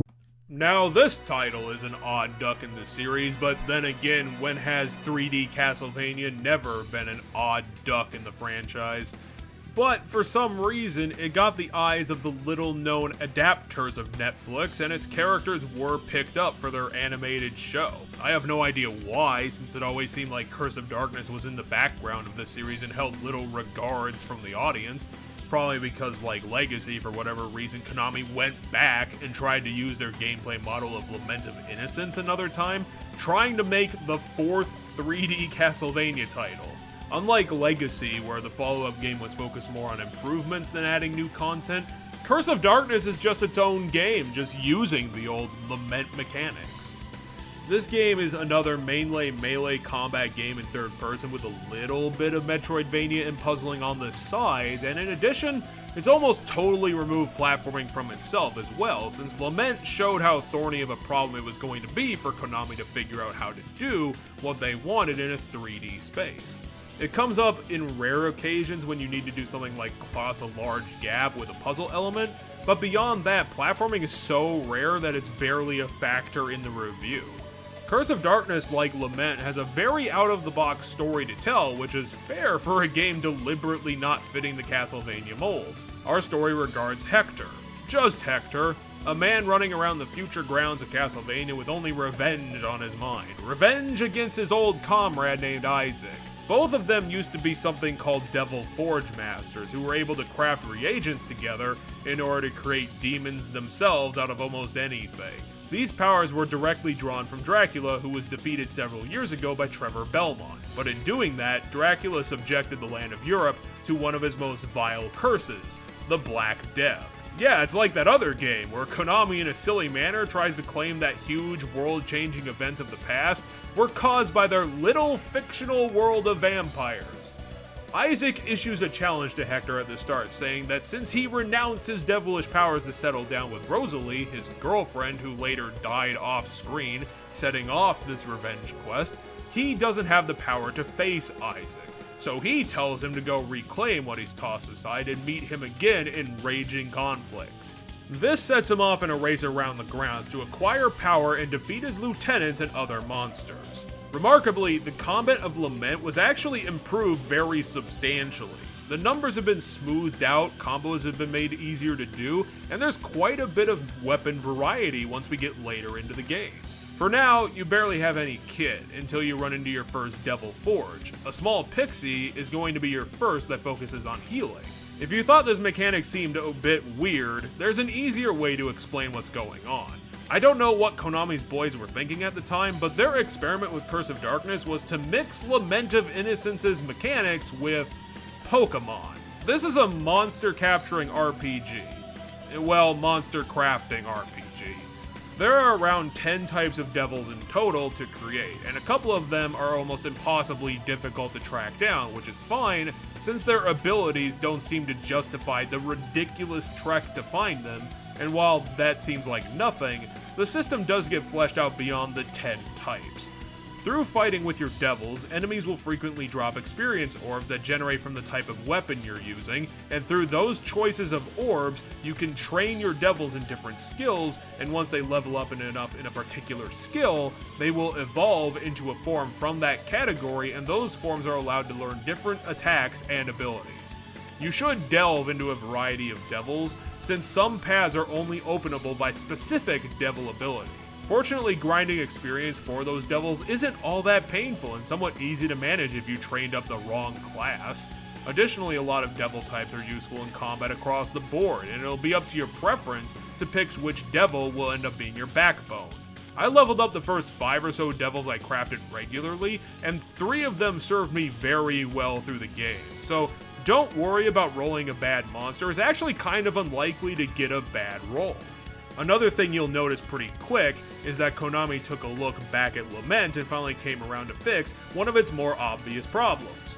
Curse of Darkness has proper camera control now. Fully player controlled and without the awkward platforming mechanics, the camera works very well. You can command the zoom and the angle to where it needs to be, but the flip side problem is that the camera is so much in control of the player that the game doesn't have automatic camera adjustments too much. It won't flip around the map based on where you're facing or moving. It's just something that you'll have to control yourself all the time, which is fine by me when moving it around only takes one button and you get precise angling of it. It's nice to see that Konami can apologize for its mistakes in its game's development, especially since it was something so simple that ruined one of its games. Later on, we run into this game's Bill, a woman named Julia, who's the sister of Isaac and an experienced witch who seeks to aid those who work against Isaac, since he has harboring Dracula's curse across the land. What she provides is the game's shop, where you can craft and store your devils. Likewise, since this game is a monster RPG, thankfully they did hit the ultimate requirement and you are allowed to name your monsters. And you do get a nice text limit to do it with, and I name my monsters things like Carruthers, Murder, and Fuck! But I think Fuck was a throwaway monster just to open up an optional chest. If that feature isn't in your monster RPG, then it's just immediately trash. Throw those games away. These monster crafting mechanics are very solid, and for a one-game gimmick, it's amazing how well it functions right out of the gate. Julia also sells simple weapons for you to pick up, and you will be buying a lot of them due to a previous game feature, weapon and armor crafting, except this time you don't have to do it in a shop. It's all menu driven anywhere you want, and there's plenty of options for crafting choices as you get upgraded materials throughout the game. There is a solid list of weapons for each of the 6 types in the game, and you upgrade them by crafting simpler weapons with stuff picked up from monsters and chests to fuse together into stronger weapons, and then so on until you just run out of stuff. The weapons are like Dark Souls stock, where you can experiment with different attack patterns and weapon weights. Thankfully, there isn't an armor weight system since there's no dodge rolling, but the weapons have great designs, silly names, and there are so many that can manage different things that you might as well just try a bunch of them. On top of that, throughout your leveling up, your monsters will be providing special attacks you can command them to do, and some of them are actually really powerful. They also have a behavior control system where you can command them to be in attack position, defense position, or just wait, that sort of thing. I would recommend having them in attack mode all the time, since their attack AI is actually really fucking solid, which not a lot of games can say, plus the more battle-centric devils have the stats to make them fearsome in combat in their own right. The golems, for instance, are legitimate battle partners to Hector.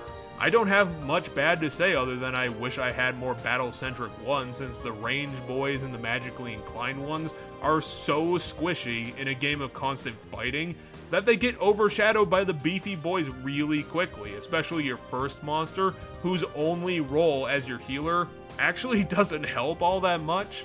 Probably because the combat is so well balanced between you and your monster that you just don't get pummeled by enemies all the time. It seems like the game slowed them down generally to account for the AI consistently battling itself. Curse of Darkness does one thing, and it does it really well, which is good since the boss fights were also massively improved. Instead of doing 5 separate dungeons in Lament, Curse of Darkness finally got us into a proper, large, interconnected series of levels that feel more like a Castlevania game proper.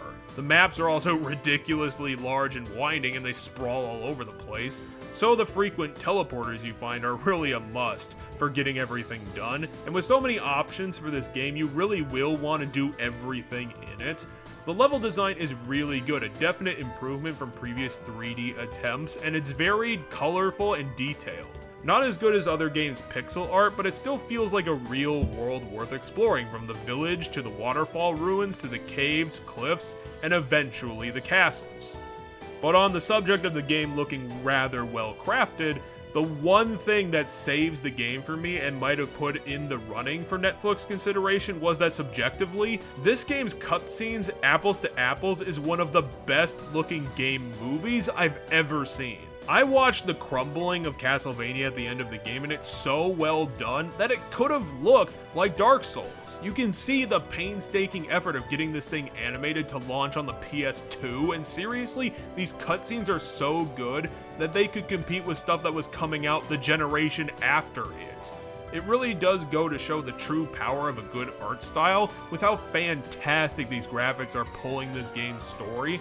The story might be a simple tale of revenge getting wrapped up in something far more serious, but the presentation, animation, and especially the voice acting is so on point that it makes it one of the most dramatic stories in the franchise. I absolutely loved watching all the cutscenes again. They are so masterfully directed and amazingly animated that it still surprises me today to see it on the 6th gen. The game boasts 6 characters as per Castlevania tradition, a small cast with big dreams. Hector, the cynical man apprehensive about his lot in this whole mess. Isaac, the madman who joined with the big evil ruler and has fantastical evil powers that must be stopped. Julia, the helpful and strong woman who aids us in our shared pursuit. Zed, a strange priest or medieval doctor who's also on the path of our Isaac pursuit to save the world from the Black Death. Saint Germain, who we'll be seeing later, who is a dandy weirdo trying to give us advice, and of course, Trevor Belmont reappears, who is the accomplished vampire killer who is on his own path to destroy Isaac, and also pseudo-rival of Hector. Then, to not spoil things, we also get Dracula during the final cinematic, who, in spite of appearing in only 3 minutes of cutscene, is perfectly cast, and his delivery is exactly what I wanted out of a Dracula appearance. For being so short, it is one of the best Draculas ever to be put on the small screen. You side against me for the sake of humans. Humans are not worth the air they breathe.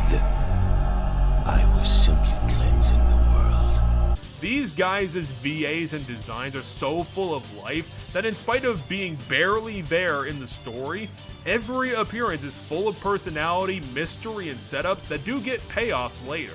It is superb stuff to get to listen to any cutscene in this game. They are that well done, even if Julia might have spent too much time on accent training to do proper voice control, since her delivery is a little bit off. Damn. I know not what happened to you in the past, but there's no time for regret. We must try to cleanse the castle and dispel the vile curse.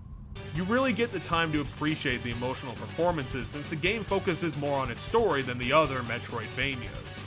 As the game continues lumbering on, we start learning things about our side characters, such as Zed and Saint Germain are aware of each other and are slightly trying to influence Hector to trust them over the other one. It seems like they're butting heads, but we don't know why, since neither are giving up a lot of details on the situation. Julia shows that she's concerned for us running on with our head backwards, as heading headlong into Isaac directly might get us killed very easily, and we need to work and prepare our powers before facing him head on. The big point of the game is to kill bosses and earn more Devil Forges to increase our abilities to fight him. We do meet Trevor later, who's come back to deal with Isaac and Castlevania from our Rising again, but he just tells us to piss off. He has the power to deal with evil freaks, so clearly Hector is just wasting Trevor's time. The one thing I do like about the writing in this game is that Hector has one of those personality quirks that I don't see a lot of protagonists legitimately use, just straight cynicism. Whenever Hector is meeting new people, the first thing he is skeptical.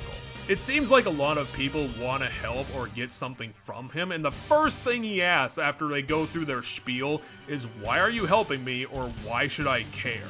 It's nice to see a video game main character finally act like a normal person and doesn't just accept things as they come just because it's a video game. When shit starts getting weird, it makes sense to question it, and so few protagonists bother to do that. It's either accept it immediately or blow it off entirely. At least Hector is starting at a realistic viewpoint. We get another scene later showing Zed and Germain having a scuffle with each other about their machinations running into each other, but it seems that they're both too immortal for their own good as Germain teleports around and Zed is a quick and deadly fighter. A lot later after that, we have a scuffle with Germain for fun around the clock tower and learn that he's a magical traveler from an unknown land serving some sort of higher power for an unknown purpose, but he apparently can't do all that much, as in spite of being incredibly powerful, all he's done for us is give advice and waggle his finger at us. Why isn't he getting involved in all this? Trevor goes along his journey later as he gets into an actual fight with Isaac where they square off, but not much comes of it since Hector arrives shortly after the start and Isaac flees immediately after that happens. Maybe Hector is getting better at this whole Devil Master thing. Zed provides Hector with a new clue and tells us where to find the place Isaac fled to in the castle ruins, but when we get there, Trevor is also there as well, figuring out the first fight he had with Isaac had been a ruse just to get his blood as a reagent to open up the deeper core areas of the castle and get closer to his darker powers. After he has a real fight with Trevor to prove his worth, Hector is allowed access to the Pandemonium-esque dimension inside the castle where Isaac is waiting. However, one of the final bosses that Hector faces turns out to be another ruse by Isaac for his master plan, as you kill the ethereal skeletal knight in a sealed location. The fight ended up triggering a magical spell that rose Castlevania from the sea, having set the path forward for Isaac to find Dracula, and now with that obstacle overcome, Isaac finishes what he started and stabbed Trevor through his body in a surprise attack. This point in the story didn't actually go anywhere, since off-screen Julia picked up Trevor and managed to heal him back to some sort of stability, but he's going to be out of action for the rest of the game. After a lot of faffing around and self-doubt, Hector finally catches up to Isaac fully prepared for their fight. The fight with Isaac is actually pretty difficult. It has challenging mechanics, a lot of health to throw around dealing with his gargoyle friend. Definitely a worthy fight for the amount of time that it's been built up for. But then something goes wrong. Zed appears in the room and starts revealing that the whole Hector and Isaac rivalry has actually been part of his plan from the start, manipulated by him from the very beginning, possibly even having been the one who killed Rosalie himself. It's all because in order to resurrect Dracula, he needs to have a vessel of a fully powered and experienced Devil Forge Master, of which only 2 exist in the world. Zed was hoping to have you fall for Dracula's curse and kill Isaac in corrupted anger, but he managed to fend off the curse in the last moment, which leaves Zed with no other option, and he captures Isaac's body for later. However, he reveals himself now to be Death in disguise all of this time, which explains everything. Now he summons his scythe and transforms for battle, and amazingly, he sucks. Death's design in this game is fantastic and lovingly detailed, with the ethereal tattered cloak and a 3D detailed skeletal body wielding his scythe, but somehow Death has such little health that you can kill him in around a minute. Appropriate for being a back-to-back boss, but seems weird to underpower the major character Death like that. He's been working in the background this whole time, and to see him go out like that was really weird. With the pieces in place, Hector can finally ascend to the core's throne room and see that Dracula was resurrected properly through Isaac, and this Dracula design is amazing. It's probably the perfect Dracula, fully realized in 3D, the voice, the mustache, the cape, the eyes and hair. It's the pinnacle of all of his looks. Stuff they tried to do in this 3D, and this is what they were aiming for. It is a magnificent Lord of Darkness, except that his fight kind of sucks. For some reason, it seems like his fight wasn't designed with the devils in mind, since his AI gets distracted hitting them, and your devils are so beefy that they can just eat it. On top of that, he misses quite a lot, plus he's also very easily stunned. He takes ages to attack anyway, so even if he was hitting you with everything he had, you could probably just tank through it, and while his design for Final Dracula is actually pretty good, it has the same problem.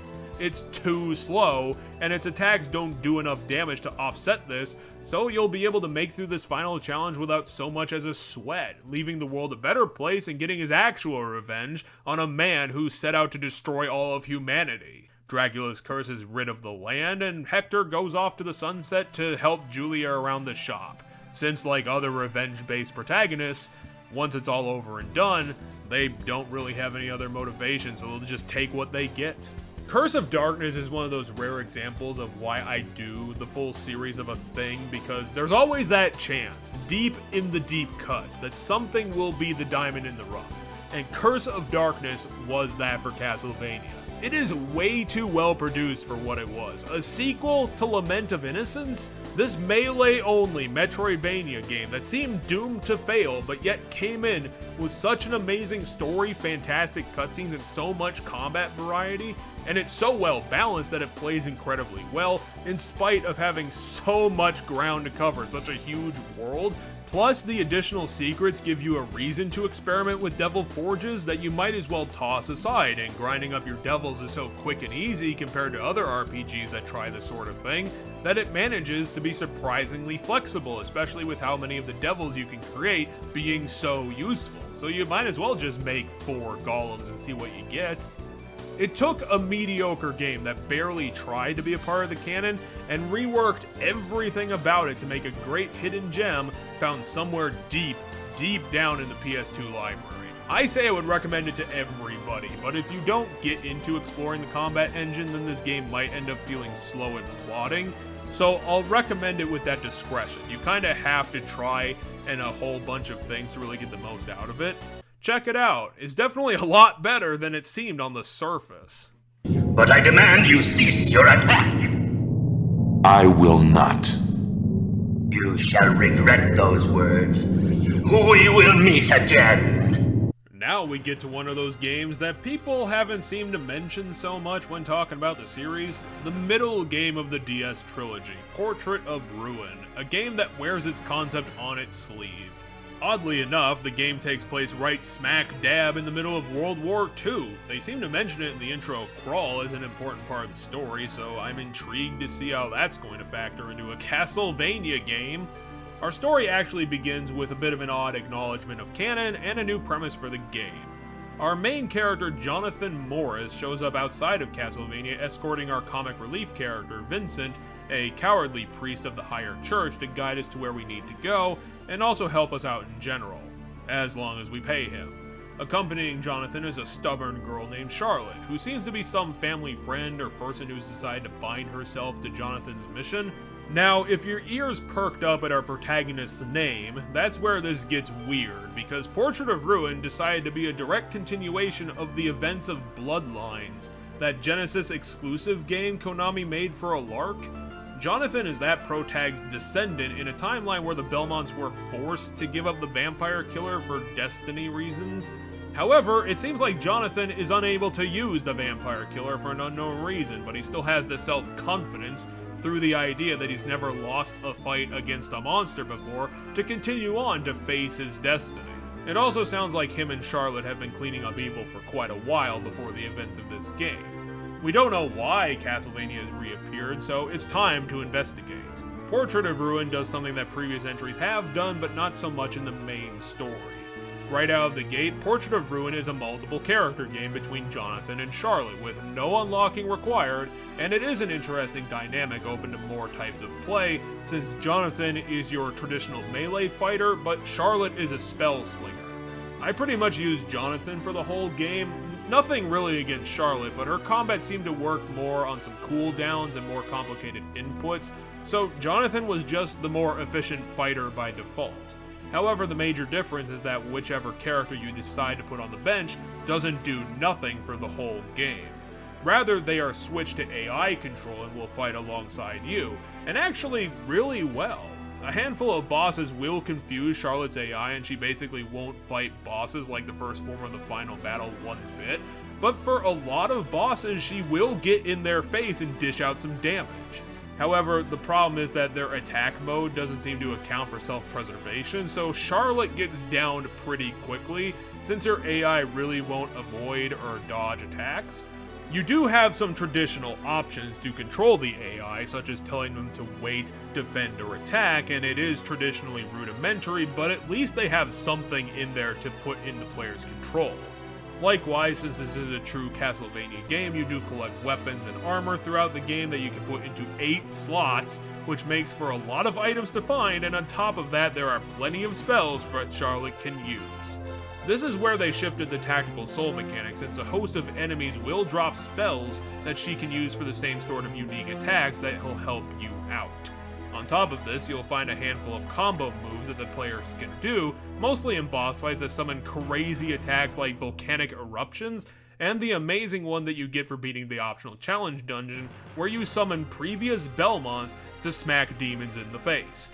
That's one for some nostalgia points, especially with the boss that guards it, that we'll talk about later on in the section. An important dynamic going on with this game is that it treats the double act of characters as of equal importance in getting personality traits, some sort of backstory, and forming the relationship between the two with some flaws and strengths. They actually perfectly mirror each other to make for a fun co-op game story, kind of like the two twins from Assassin's Creed Syndicate that mirrored each other very well. Jonathan is more of a traditional character, brash, overconfident, doesn't think things through, doesn't plan, and runs headlong into challenges, while he also has a chip on his shoulder regarding his dead father John and the fact that he can't actually use the vampire killer, and how much of a joke his destiny is that he's supposed to use it to fight Dracula. Charlotte, meanwhile, is gentler, stubborn, intuitive, and a brilliant studier of magicka, and people, while also having a problem with people looking down on her. The problem with her is that she really lacks a backstory and falls back to more being Jonathan's carry-on while he broods about his lot in life. Charlotte helps him out with that through and reminding him of the silver linings when he starts getting in his moods, to the point that Jonathan sometimes quickly turns around on his over-dramatic moments and apologizes directly after. Not every game pulls off the permanent co-op story all that well, and it is nice to see how much effort Konami put into equally fleshing out both of their characters, and giving them stuff to do in cutscenes and combat while just generally being a nice fit for each other's flaws. Plus, them and pretty much the whole game has a great design sense. It has crisp pixel art, nice layered backgrounds that even include some 3D models, and a couple of them aren't integrated all that well into the art style, but for the most part, the game looks fantastic. Plus, Konami have allowed themselves some additional creativity for this game by incorporating a feature we'll discuss really soon. Basically, there are portals found throughout Castlevania that teleport Jonathan and Charlotte to totally different dungeons, diverge from the castle itself, and this works a lot better than when Lament did it, since the portal levels are actually dense and explorable, with secrets to be found, and they flow a lot better in the platforming. They aren't just a bunch of hallways, and the levels actually look pretty nice. Since Konami doesn't have to connect them to Castlevania at all, they can just be whatever the creators wanted them to be, and they came up with things like a Sphinx's tomb, a creepy abandoned school, and a brick-wall subway or train station. This game gets fun with its locations, and that reflects on the story as well. While not as cartoonish as previous entries, this game is a little bit sillier than other games, mostly due to other characters having to reflect on our teenagery main characters, who have that self-assured, brash quality about their mannerisms that young people have. It's a nice blend between that typical teenager aloofness and the usual path of destiny that previous Belmonts have had in their way of speaking. Portrait of Ruin is a game that takes itself a bit lighter than other games in the franchise. It's not as dark and gothic as other iterations, and I kind of appreciate the story variety. Later on, we start meeting our side cast of characters. There aren't as many in Portrait, unfortunately. There is Vincent, who I'm not going to spend too much time on because the game really doesn't. His cowardice gimmick is really annoying, and he's not that useful one bit, only serving as a slight comic relief and our shopkeeper, but opposite to his stall is a strange ghost that we find very early on. One that doesn't believe ghosts matter all that much, and has to be bullied into being given a name. He calls himself Wind, and he's going to be our combination exposition machine and quest giver.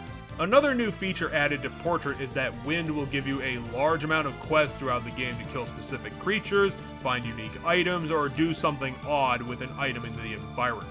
The quests themselves aren't all that great or interesting, as Memorpagers have been doing this sort of thing for years prior, but I did all of them myself since the rewards he hands out are fantastic, such as great weapons or spells, or even new special abilities.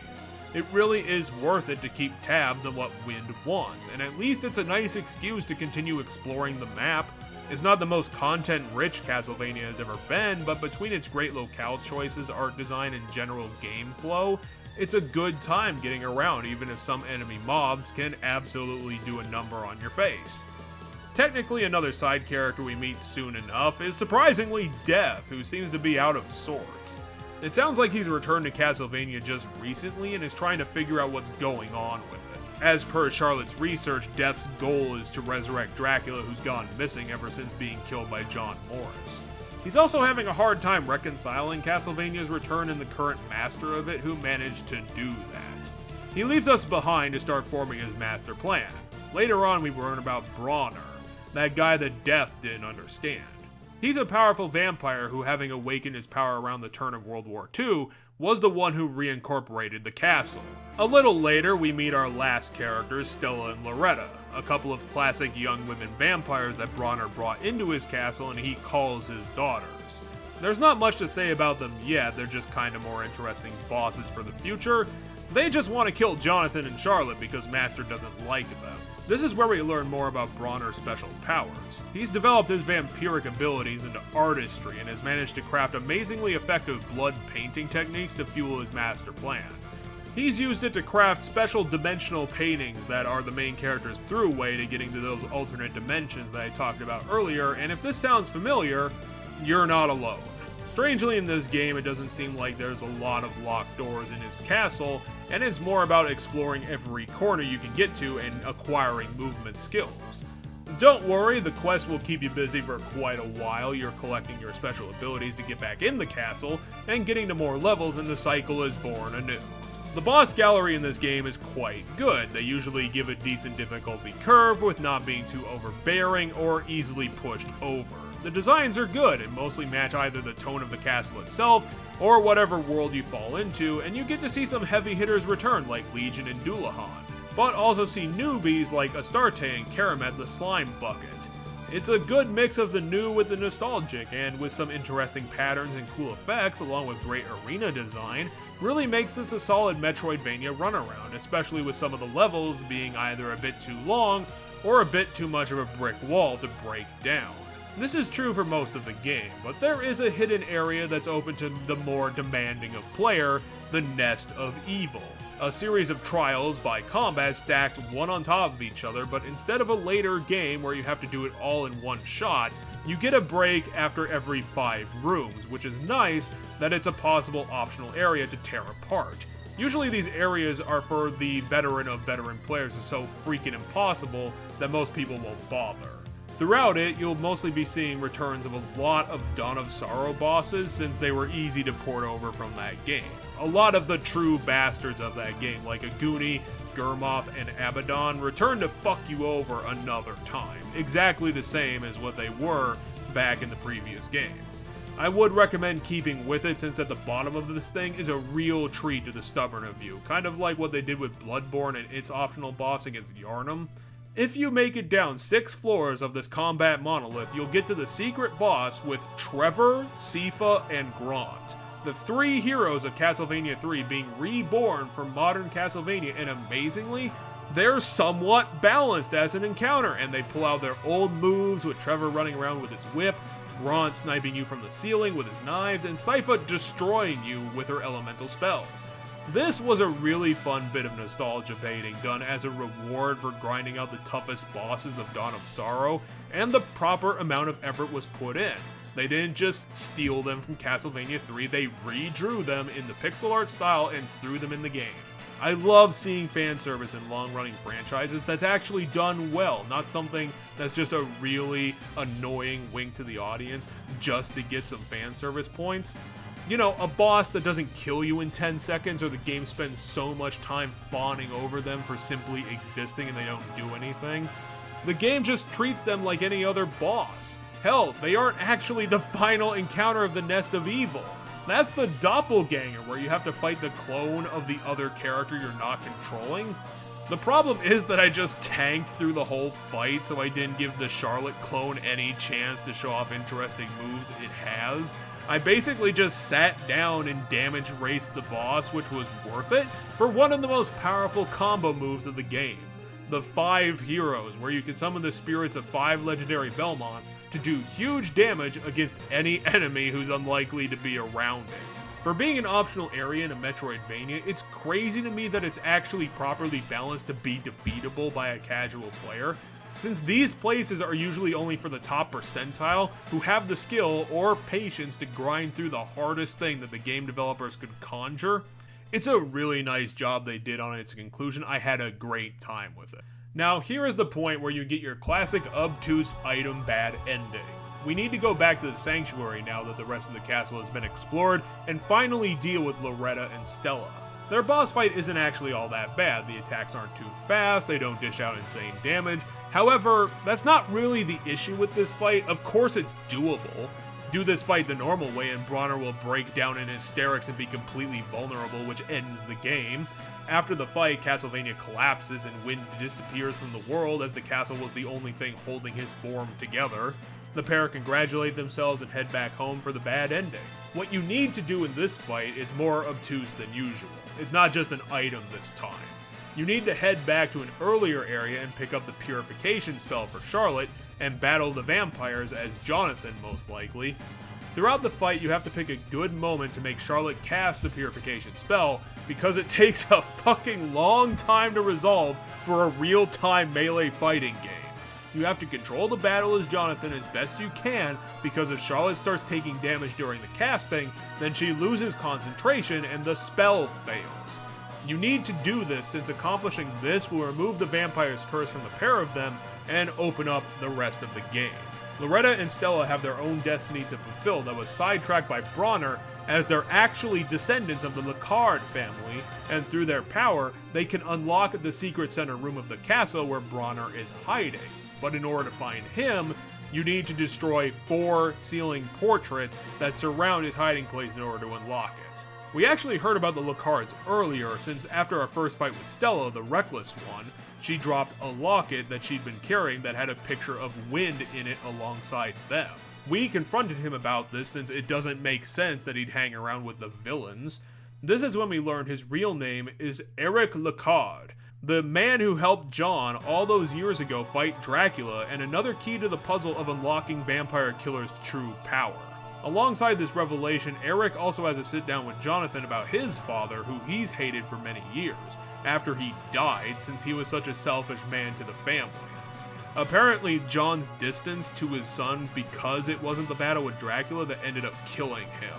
It was actually the Vampire Killer who stole away his life force in order to use it, since only the true Belmonts can make use of it.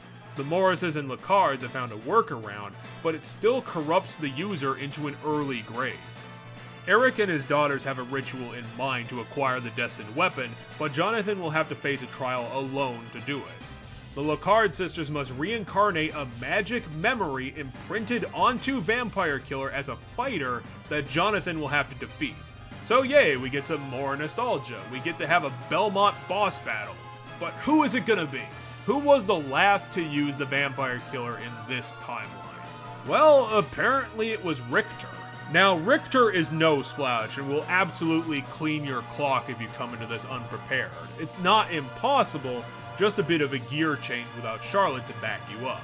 Maybe wait until the 4 ceiling portraits are dealt with before then. The 4 portraits are a little bit of a slog in this game since all 4 of them are found in the same room around the final boss room, and all 4 are decently big dungeons in their own right. But the issue is that each of the 4 recycled rooms from previous portal areas to remix together new dungeons, they aren't completely new levels to go around. There are new bosses to find, it's just that the better flowing level design has now been remixed so heavily that it's kinda hard to get around the levels and find where you need to go. There was probably a better way to liven up the endgame than doing this, but it's not the worst idea in the world. I mean, the levels are kind of interesting, at least you can explore around, and it's kind of quaint when the levels start turning upside down.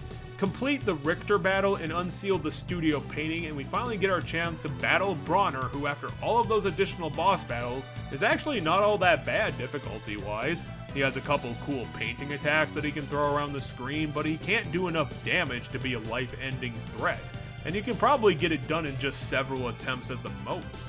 With Bronner at the end of his rope, of the plan he had to remake the world because humanity caused World War II, the most destructive event in history, he finally relinquishes himself just in time for death to swoop in and finish the job. With Bronner's interference now over, Dracula can finally be reborn into the world, ready to be crushed under his boot heel. After this is your final chance to finish the quest and get all the optional goodies before ascending to the throne room for a final treat the game has in store.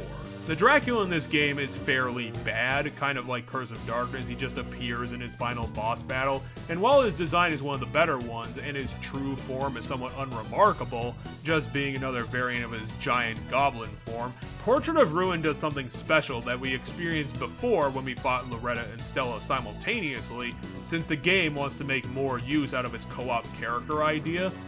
You have to remember, we still haven't killed Death yet in this game. And so, we get something unique just to Portrait of Ruin. Something even the game hilariously points out directly, a simultaneous Dracula and Death fight, and they are pulling out some good nostalgic notes with Dracula using his classic cape fireballs, meteors, and teleporting combo, and Death is mostly just doing dive attacks with his scythe. It isn't the best boss fight either of them have ever had, but there is a grand novelty in finally fighting them 2-on-2. Survive without the AI's help, since this is the one boss fight they will not attack in for some reason, and you'll see the pair fuse together into Dracula's final form, which again isn't all that great. The one major problem is his colossal wing crush attack, which kinda depends on the AI helping you out properly to avoid, since you have to block the hands with constant attacks, and his bat tackle since it covers so much of the screen with consistent damage. Unfortunately, the final boss flubs the ending quite a bit simply because there's barely been any screen time with Death and none with Dracula, so it's not been built up at all, which is something that at least Dimitri did right somewhat in the last game. With Drac deaded, the pair escape the collapsing Castlevania and get to enjoy seeing Loretta and Stella have a tearful reunion with Eric right before he leaves for the afterlife, and Jonathan and Charlotte leave the area to look for their dumbass Vincent.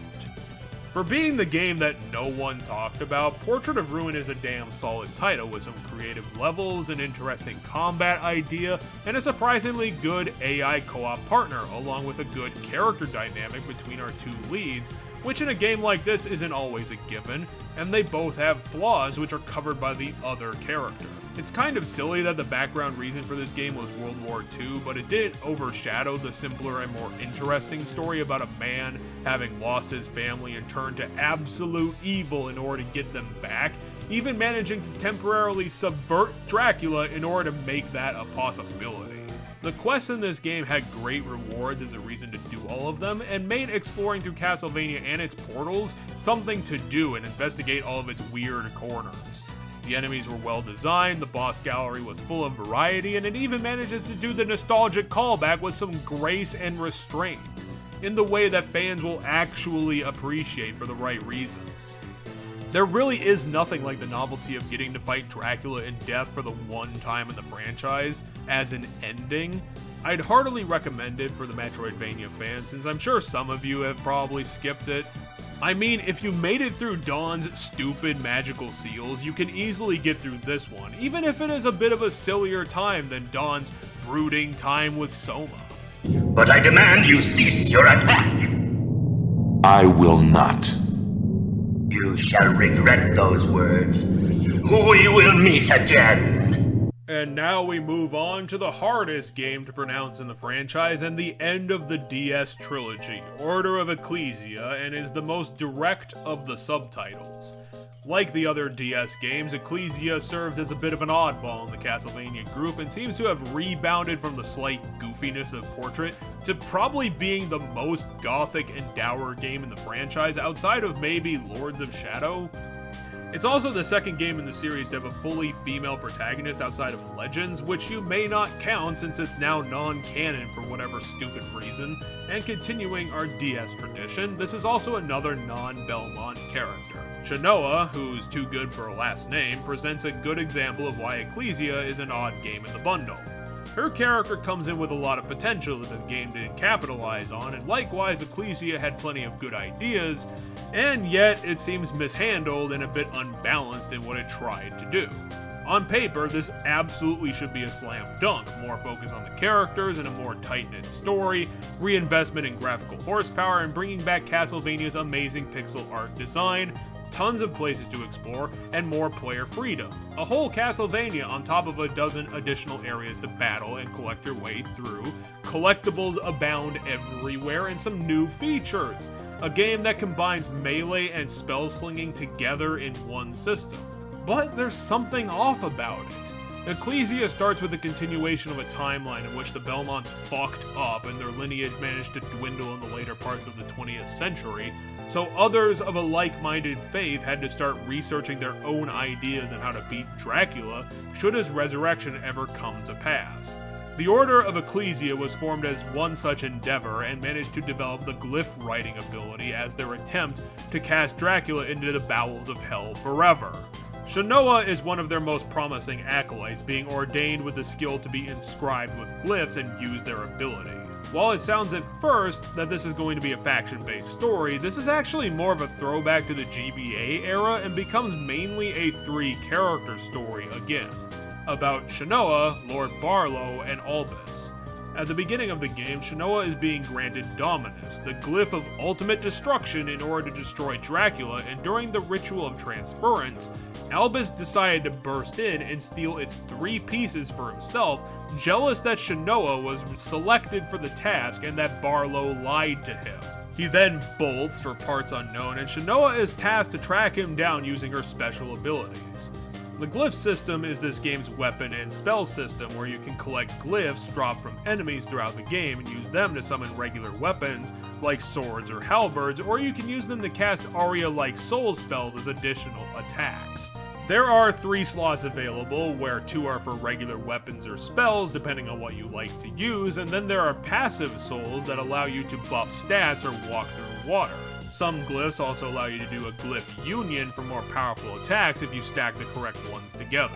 It is a good system that Castlevania has perfected, and there are quite a few glyphs to track down.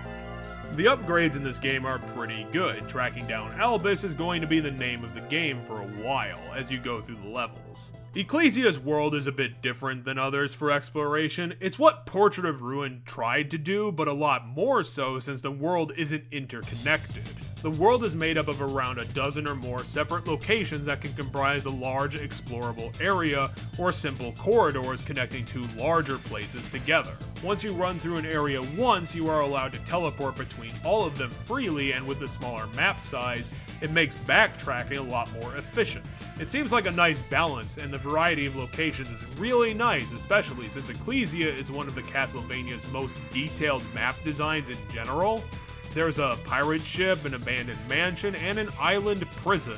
It makes for an intriguing journey finding your way around these bizarre locales that not a lot of other Castlevanias ever included. Plus, there's a big variety of monsters throughout the game world to the point where their unique drops are needed if you want 100% everything. The designs of this game get intricate and sometimes really disgusting. A lot of the bigger monsters and bosses are stuff that we really haven't seen before and are a bit beyond what we usually expect, like the crab monster that has a skull hidden in its skull, and then the fused skull monster with giant worms flailing around outside of it. It definitely matches with the darker tone that Ecclesia is going for, and I love it when Konami settles down and starts getting weird.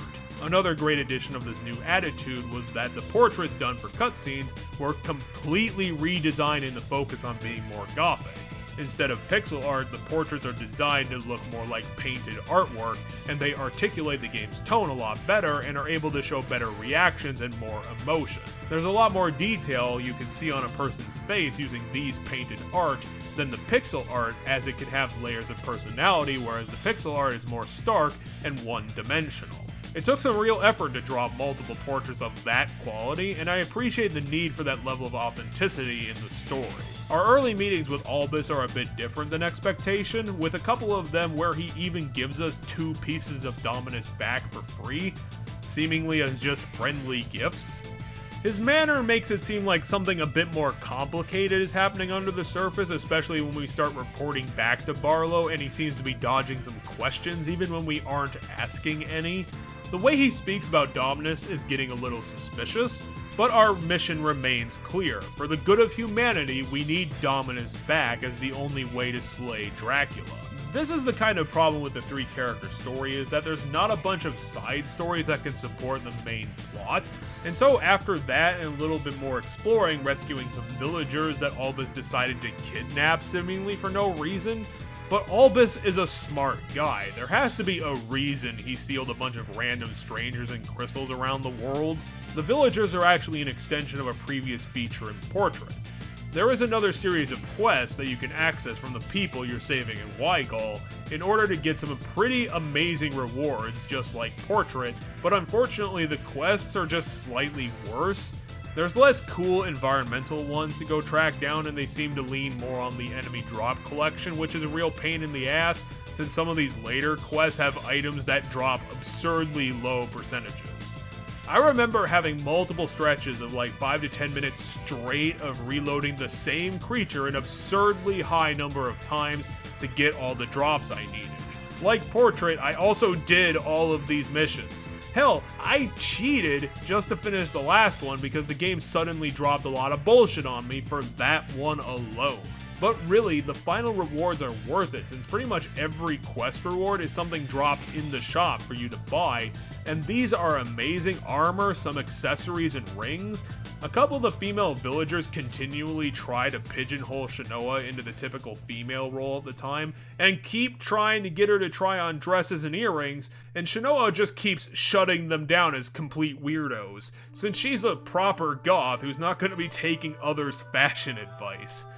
It's a cute personality trait she has towards the stereotypes of the franchise, since it kind of makes her a bit more interesting than your typical character.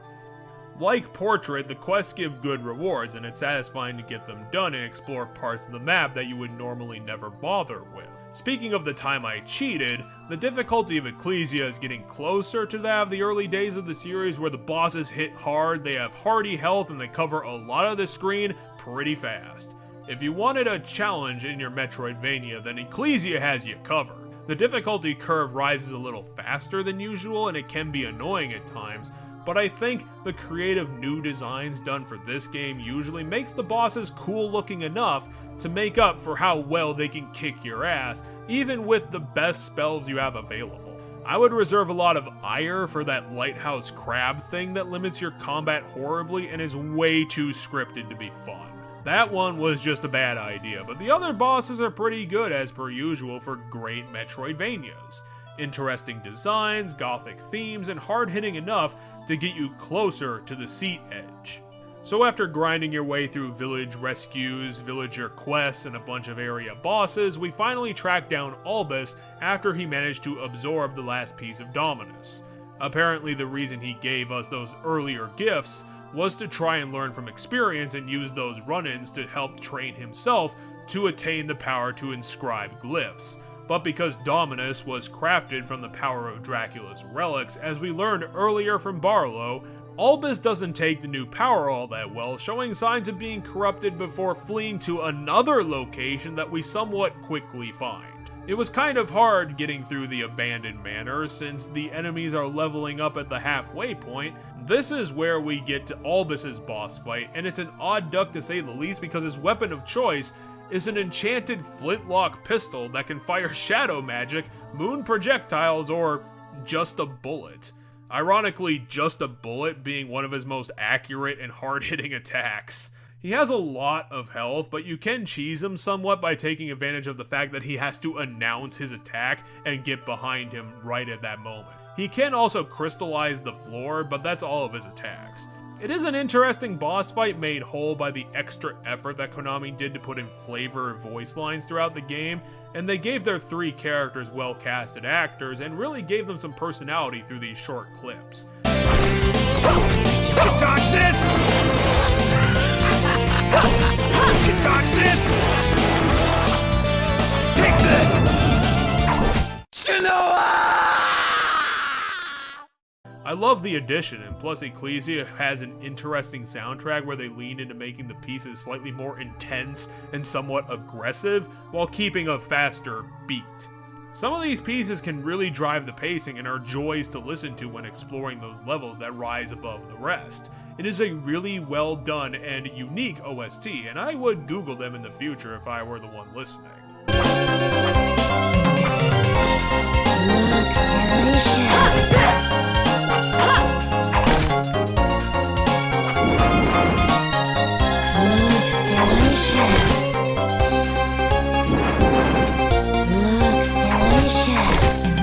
Once everything is said and done with Albus, he's dead, and our mission is complete by grabbing the final piece of Dominus. We immediately, and I mean literally immediately, head back to Barlow after this. You aren't allowed to do anything else in order to finish our life's purpose, activate the Dominus Union, and just fall on our face dead. It seems like something's not quite right, and surprisingly, this is apparently the bad ending. They didn't even animate an ending to help you understand what's going on here. You just die over and over again until you figuring out. Walking Dead syndrome in like 2008? Wow, I know that we've discussed a lot of Castlevania obtuseness, but this one has to be the worst of the lot. In order to avoid getting this ending, you must rescue all 13 of the village's people before getting to Albus. I'm not sure why this is a trigger, because apparently the crystals are held by glyphs that he left behind, since other than that you don't get a new item for it by itself, and it doesn't seem to have anything to do with the good ending cutscene at all. But that's the deal, go fill up the village with quest people and then you'll get your good ending. Once that's all been finished and Albus is dead for a second time, something slightly different happens. Shinoa takes in Dominus, but then starts hearing a familiar voice. Through the power of magical potatoes, Albus has managed to fuse a part of his soul and memory into Dominus itself, and it's been acquired by Shinoa taking in the glyph. Albus then starts revealing his true motivations for why he took Dominus and fled, having been misled by Barlow that he was going to be its bearer, and using Dominus exacts a terrible toll on your mortal life. Using it at all also causes amnesia in its bearer, which explains Shinoa. This is something we really should discuss because it is one of the game's bigger problems. A thing that holds the story back is that they decided to immediately give their main character amnesia, and not only that, at the same time, Shinoa loses all of her emotional states at the same time. Now, deciding to do this sort of story is an incredibly difficult task.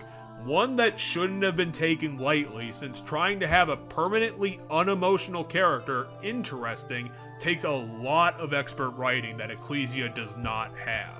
Without emotional responses, we lose a lot of ability as the audience to learn about who Shinoa is as a person, how she would deal with things along with all the personality traits and character quirks that comes with it. She is our main character, and since all of her reactions are the same to anything happening to her, it makes the story a lot more bland than it should have been. It lacks drama, since we don't get Shinoa's personal touch on seeing the plot turns happen right in front of her. A better way this should have been done was to either give us a period in the early game or the late game where she gets her emotions back so that we could get to know her as a person, or simply having some flashbacks before that happened at all, and then losing that emotional state would have a heavier impact since we would have the comparison between her two states. We would be able to see the two sides of her instead of just being stuck with the one, the boring one that reacts to everything in this game like a robot just taking in more data and spitting out canned responses. I don't know why they did this to their protagonist, since it would have been very clear to anyone looking at this and writing it down that it would ultimately hurt their game and OC to not have those opportunities to show off her character. Humans have emotions for a reason, and they're paramount in storytelling. At least Albus, Barlow, and the villagers are boisterous people with their own particular emotional ranges to make up for talking to Shanoa the Scarecrow. Albus is a good character, but he's let down by seeming to have a more interesting backstory with Shanoa that should have been shown. Barlow is a decent mentor character, but a bit too obvious in what he's trying to accomplish, and the villagers are really just quest lists with dialogue attached to them, and some of that dialogue is good enough to fill the space. They just come off as regular video game NPCs for the most part, not really worth thinking about because once they get to the village, they don't do anything and they don't move. Likewise, the story is weaker in general since there is no mystery to the goings-on. Without additional characters, there is no misdirection or red herrings, no threats of other forces coming in to screw things up. It is all very straightforward, and you can see where the plot is going 2 levels before you get to anything, so nothing that happens in it is a surprise. Once we acquire Dominus and report back to Barlow, we ultimately refuse to conduct the ritual because Shanoa now knows via Albus's memories that he's hiding something, and so he just comes out and says that the entire mission has been bullshit from day one, of not only Shanoa coming into the Order, but the entire Order's existence. This is where the game starts looking really silly, since Barlow is claiming that Ecclesia was ultimately formed as a cult to bring about Dracula's resurrection, which he's probably lying about, if the intro crawl is anything to believe. The higher-ups in this order, or maybe the only higher-up is Barlow since we see no other members, but he was clearly lying about the order forming to destroy Dracula in order to get it up and running. I know that you could definitely say that maybe the intro crawl was also a lie, and maybe there is no church involvement in this, but considering the religious state that Order of Ecclesia exists in, this is a more ancient sort of story where religion was a paramount thing to focus on. How the fuck would he get away with forming the Dracula cult without anyone noticing? Also, his plan was flawed from the start. Considering what we know at the end of the game, using the full force of Dominus to destroy the seal on Dracula's body might have ultimately just blown it up anyway. Plus, considering that his lie falling apart was pretty blatant during our last report, this just comes off as a really bad twist.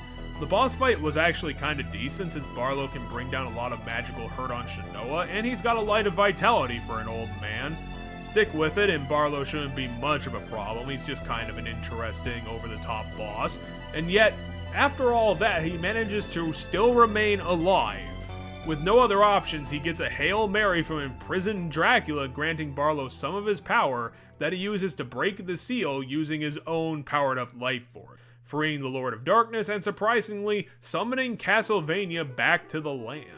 Yeah, on top of all those other levels, now we actually factually have to explore Castlevania. If nothing else, this game has a lot of content and places to go punch monsters in the face.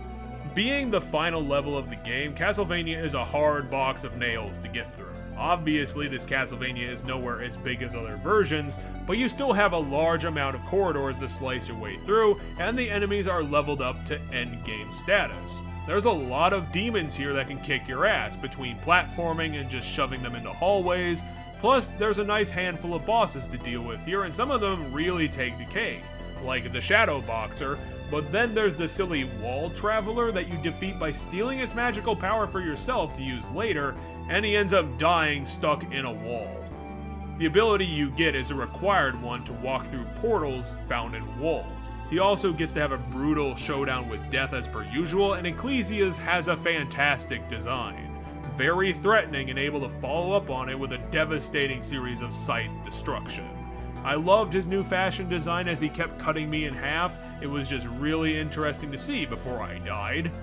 The end point of the Castlevania challenge is a Cerberus statue around the top of it that has to be unlocked, wielding 3 glyphs of the same family similar to Dominus and also Metroid.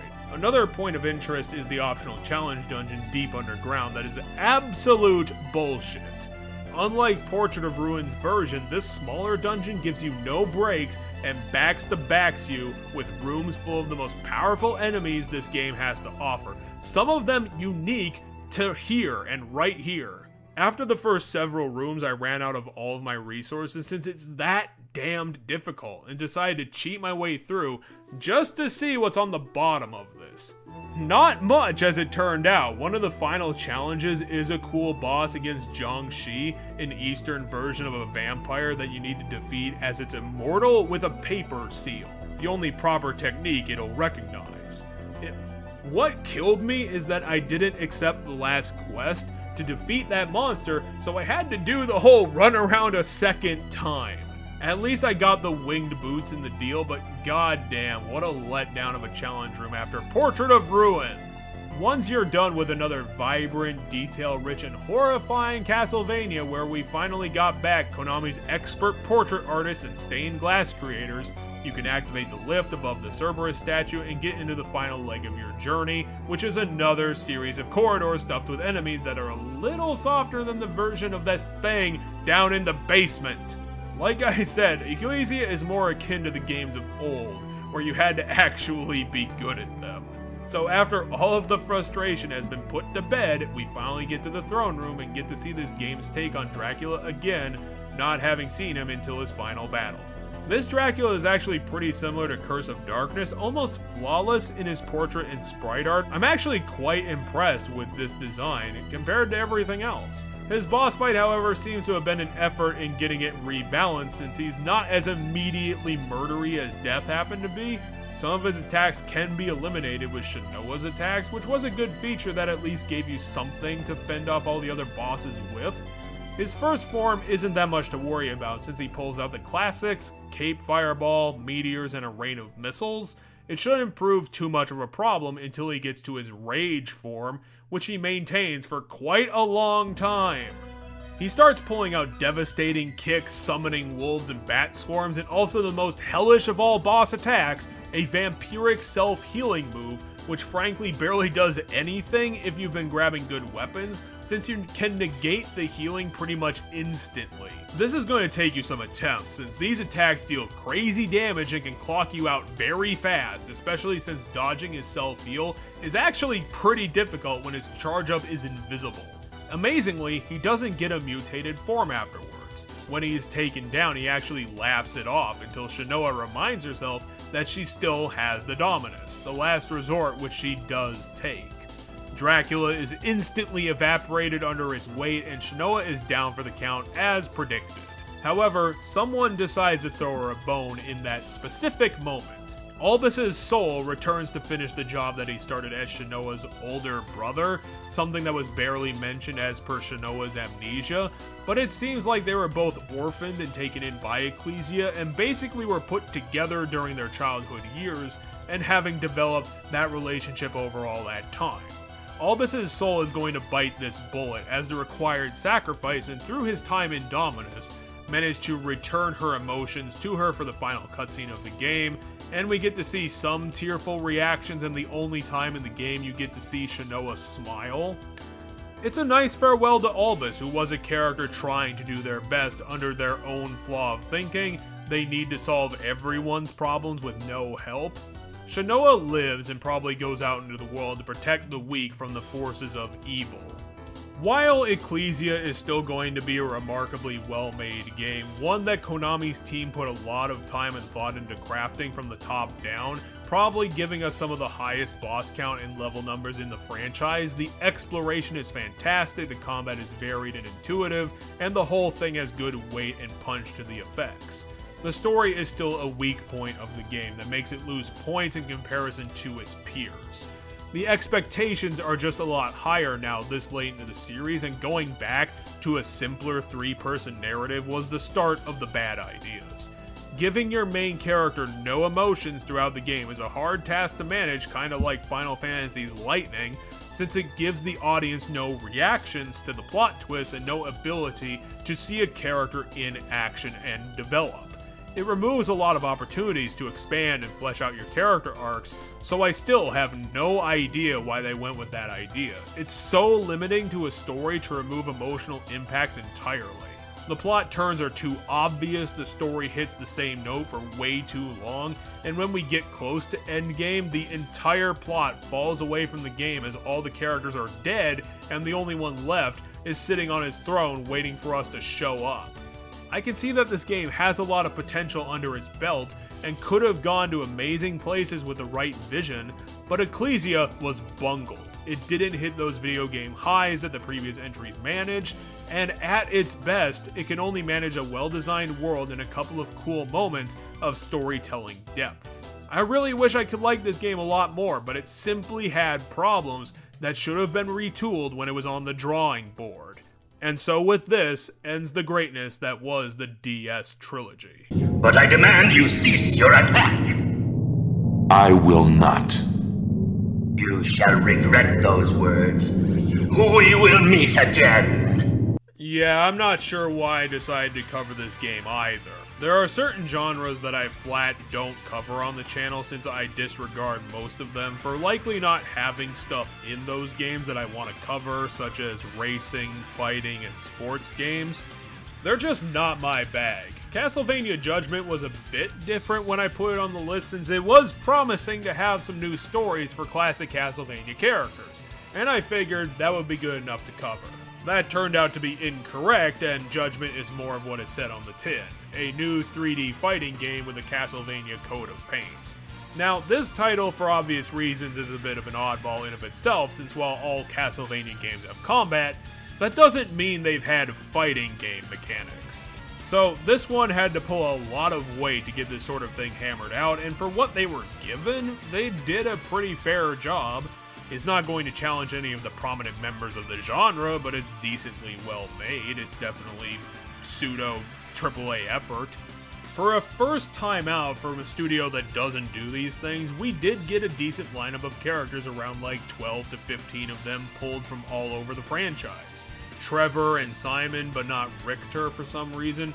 Cornell, the legacy guy, Eric from Portrait, Grant and Sifa, Maria, Shanoa, who we just covered, and obviously Alucard. They're on the protagonist side, and on the villains you get Death, Dracula, Carmilla, A Gollum, and that's it.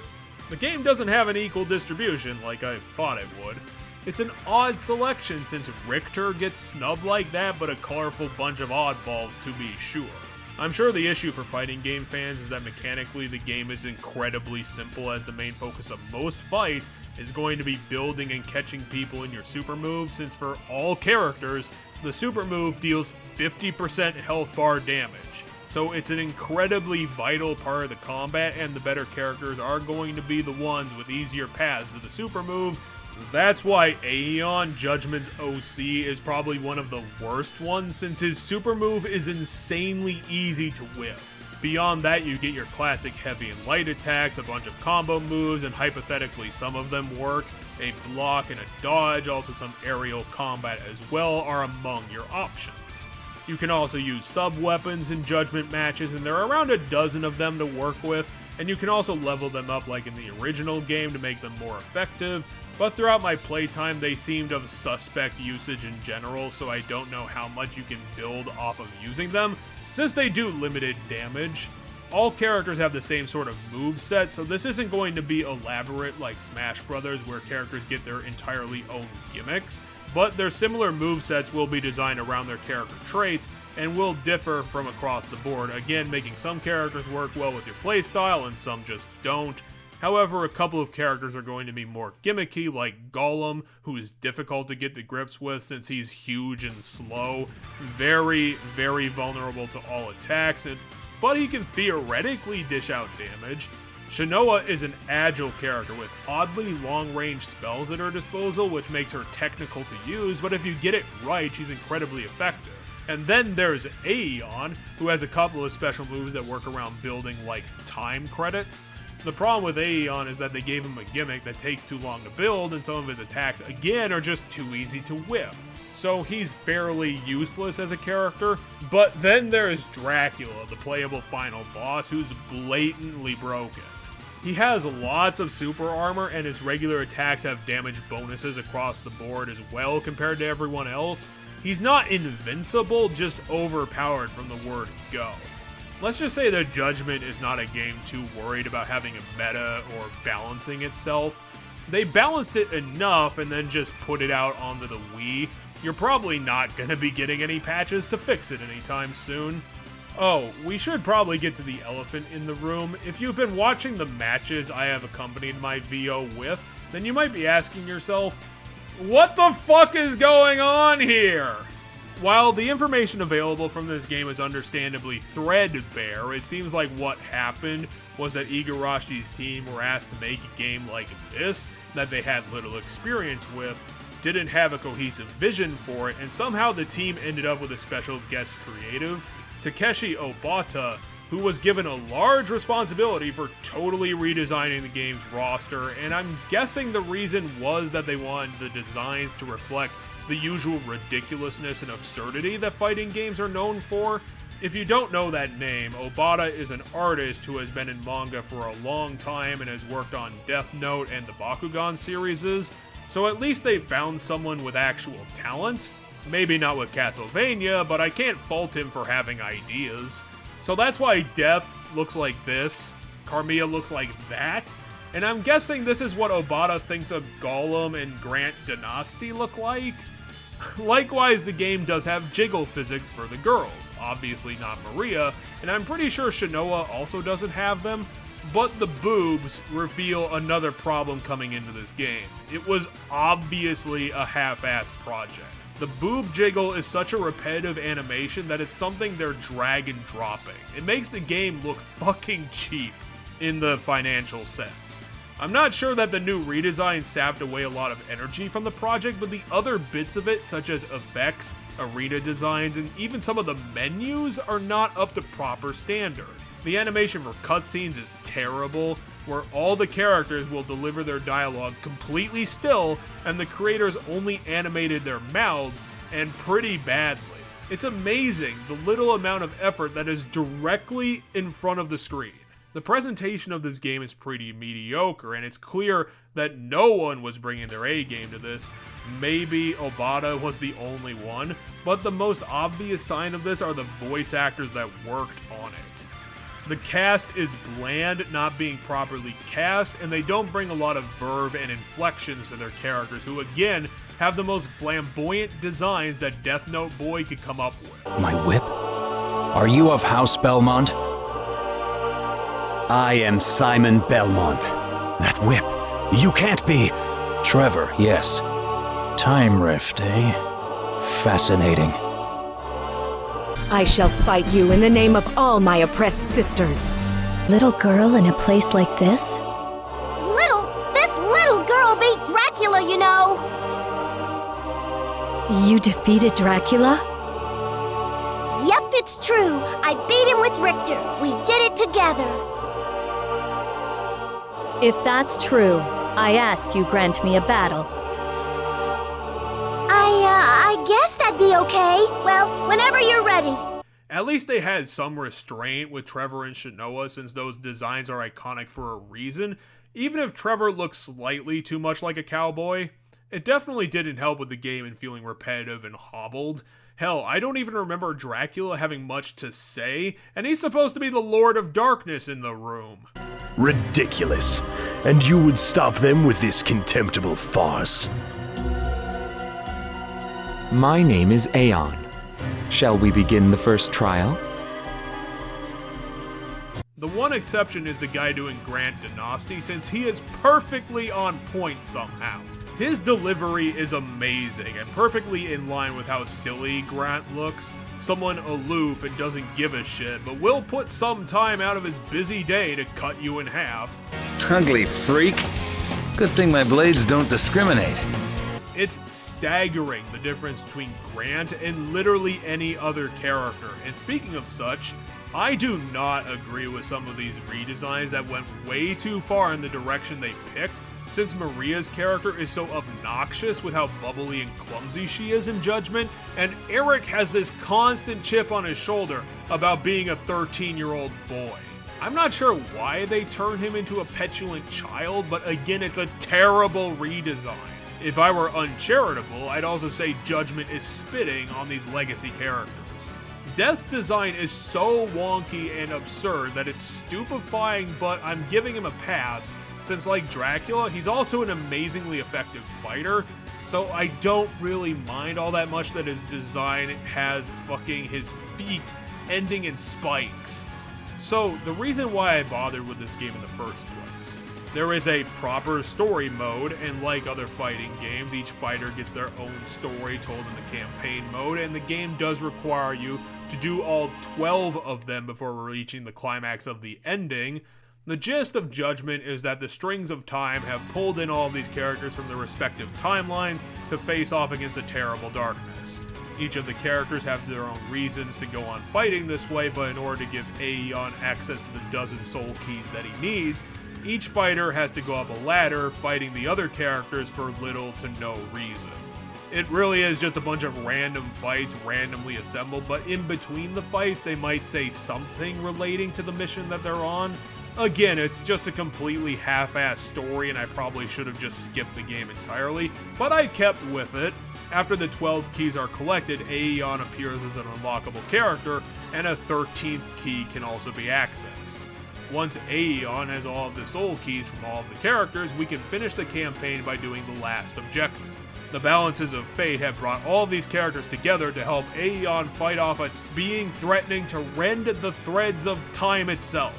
The Time Reaper, who is the game's final battle, and is a god-awful fighting game boss, since all he does is follow a strict pattern of attacks that are easy to dodge once you realize that the entire fight is perfectly scripted. The Time Reaper also doesn't move, and he doesn't have any AI to speak of. He's basically a fighting game pitching machine, and his design is also not that great. He honestly just looks like an upgraded version of Death, and not much else for his time aesthetic. You can complete the full campaign with any character, so you can bring whoever you want into this after fighting Aeon for the honor of doing so, since only one person can fight the Time Reaper due to the power of prophecy, and Aeon's just a terrible fighter. Even at the end of the ladder, he's useless and you can probably just edge him off of the edge really quickly. Yeah, Judgment has Tekken rules, so you can do a ring out, which is stupidly easy in some of these arenas. You probably shouldn't fight in the torture room on your own, since that arena has so many death traps in it that I'm sure 60% of all the deaths on it are due to the stage itself. After the Time Reaper is killed, each character gets a short text crawl explaining what they plan to do after they return to their timelines. So yeah, the plot of Judgment that I wanted to cover was badly thought out, badly written, and a pointless sideshow to anything else in the canon, but I'm guessing this wouldn't be that out of the norm for fighting games if it had any sort of production value whatsoever. Judgment was a strange idea coming out of the blue by Konami to retool their Metroidvania series into a Wii fighting game, starting out with the intent on making it focus on motion controls that thankfully didn't go anywhere during development. It's a cheap game with not enough developer effort on it to capitalize on the concept of what it is, with all these terrible cutscenes, substandard stages, lackluster battle effects, and just a broken fighting system in general that relies on doing one thing for every character. It's stiff, awkward, and a lopsided fighting game with an awful campaign mode and all the other typical modes that a half-assed fighting game really should go for. The one thing it has going for it are Obata's redesigns of the legacy characters, which do fall in line with fighting game expectations for looking completely off the wall and absurd. They are detailed, interesting, and gimmicky looks, with some struggling to justify the changes while others flawlessly fall into place. I'm not sure why Sifa needed the breast augmentation, but sure, why the fuck not? Some choices were obvious, some were strangely obscure, like I'm sure that Cornell was selected only because he has a werewolf character in canon, which would make him a great fit for something like this. At this point in history, Judgment has novelty value only since it's not a well-made game, and it seems like that came about because it was being watched over by the regular Castlevania team, and clearly one that had no experience in what this game genre was, which is a classic development failure that I'm surprised people are still rolling the dice on to this day. This isn't what they were trained to do, so why did they go ahead and do it at all? For a recommendation, I will say the game can be fun, matches are pretty short, and it can make for some silly party game-esque fun since the game's fighting is so unbalanced and lacking any meta that really any outcome could happen in it, especially since no one has ever played it seriously before. Take it for a tour around the block and see if you gel with its wackiness. For those out there looking for a serious game recommendation to put some time into, this is actually the opposite of what you're looking for. But I demand you cease your attack! I will not. You shall regret those words. We will meet again! Now we finally get to the last trilogy we're looking at in the video before Konami gave up on video games in general, Lords of Shadow. Lords of Shadow was not done by Konami's regular Castlevania team, and was rather handed down to our new friends Mercury Steam, slumming it back in 2013 with a Konami project on the 7th gen. If you hadn't seen our previous video, Mercury Steam is an interesting developer since they have one obvious talent that's come out of this trilogy, and their more famous project, Metroid Dread. They are incredible rip-off artists. What they have managed to do is be the studio that can take a look at someone else's IP and develop a game using themes, mechanics, and designs mirroring that other IP, which was good for them because Konami wanted this game developed during a weird time in the AAA space that was only going for a year or two back in the early 2010s. The time of the God of War butt game, where a bunch of new spin-offs were trying to capitalize on God of War's and the character action game's resurgence to make some money, and so Konami's attempt on that was Lords of Shadow. But don't think because that was the trend that Lords of Shadow is going to be a fly-by-night trash game, because it's actually the opposite. Lords of Shadow is one of the most dense and longest games ever made for Castlevania and starts a new timeline for the Castlevania series with some pretty deep canon implications for later. Like Gabriel, this game is a beast of an experience, clocking in at around 13 hours for me, 16 with the DLC attached. Some of these God of War clones went lighter or heavier with the homages, but Lords of Shadow was, as per Mercury Steam, a heavy influencer on Santa Monica's Baby. This thing is God of War right down to its meaty bones, from designing Gabriel Belmont to be a dump truck of a man, to changing the vampire killer from a normal whip to this weird whip-sporting Swiss Army knife crucifix, and the game is chock full of the QTE-infused combat, puzzle logic, and strange locales of the God of War series, even down to giving Gabriel a similar I killed my family backstory and now I must quest for their redemption. Even the types of puzzles are the same, with many times you'll be pushing circular levers or pushing blocks around. It would be an incredibly shameless ripoff if Mercury Steam didn't have the talent to nick all of those ideas from Santa Monica and remix them with enough original thought to get a proper game out of their idea process. But even then, Mercury Steam knows no bounds and will take smaller ideas from other games to slap into their projects. Most notably, Shadow of the Colossus makes a cameo with 3 fights using their school of thought. Obviously they aren't as good, since through the act of stealing, they don't get access to the engine that made this stuff work so flawlessly on the PS2, and it struggles to recapture the magic on the 360. But there are 3 bosses, 2 giants and 1 endgame dragon that you must climb all over and defeat by stabbing them in glowing sigils on their bodies. While Team Ico is the better of the two at doing this epic Colossus combat, Mercury Steam's ripoff is still pretty good, especially with the dragon that fights you the whole boss battle as you climb all over it, and the effects where it'll fly around at speed, and then times where you have to hold on as it starts doing tricks to knock Gabriel off of it. It's not better than the original, but it's good enough to still have some merit. The regular combat is forgettable, to be honest. It doesn't have the cool animations or as much punch as God of War, and the enemies aren't all that memorable. It seemed to be a button masher that wasn't all that fluid. Yeah, it had some finishers, and later on you get access to sub-weapons and different functions of Gabriel's cross, but it's not a focus of the game. It's just something that's there because God of War had it too. The more regular bosses are better since they're beefier, they can dish out damage and have some mechanics, Their finishing moves are going to be where the budget was spent, and some of them can be hard asses that can kill you outright if you're not careful. But none of them are all that fantastic to really put in the video. What Lords of Shadow really has going for it is the simple variety of stuff to do. Mercury's team seems to be constantly falling over themselves to try and shove in all of their ideas for this game onto the screen with the limited 13-hour playtime they had to work with. Their ideas for puzzles are pretty remarkable since they had chess battles, moving platforms, some sort of turret portal thing, block sliding puzzles, enemy riding challenges, key hunting, some various climbing dodging stuff, and in the DLC they even added a bloodletting puzzle that was a difficult one to balance out. While Mercury's team isn't known for their original ideas, what they have is passion, drive, and an ability to remix an idea into something completely new. They know how to play to their strengths. There's a ton to do throughout the game, and while there are many set pieces, not a lot of them get reused, especially since it wouldn't make all that much sense with how many different locations Gabriel has to explore to get to his ultimate goal. He doesn't stay in one place, and he'll go to deserts, forests, and several castles, but also end up in the mystical lands of the underworld and beat up their demons for the restoration of his dear Marie, seemingly at any cost. Gabriel is a member of the Brotherhood of Light, some organization done by the church for generally stopping evil, and he's gone deep into the mystical woods in search of something that can resurrect his dead wife Marie, who died under mysterious circumstances.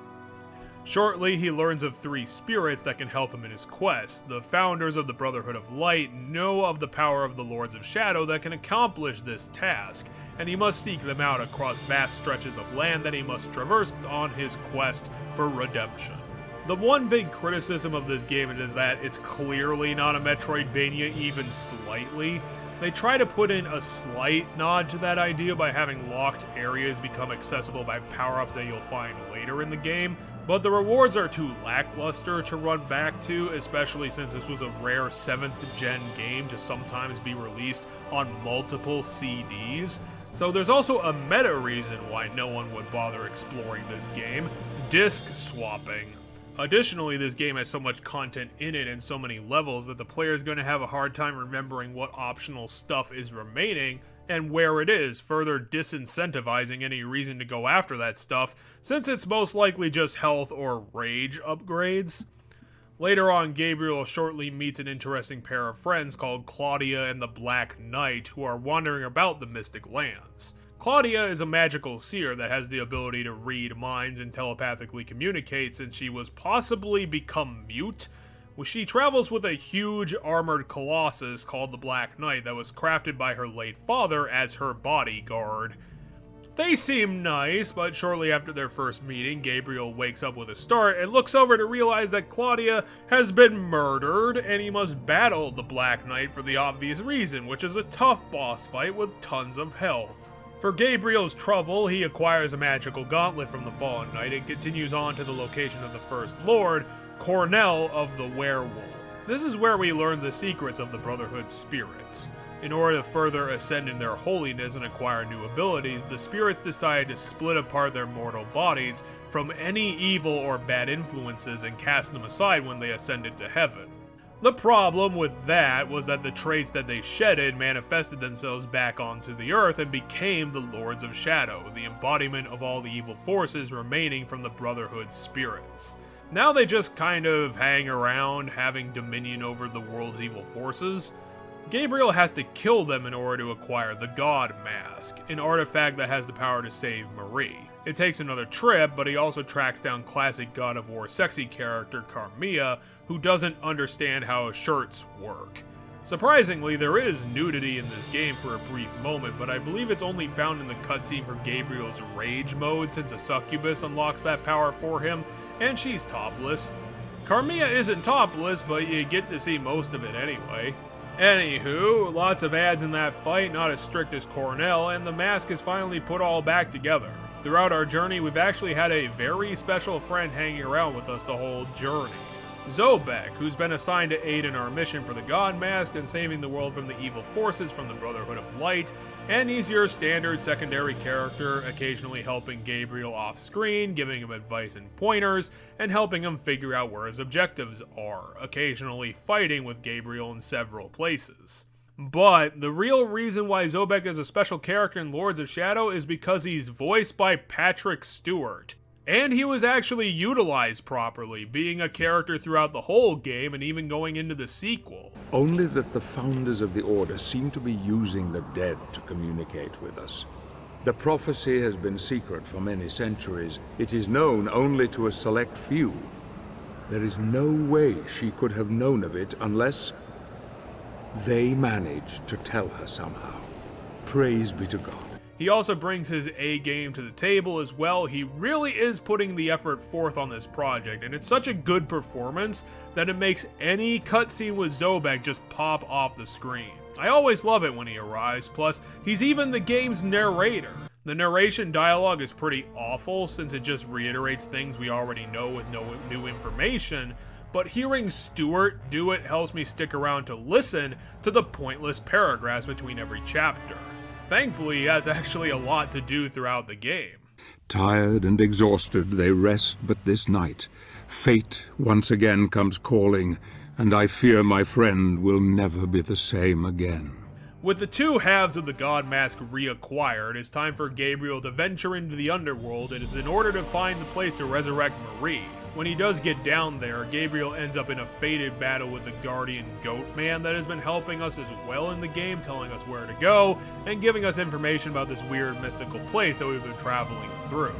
Apparently, in order to continue deeper into the underworld, the Goat Man must be killed, and his blood or life force will be the key for going further. It's a nice scene since the Goat Man accepts his fate in the grand scheme of things, and Gabriel gets to continue looking like a bad person through what he's been choosing to do in the name of getting Marie back. He doesn't look as bad as Kratos, but, you know, he's definitely not on the good guy side anymore. Once he gets deep into the underworld on the search for the third lord, at some point Gabriel gets betrayed by Zobek, who shows Gabriel that he had the last piece of the God Mask, the Death Mask, and uses its power to reveal to Gabriel that he was the final lord the entire time, the lord of the necromancers, and amazingly, Patrick Stewart's character is revealed to be this canon's death. He's been orchestrating this entire plot for Gabriel to go on to acquire the powers of the other two Lords of Shadow. Apparently, the three have been in a constant stalemate for dominion over the Dark Forces for thousands of years because they wouldn't negotiate with each other. But if Death had all the power, then there wouldn't be a thing he couldn't do, so he's been manipulating you to not only kill Claudia in order to help awaken your latent bloodlust, but also nudged you along into killing Marie with your own hands, thereby having him go on this quest for an artifact that Zobek needed. Also that he could obtain the ultimate power. However, while he's flouncing around and almost winning, someone else deep in the underworld comes out of the woodwork. The person who originally gave Death his taste of power. Satan appears now and rips us out of our boss fight opportunity with Death and takes his place as the final boss. Satan has actually been using Death towards his own end to get to the same thing. The God Mask will provide Satan with the power that he needs to finally get his revenge on the realm of heaven for casting him out and sending him to hell. Now Gabriel has to stand up against the ultimate evil for the good of the world, and it is a really challenging boss. Lots of health, some color-switching dodge mechanics, and some flashy moves to avoid from Satan. It's a meaty finisher to the game, and a little awkward as well since Satan is naked for the whole thing. With Satan having been beaten for now, Marie tells Gabriel that she's proud of what he's accomplished, and that all she wanted was for him to put right what Death and Satan were doing wrong for the entire world. Unfortunately, his plan ended up being futile from the start, as the God Mask never had the power to save her, but he did save himself, which is now more important as Marie is going away to the Promised Land, having done her part to save her husband and humanity, leaving Gabriel with some mixed feelings. Yeah, not the best note for the game to end on, but it was an intriguing ride. It had lots of gameplay variations, some decent combat, and these flashy, gory QTEs. The best God of Warring that non-Santa Monica could provide. Although if you want to keep going, you can move on to the DLC, which gives an unfortunately lackluster epilogue to all of this. You can clearly tell that the DLC was developed a lot later after the game was released, since they don't have a budget to work with. All cutscenes are done in that PSP comic image moving style instead of the regular 3D, so the characters just have to be drawn and not animated. Plus, a lot of the areas in the DLC are either simple and tightly scripted corridors for you to cross, or reuse parts of the main game's maps that are just run backwards or in other directions. The DLC's puzzles and gameplay variation aren't great, and what they do come up with is a little lazy, like the instant kill lava raft ride.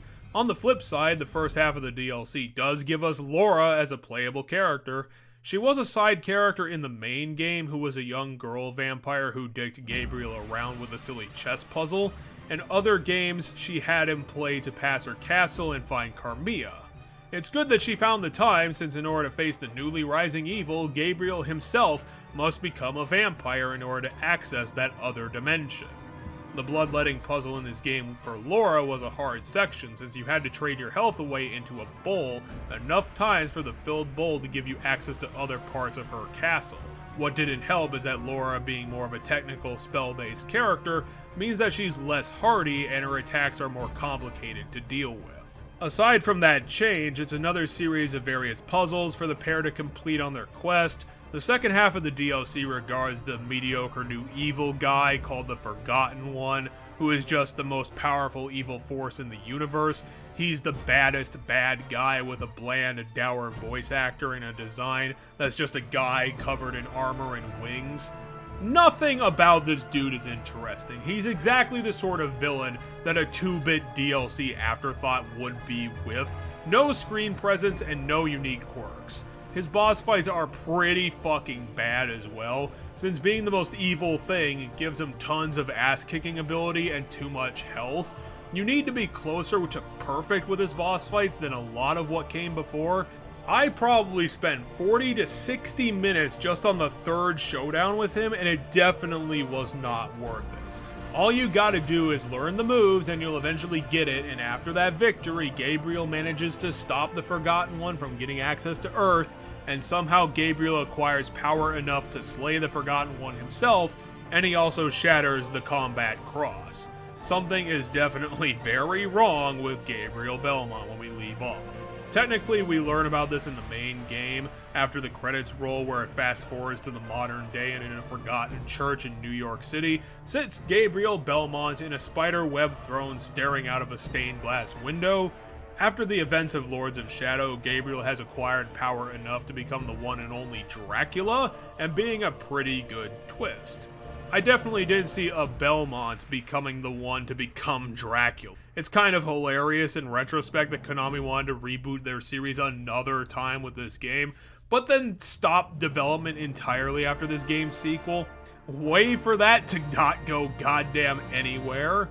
So I spoke about the base game enough. It's a solid, dense game that pulls together a bunch of ideas from God of War and other famous games to build its gameplay model, and it is a fun challenge with a whole ton of puzzles to complete. It's a long game, hitting in at 13 hours and somehow not having fluff interspersed to just keep that clock up. I would recommend the game, since it's a good hack and slash, but for Castlevania fans, just be warned that this game is nothing like anything else in the franchise.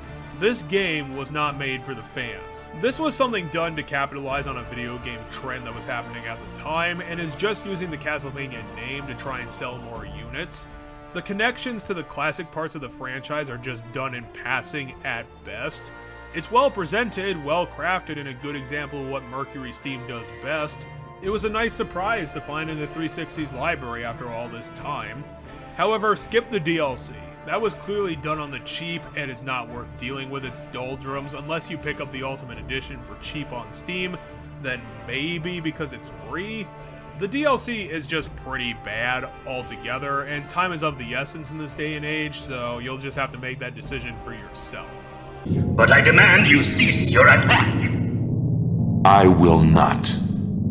You shall regret those words. We will meet again! And now we get to this game, the weird middle game that combines the trilogy together. Now, I wouldn't be surprised if you didn't know about this game at all. It doesn't seem to have gotten a great profile in the grand scheme of things, probably because it was released as a 3DS exclusive until it got ported to Steam for its HD release, and HD on this one is really pushing it. Amazingly, for those who don't know, Mirror of Fate is the final Metroidvania game to have been released for the franchise on console. It's a true 2D side-scrolling homage to the good years of Castlevania, and a good place for Mercury Steam to show off its rip-off artistry by throwing their hands into making a Circle of the Moon-esque project. Unfortunately, while it is good to see that Konami did give us one last 2D Castlevania before closing up shop, this thing is not up to spec whatsoever. Mirror of Fate is a very disappointing Metroidvania, enough so to finally make those Harmony of Dissonance haters shut up, because this game is dreadful. First of all, that there's incredibly light exploration and it's also very linear, with the objective marker being added as a weird feature for some reason.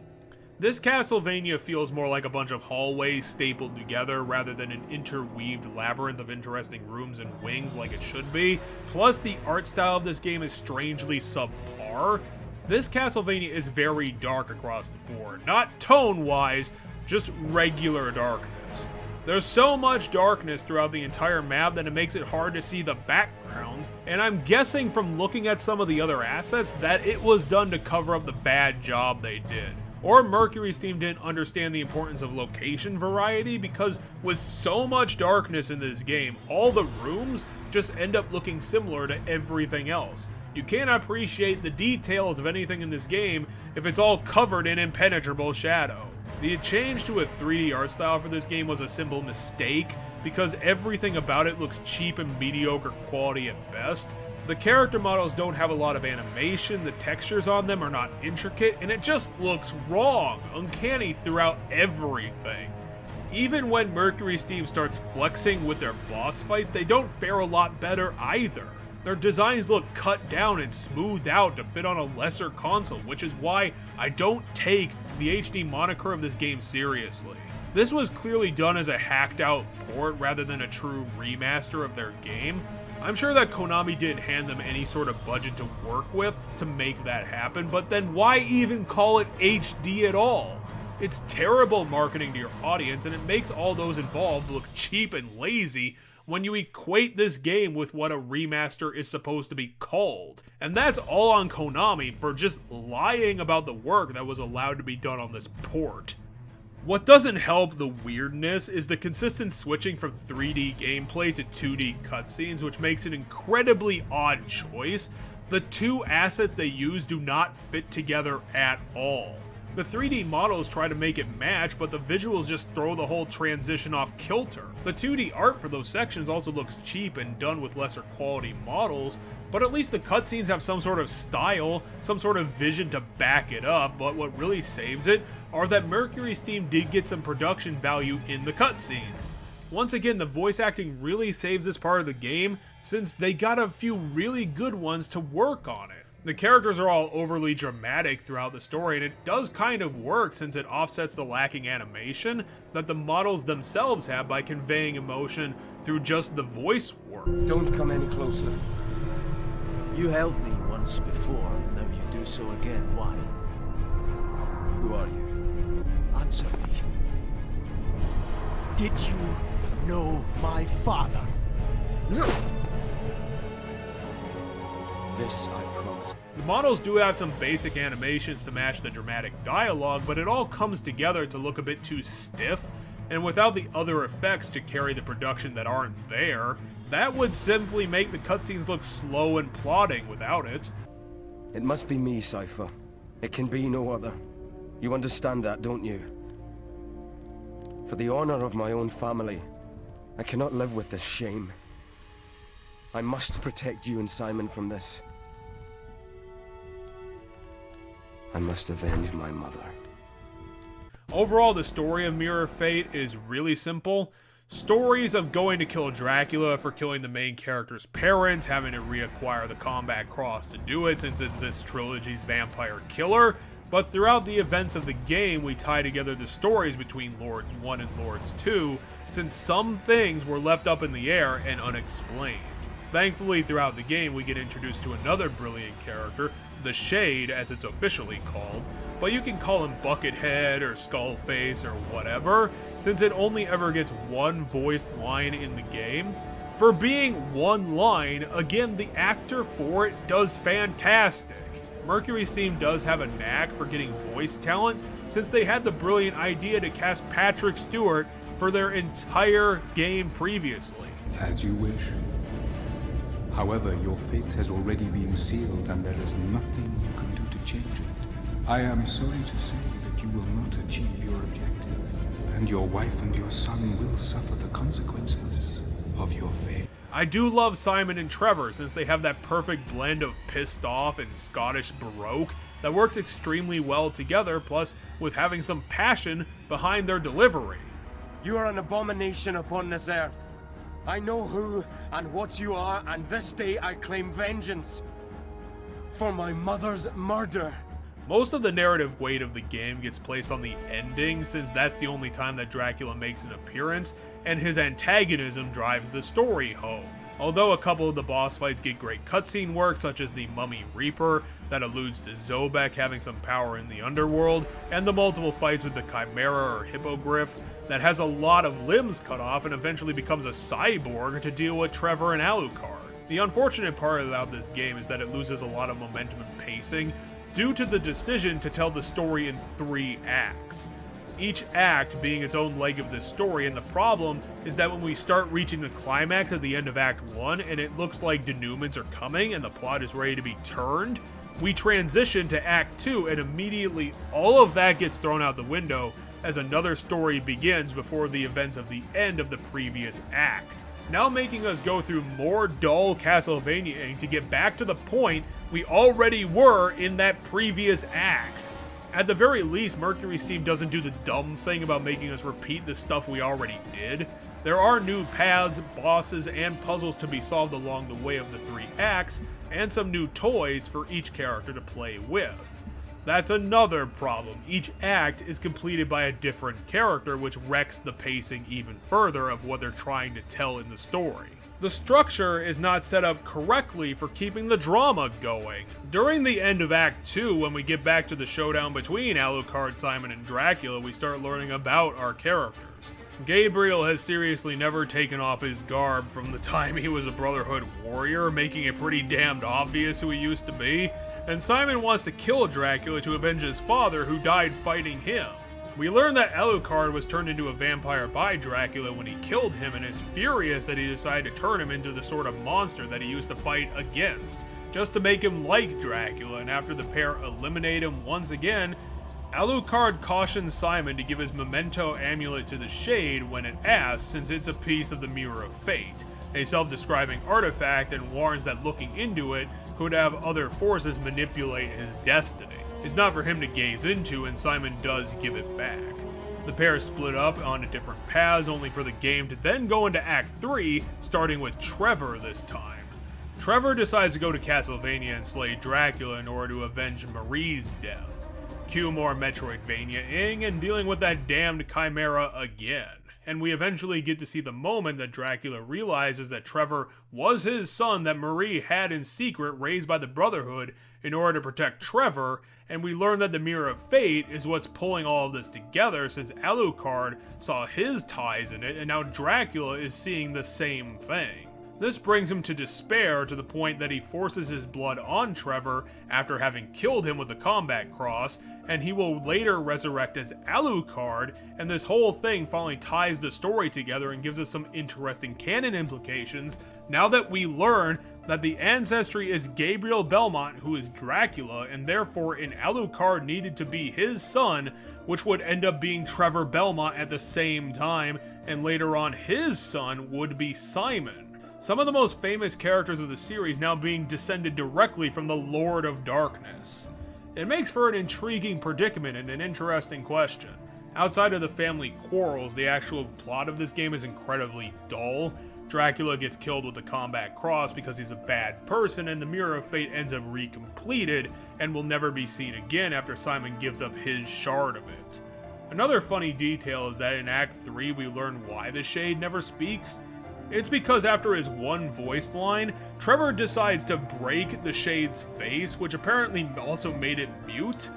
I do like the Shade quite a bit as a character, since usually with these types of Destiny guides, the annoying constant with them is that they're super cryptic and always tell the protagonist to trust the plan and then disappear, whereas the Shade will actually give the protagonist useful information and tell them where to go when asked, and being able to do so helpfully while also mute is extraordinary.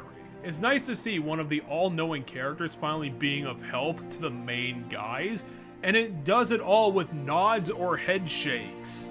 The importance of Mirror of Fate is only as a bridging narrative between the two Lords of Shadows games, giving us additional context to characters that we'll meet later on, rather than being a story that can stand on its own two merits. Another waste of your time with this game is that if you do 100% it, the only thing you really get is the classic cliffside watch scene as Castlevania falls, which is a terrible reward for doing that much work. Something that you usually get for free in these games rather than extra bosses, weapons, or an additional narrative scene. A goddamn waste of time. Mirror of Fate as a Metroidvania is incredibly weak with substandard gimmicks, boring exploration, and just a bad art style for the levels, leaving a lot of them to look the same, a lack of cool movement tech or power-ups to make the most out of your journeying around. All the trips are also really short, with each act coming in around 2 to 3 hours of just wandering around. Honestly, I can't recommend this game for anybody other than the absolutely rabid fans. It's just not worth even the paltry 5 or 6 hours you have to put in to complete the whole thing.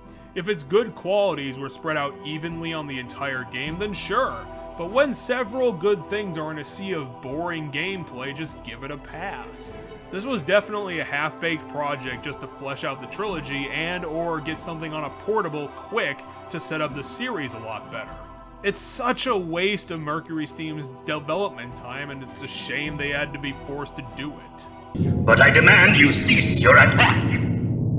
I will not.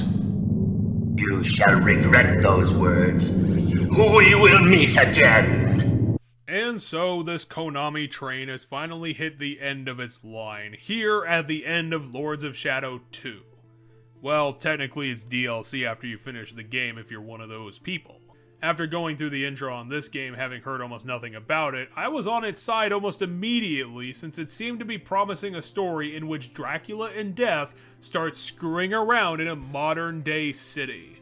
God, think of the possibilities of that. A gothic tale of evil versus good through the filter of our normal modern-day lives. It could have worked out for some cool twists on the classic stories, monsters, and combat, but as you can probably tell from my leading tone in the section, we didn't really get that. DMC Devil May Cry used more of this concept than Lords of Shadow did, and it was still terrible. Lords of Shadows 2 picks up directly after we left off the original. Death locating Dracula, hiding out in an abandoned church attic, and incredibly depressed so that he can give Gabriel another job. It turns out that since Dracula has been sitting still for a millennium after being so depressed after losing his family and being turned to the dark side, Satan has been working a new plan into motion, having assumed that Dracula has lost his luster to stop him. His children, who call themselves his acolytes for some reason, are rising from their hovels and conducting their own plans to devastate humanity and conduct the ritual for his resurrection. Zobek returns, still respectfully performed by Patrick Stewart, and also somehow managed to survive the events of the first game to task Dracula with stopping the Acolyte's plan, and in return, Zobek managed to piece the combat cross back together after Gabriel broke it in the previous DLC, and will use it to truly kill Gabriel, thereby ending his depression. However, this isn't actually the intro for the game. The game usually starts with the tutorial, which is going to show you how the sequel is going to roll in comparison to the original. As Dracula starts out the game inside of Castlevania being under siege by a more retro version of the Brotherhood of Light, this teaches you the game's combat, which is almost virtually the same simple combo model stolen from God of War as the first game, with some additions such as being able to heal off of your finisher since you're stealing the victim's blood as a vampire. Trust me, this doesn't break the difficulty at all. Then later on, you'll be given new power-ups to try and badly copy Metroidvania elements into this game through the acquisition of the Void Sword and Chaos Power, which work kind of like the light and dark beams from Metroid Prime 2, where both of the weapons have special powers that you can build meter for by gathering orbs of each element, but only one of the weapons can generate one type of orb, so you have to balance out the usage on both of your powers. Also, you have a skill tree in this game to learn a pretty long list of additional combat moves and passive abilities. There's not much more to say about it since the skill tree doesn't contain anything too unique. Just think of your usual fare for other games' skill trees. After dealing with the Jabroni squad, a larger battering ram breaks into the foyer and forces Gabriel to deal with a larger threat. A comically over-armored and amazingly golden knight for the Brotherhood and a colossal wooden mech that's backing him up. In order to defeat both, Dracula will have to climb all over the mech's body and take it apart piecemeal. Rather than go back to the Shadow of the Colossus model, these sections against giant bosses, of which the game has several, feel more like God of War 3 giant bosses in which you beat them via platforming. They are pretty cool and make for some nice multi-phase fights with more impactful gameplay as we get to enjoy their true scale throughout the encounter, but also not all that memorable. This is going to show the sequel's new tone of being a bit more cartoony than the original game, with over-designed bosses and over-dramatic cutscenes that don't have good justifications for how over-the-top they are, so they aren't all that fun to watch. It's all spectacle without the comedy to back them up, so it just helps the game look sillier. Once the paladin has been vaporized is when we flash forward to where the game actually starts. Another issue that Dracula has to face is that having been so idle for so long has left him nearly powerless, to the point where once he gets back onto the streets of the city built on top of Castlevania, he's bested easily by pitifully powered monsters, as we'll revisit later. So that's why he must traverse strange dimensions in order to acquire those powers that will allow him to destroy the three acolytes of their mutual enemy. As Zobek artfully notes, Dracula is in such a bad spot that even his bodyguard that'll be helping us throughout the game could kick our ass. What follows for essentially the whole game is such a disjointed mishmash of events that I can't really relay them in this section, so I'll describe some notable ones to give you a taste of what this game is doing. The smattering together of this game's events is such an odd construction that it really seems like Gabriel is being pulled towards anything to do that lands in front of him, and somehow all of this nonsense will loosely guide him along to his ultimate goal of stopping Satan. One moment you'll be working against one of the Acolyte's plots, and then you'll be pulled into a flashback of your dead son, and then you'll be trying to get a shard of the Mirror of Fate out of the blue. It feels like a classic God of War progression, except lacking that hard focus on whatever Kratos was working towards at whatever point of time you're looking at him. Likewise, instead of the mission-based structure of the first game, the sequel does have a somewhat interconnected map to explore, but again, it's more God of War than Castlevania, with minimal rewards for exploring around, usually to grab rage or health increases as per usual, with maybe some flavor text to liven things up. It's literally just flavor and not all that memorable for quotes either. While Dracula can explore the modern world to battle demons and the Acolyte's armies, frequently throughout the game you'll also be getting transported through time to Dracula's old stomping grounds, Castlevania, to collect various things and accomplish some tasks. Move between dimensions to gain access to the Acolyte hideouts. It's magic, so the castle can kinda do anything that Gabriel needs to accomplish his quest. This is where you're gonna meet Kid Trevor for the first time, and also Marie reincarnates there to help Gabriel deal with his depression. We also meet Carmilla, having been reincarnated herself to fix a plan together for her own ends. And then there's also something else of note, because Lords of Shadow 2 does something really cool with the concept of Castlevania. In this canon, Dracula has been away from the castle for literal ages, so it's excited when he finally returns, and this excitement actually manifests itself into some sort of sentient blood creature.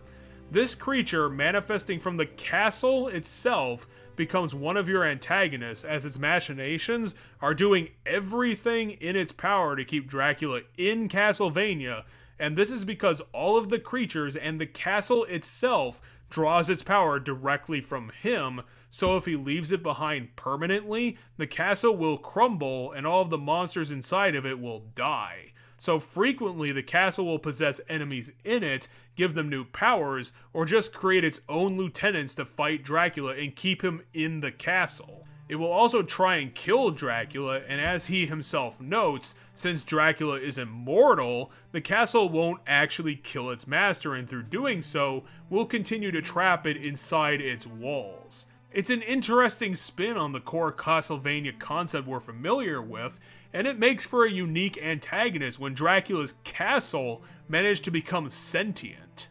Likewise, Lords of Shadow 2 might actually be one of Mercury Steam's most original games, since outside of the combat, puzzles, and level design having a clear and loose association with the God of War series, as the creatives dictated, as was the style at the time, the rest of the game seems to be totally unique unto itself, aside from a couple items of note. One are the 3 Gorgons that we meet early on in the game as we're hunting for our Chaos power. Rather than the 3 sisters being typical Naga designs, they instead are drawn to be weaker women with ghostly eyes and snakes jutting out of their bodies. However, what makes them an intriguing design is that the Gorgons are constantly glitching out and are either inhumanly bending or being animated like they're lagging out and jolting all over the place. Their voice acting is also covered in filters that make it sound like the game disc is scratched, and you get those classic glitching audio sounds. Uriah. Beware of the jailers. They no longer serve their master. Wait. While it's not an overt IP snatch from Mercury Steam, I believe that the Gorgons' designs were homages to Silent Hill monsters, except without any subtlety whatsoever. If true, at least Mercury Steam is stealing from Konami's coffers instead of outside influences. Well, speaking of such, about halfway through the game, we actually meet a new character, Victor Belmont, and he has a pretty telling addition to his character design. Yeah, I don't think I even need to explain this one. Come on, Mercury Steam, that choice is about as obvious as putting a bonfire in your game with a sword sticking out of it. This is what I'm talking about when I call Mercury Steam rip-off artists. They just take things from other people and cover their own games with it. I could also mention the cutscene that includes the explosion so big that you can see it from orbit. But that shot is so ubiquitous throughout fiction that I can't even call it stealing. I love what you do, Mercury Steam, but sometimes you make this just too goddamn easy to point and laugh at. So Victor is unfortunately a barely there character as he decides to sacrifice his life to being killed by a sentient statue just to give Gabriel a clue as to where one of the acolytes are. So I guess the Belmonts are officially dead now. Great job, my dude, great job. Another major annoyance of the sequel is that for whatever cosmic reason, the developers decided to add stealth mechanics to the game, required stealth that you are forced to do even after Dracula gets all of his powers back. You still have to stealth around these possible 40k reference demon titans with miniguns in order to open several locked doors, and this is painfully god-awful bad stealth from giving you 0 options to fight back or get back in cover, and also just badly explained paths and answers to these problems. I got stuck on one of these sections and had to pull out a walkthrough to even understand the mechanic that I needed to use to get past the damn door, and the only redemption these sections have is that they're comically tiny areas for stealth. Not true of the dry leaf Castlevania stealth section that covers an entire map. That was about as much fun as banging my head into my desk 15 times. Like the first game, there are also plenty of varied puzzles to solve around the game, and they're just fine. Not much to mention as they universally didn't stand out except for the Toy Maker stage puzzle where you have to reassemble a play, which is kind of neat. It's like the series of puzzles from the first game. Like God of War, the sequel continues to invest in their inclusion, and the only real difference is that the puzzles are a bit worse off from the first game, since again, I got stuck multiple times trying to solve a couple of them. On top of that, there's also plenty of climbing and moving platforms to deal with in this game, and that factor isn't great. The moving platforms definitely help the game look pretty cheap in comparison to its contemporaries. I don't want to call Mercury Steam lazy for having a generally worse looking and playing game than other 7th gen titles. I would probably more blame that it's a possible lapse of creative vision or their engine that caused the issues. They just might not have the caliber of talent that other bigger studios had, but what Mercury Steam has throughout its projects is the force of their passion in creation. They may not be the best in the business, but they have their own feel and style and seem to throw themselves completely into whatever project they end up falling backwards into. Another question you may ask while looking at this mishmash is the reason for why Trevor is included in the game as a consistent guidepost in our Castlevania adventure. He helps us feel better by allowing us to act fatherly for once in our mortal life and tells us what to do and where to find keys to things, but why is he actually here? Well, that's because we learned late into the game that Zobek's bodyguard, who's helped us out a bunch of times and helped us fight off demons several times, the guy behind the mask, turns out to be Alucard. That's where the events of Mirror of Fate come into play, since that kickstarted Alucard's path in this scheme. We learn the truth upon being sent for a final vision quest into Castlevania to gain access to our lost memory of the millennium we've been asleep for.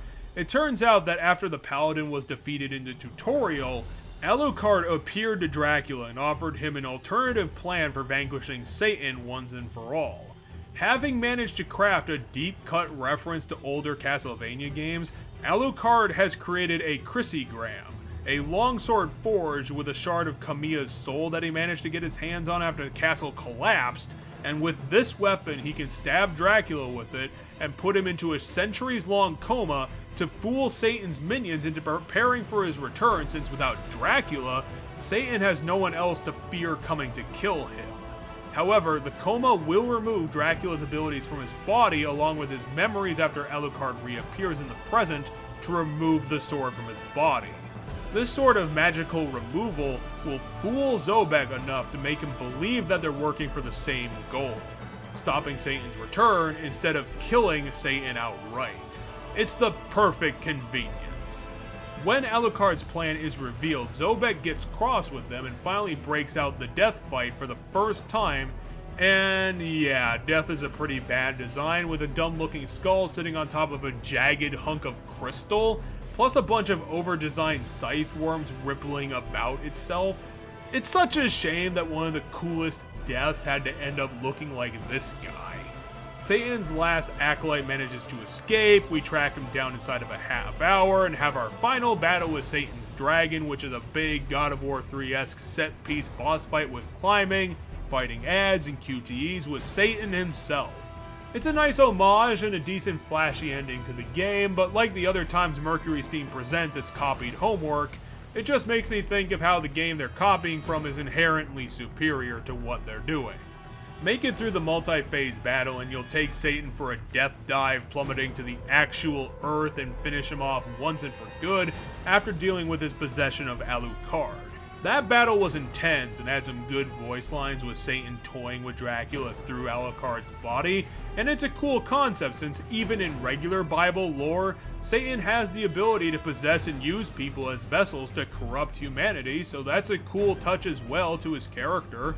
Anyway, Dracula easily tricks Satan the Trickster and murders him with the combat cross and possibly frees humanity from the source of all evil.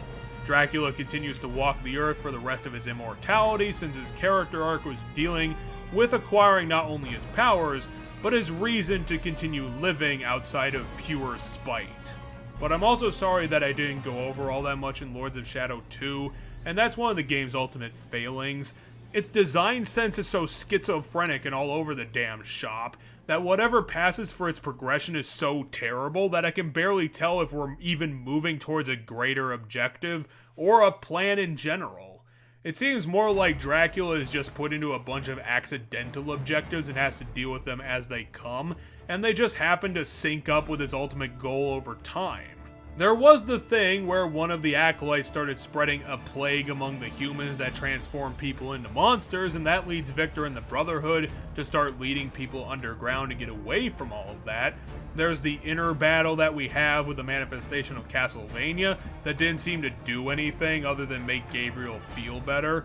Then there was the chapter with Carmilla where she managed to manipulate Dracula into biting her, which infected him with poisoned blood that was cured by Marie in the most emotional moment in the whole game. If the sequel had more stuff like that, where we specifically focused on Gabriel's broken family ties and backstory, that could have definitely helped keep this story together. We also kidnapped the first acolyte to get information, and that went nowhere because she was just dicking around with us. The other issue being that all of these sections don't stand out amongst each other, so it's hard to focus on any of them to highlight in a video like this, instead of just going over everything that happened. This whole thing just comes off as a big mess, a disjointed adventure that accidentally builds to defeating Satan somehow. The whole thing is a general reduction in game quality compared to the original title. It had better combat, characters, setting, story direction. It was just generally a more fun game. I came away from Lords of Shadow 2 more confused and glad that it was over until I remembered that the DLC existed. I'm not going to mention too much of it since it's short at a couple of hours, and that only barely counts since I got stuck on both objectives for the DLC for a long time while in the Puppet House and the Rising Blood Death Chase. The DLC was simply a bad idea for Mercury Steam and Konami, since rather than expand the game beyond itself in the DLC, they go with the much duller route of giving you a story that sets up the events of the main game. We play as Alucard in the pack, and his mission is to retrieve the Void Sword and Chaos Power from other places in Castlevania and return them to the place where Gabriel will find them in the main game. This obviously isn't an interesting story to tell, since it doesn't give us any insight into Gabriel, Marie, Trevor, or Alucard. There are no other character interactions or behind-the-scenes encounters. It's literally what it says on the tin, moving items from one place to another place, and then finishing up with a very confusing boss battle with Zobek's bodyguard that I kept getting killed by, since you need to finish it with Alucard's wolf form in a way that the game doesn't explain how to do, so it's incredibly annoying, since otherwise, he's barely a fight. You can just button mash this guy and do simple dodges to get him off the damn chessboard, and the only reason this is in the game is because we know that Alucard does it in the main game.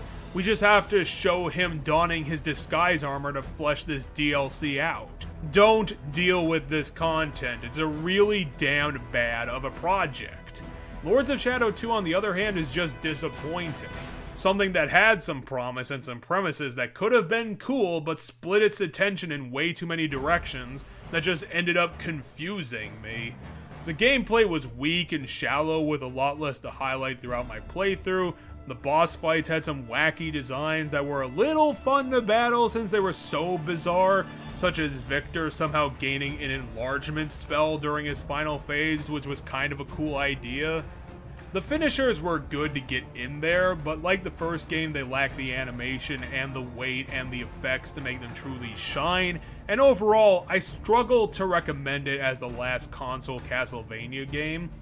It's well crafted enough to be a legit game, and it's kind of beefy at 12 hours. There are some good bits found within it, but it has a lot of issues that just left me frustrated. Maybe if you can't get enough of Patrick Stewart, then maybe it's worth your time, but to Castlevania fans, just don't bother. Even if you're desperate for any shred of Metroidvania-ing, this is not going to give you what you're looking for. But I demand you cease your attack! I will not. You shall regret those words. We will meet again. And that's all the Castlevania that I really cared to look at. 29 games that we reviewed. Like anything notable that Konami has touched in recent years, they built a fan base, had a team ready to go with ideas and passion, and then took it away from them and shoved it into the hands of the less experienced to just go ham with, and were somehow unsurprised when this business decision led to the series losing steam with its regular audience. I definitely love my time more with Castlevania than Metroid, since it has that gothic feel that influences its monsters, levels, and combat in a way that Metroid could never manage. And unlike it also kept putting in new features entirely, such as the weapon crafting, the quests, the co-op characters and special abilities, and the tactical soul mechanic.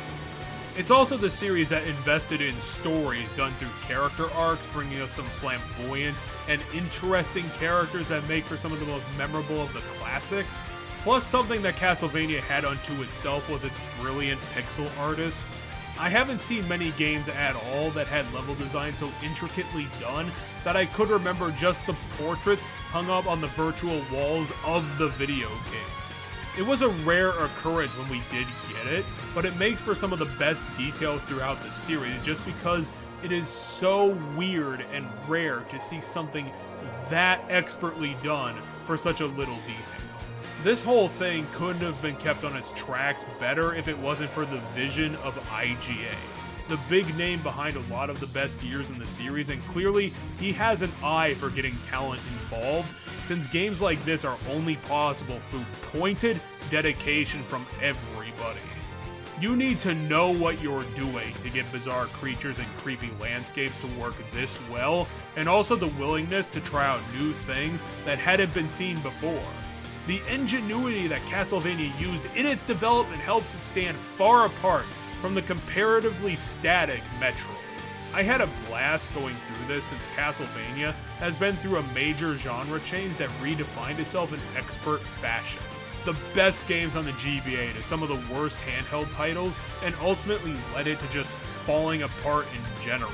I hope IGA managed to move his team onto better projects later on in his career, since even if Konami had thrown his contract out a damned window, this man, I believe, will want to continue pushing forward in the development space, and I'm sure that some of his repeat collaborators will follow his lead over Konami.